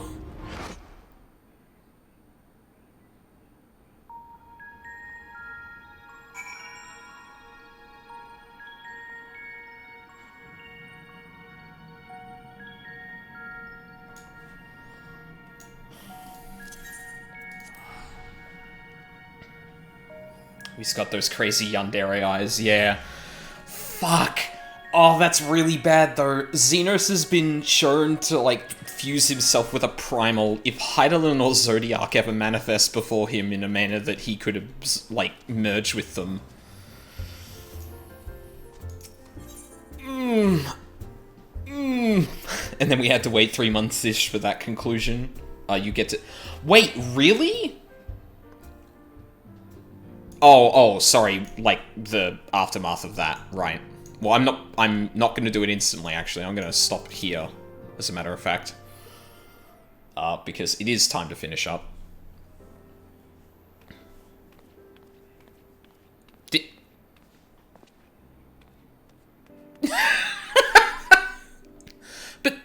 But... Aldine? Is it really you? Hi. But how? When? We didn't think you'd be back for ages. Time moves in mysterious ways. Would you rather I went again? You can tell by his lines that Xenos wants to fight 1v1, 1v100, 1v1 million. Right, so it does. The reports you had delivered by that, excitable little pixie said as much. As for the situation on this side, the Imperials are still eyeing our forces from afar. From what I'm told, the Gallian armies have been slow to react, and seem reluctant to commit to any large-scale engagements. It's an odd sort of stalemate. Otherwise, we've yet to see any sign of that awful Black Rose weapon we were warned about. Oh, but I suppose we did call in an old friend to help out on that count. Huh? Kral and I had a terrible time tracking him down, though it will be worth it to see the look on your face when you find out who it is. Anyway, I was just about to make contact with this helper of ours, and then confirm the latest news from the front. Might you fancy having a rest while I do? Sure. The Warrior of Light, back where he belongs, just as if nothing had happened. Though, you do seem different somehow. You have to tell me all about your adventures when we have a spare moment. Until then, welcome back.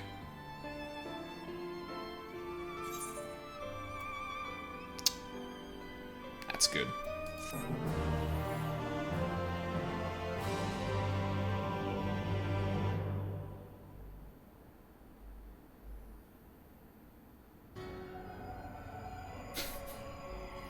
Hey, Elidibus.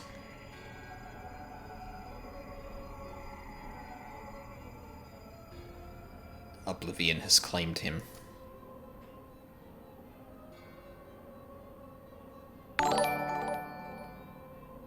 Lag Machine Twitch, thank you for the follow. I really appreciate that.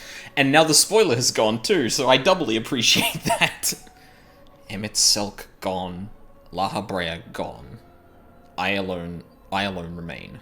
The last of the unbroken. Once more, I am moved to reevaluate the potential of these tattered souls. Xenos.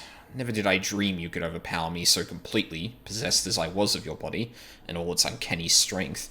He actually overpowered him? What the fuck? Meanwhile, on the moon. And now that I have shared with you the truth of this world and its reflections, who can predict how events will unfold? Not I. Emissary. What a poor jest that title has become. The flow of history has become muddled, its currents wild beyond my capacity to direct them.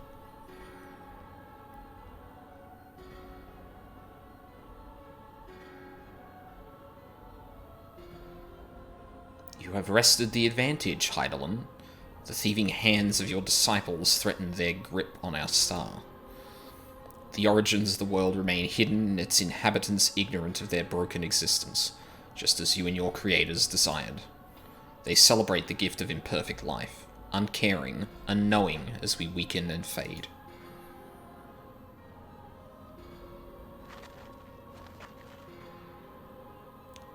But do not imagine yourself rid of us. Though your champion has indeed proven the most egregious obstacle to our ascendance, a barbed thorn in my side, he may yet be removed and cast into the abyss. Oh yes, it can be done. I will keep these heroes mired in the first, and victory will be ours at the last.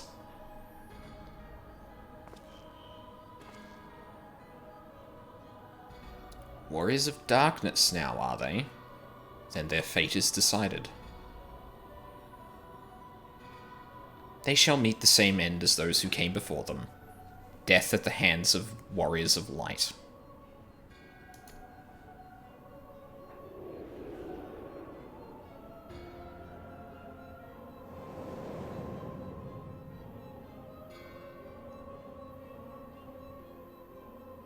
What?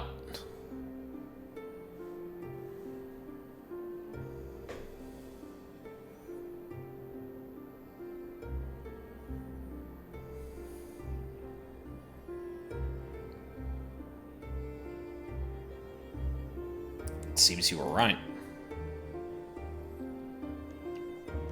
Yes, there is something out there.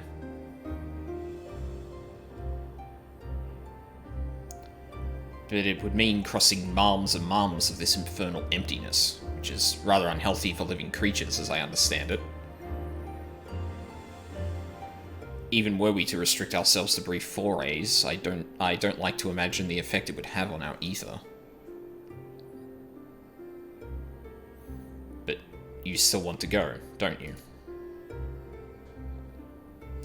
We may have saved the world, but we haven't reclaimed it.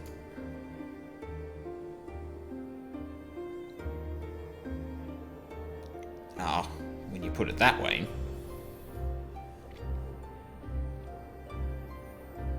What choice do we have?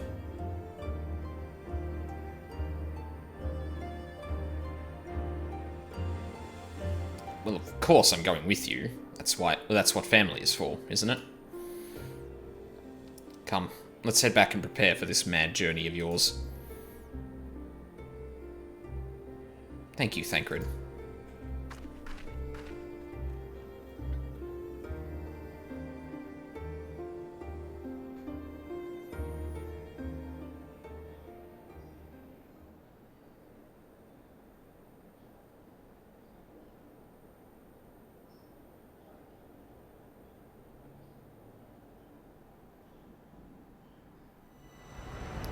Blazing skies give way to gentle night. What hand can end the war of dark and light? You completed the main scenario quest, Shadowbringers. By opening the Trust interface located under Duty, you may now repeat previous completed main scenario dungeons with a party of NPC avatars. Avatars will gain EXP and level up in accordance with their duty participation. For more information, please refer to the help found within the interface itself. Furthermore, bolstered by your experiences in the first, you are now able to accept new quests from job-related NPCs in the source. In order to access them, the following conditions must be met. Reach level 80 in a given job, complete the relevant level 70 quests, complete the associated role quest line. Quest locations and other details can be reviewed in the level 70 job quest journal. In addition, quests to unlock new content have now become available in the Crystarium. Rest where Warrior of Light and Darkness for 2 worlds of adventure await your return.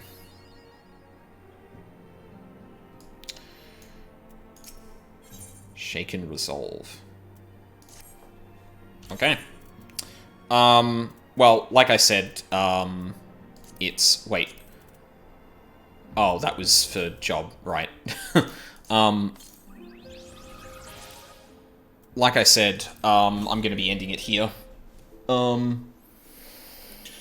another follower host bot. Good, great, love that. I'll have to see if I can do anything about unwanted follows and shit like that. Yeah, so that's going to be it for today. I feel like there's like one or two things I want to say if I can recall what I was going to say when I was kind of thinking it. I think one of the things I do one of the things that I think makes this story like appreciable is it's not just like blah, light and darkness and that. Like light and darkness end up representing them, but there's comprehensible like ideals and goals there, not just good for the sake of good, evil for the sake of evil. Like the Ascians are trying to restore their old world. We don't want to die in service to that. Like it's not like completely morally grey, but I think it's like enough that it's like comprehensible enough from both sides that it like colors the story in a really good way. And I think I forgot the rest of the shit I was gonna say. Balance, that's what we learned. Too much of either is bad juju. Well, but the thing is that, like, Hydaelyn is not light and Zodiac is not darkness. Like, that's not quite what those two represent. Now they manifest light and dark, but like the forces of light and dark, as in the literal aetheric forces, aren't created by them, aren't beholden to them. Like that's the whole reason that the light in the that's the whole reason that light is a problem to begin with. It's not that people become so tunnel vision on Hydaelyn that they become sin eaters. Like, it's just overexposure to ether, and then the, the concept of umbral light, the, fuck, I forget all of that explanation, but, like, light is not Hydaelyn, and Hydaelyn is not light. Like, Hydaelyn does use light and manifests as light, but they aren't literally light. So, like, yeah, it's... like, balance is, of course, like, good, but they've differentiated between Hydaelyn and light and Zodiac and dark enough that, I would say that it does obviously come down to a war of light and darkness when you can describe it easily, but it's a little bit more complicated than that. Also, one of the things that I was expecting coming into this was that we were going to be using darkness and that, and it's kind of to do with the dichotomy of Hydaelyn and Zodiac and light and dark being too tied together. Like, I expected that to be the case, but it's not. And in fact, when I was thinking like, oh yes, we're going to be darkness, we're going to side with the Ascians, maybe, like, who knows what could be here. It's like, well, no. Light and darkness aren't the only thing going on here. The Ascians have a goal that is not rooted in literal darkness. And obviously that's hard to kind of litigate, but I thought it was an interesting choice to make light be the extreme where all aetheric activity stops and dark is more aetheric activity. Yeah. Like the concept of what is it? Umbral and astral, waxing and waning. And in some of that way, it actually more aligns with order and chaos than anything else. I typically would have associated them in the other direction. Yeah. But like, when you examine them as like forces of order and chaos, like chaos is about constant change, moving forward and that, whereas order is more you know, don't fix what isn't broke, but also stagnation. Neither of them are actually good in concept, but too much of the one or the other, again, balance, too much of one or the other creates problems. Like, order is like totalitarianism, chaos is utter anarchy. Yeah. But yeah, that's another thing I really appreciate about the story. It looks on the surface like it's cliche, but the more the story kind of goes, it's like, well, no, there's actually a lot to this, and even the understandings of how light and dark function, again, you usually think that, like, well, yeah, like pretty much what Wrongway said, there's this, it plays with those conceptions, and I think that's what I like about Shadowbringers the most, is because it didn't have to put as much, like, nuance into even the small things, like how light and dark behave as etheric forces, but they did, and that also reflects on the story, because, the way that light manifests in the Source, or too much light manifests in the Source, is that things like Black Rose become incredibly catastrophic, and the way it manifests in the First is that you get, like, the totalitarian rule of Vorthri, if he had his way. And, like, Sin Eaters is, like, a threatening term, not because sin isn't bad, but because what is determined to be that can be taken to extremes. For example, I recall, it's one of the Ultima games where the virtues are taken to extremes. So basically, like, the idea of charity, right? Now, charity is good. If you have more than you need, you should give it to other people. That makes sense. But taking it to the extreme, everyone has to give 90% of what they owe, regardless of your situation. It's like, well, I mean, that seems kind of rough for people who don't earn much. And it's like, well, it's evil not to give. Like, that's the kind of thing they're doing here. Challenging, like, the common conceptions of a lot of that stuff. And obviously that, it's not like that's untrodden ground, but having it done in an interesting way, having it done in this way was interesting, in my opinion. Anyway, I need to actually wrap up now, because it's getting late. It's more like tax than charity then. Right. That, yeah, like, that is, oh,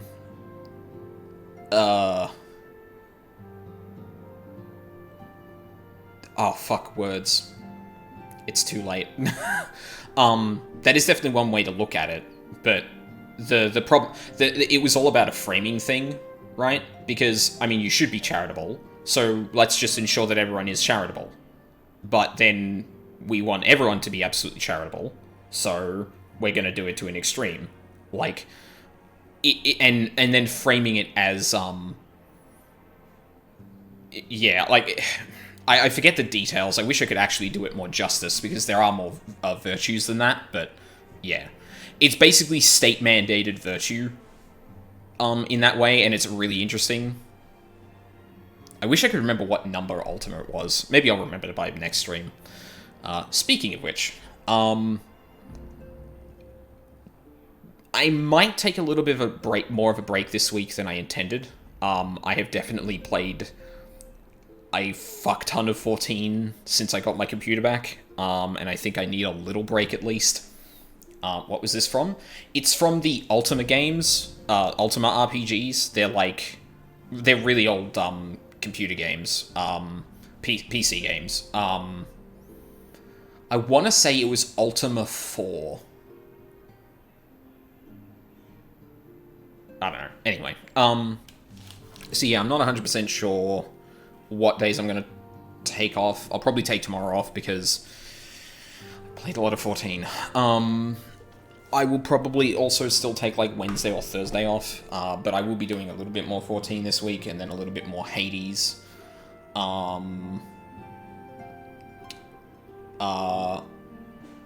This coming weekend is also the PoE League start, so I'm going to be doing that Saturday morning my time. I'm going to be updating the schedule tomorrow, so it'll be there by the next time I stream. Ultima's world lore revolves around 3 principles combined bitwise to form 8 virtues. Yeah, that's it. 4 is the only one I remember playing through completely, though. Yeah, there was a retrospective that I could probably... I think it was by Spoonie, of the Spoonie experiment. He did, like, an Ultima retrospective, and, like, the first few ones are, like, really good in terms of, like, actually kind of showing unique aspects of the games, but then it kind of devolves into typical angry video game review shit. I feel like I know the answer, but what do you plan on starting as in PoE? ED Contagion. And, like, it's not going to be good for Echoes of the Atlas, but it's going to be... I feel like it's going to be good for Ritual. Gigantic waves of monsters that are all, like, low-ish health usually do well for that, but... Yeah, I mean, let's be honest, I was going to play ED Contagion either way, but... It works for the League, so fuck it. That's all the justification I need. Yeah, so I won't be doing Ace Attorney until, like, the coming Sunday, I think. But yeah, like I said, I'm updating the schedule tomorrow. Keep hydrated. Yeah, I need to get another drink before I go to bed, actually, because I'm just sweating. Yeah. Goddamn. What a good-ass fucking video game. Yeah, so... More 14 during the week. Getting into 5.1. I'm probably gonna get into the near raids as soon as I can, to be honest, but we'll figure out how they fit in. But yeah. So, thank you very much for watching live or on the VODs. I really appreciate it. I hope you all have a lovely day, and I hope to see you all next time.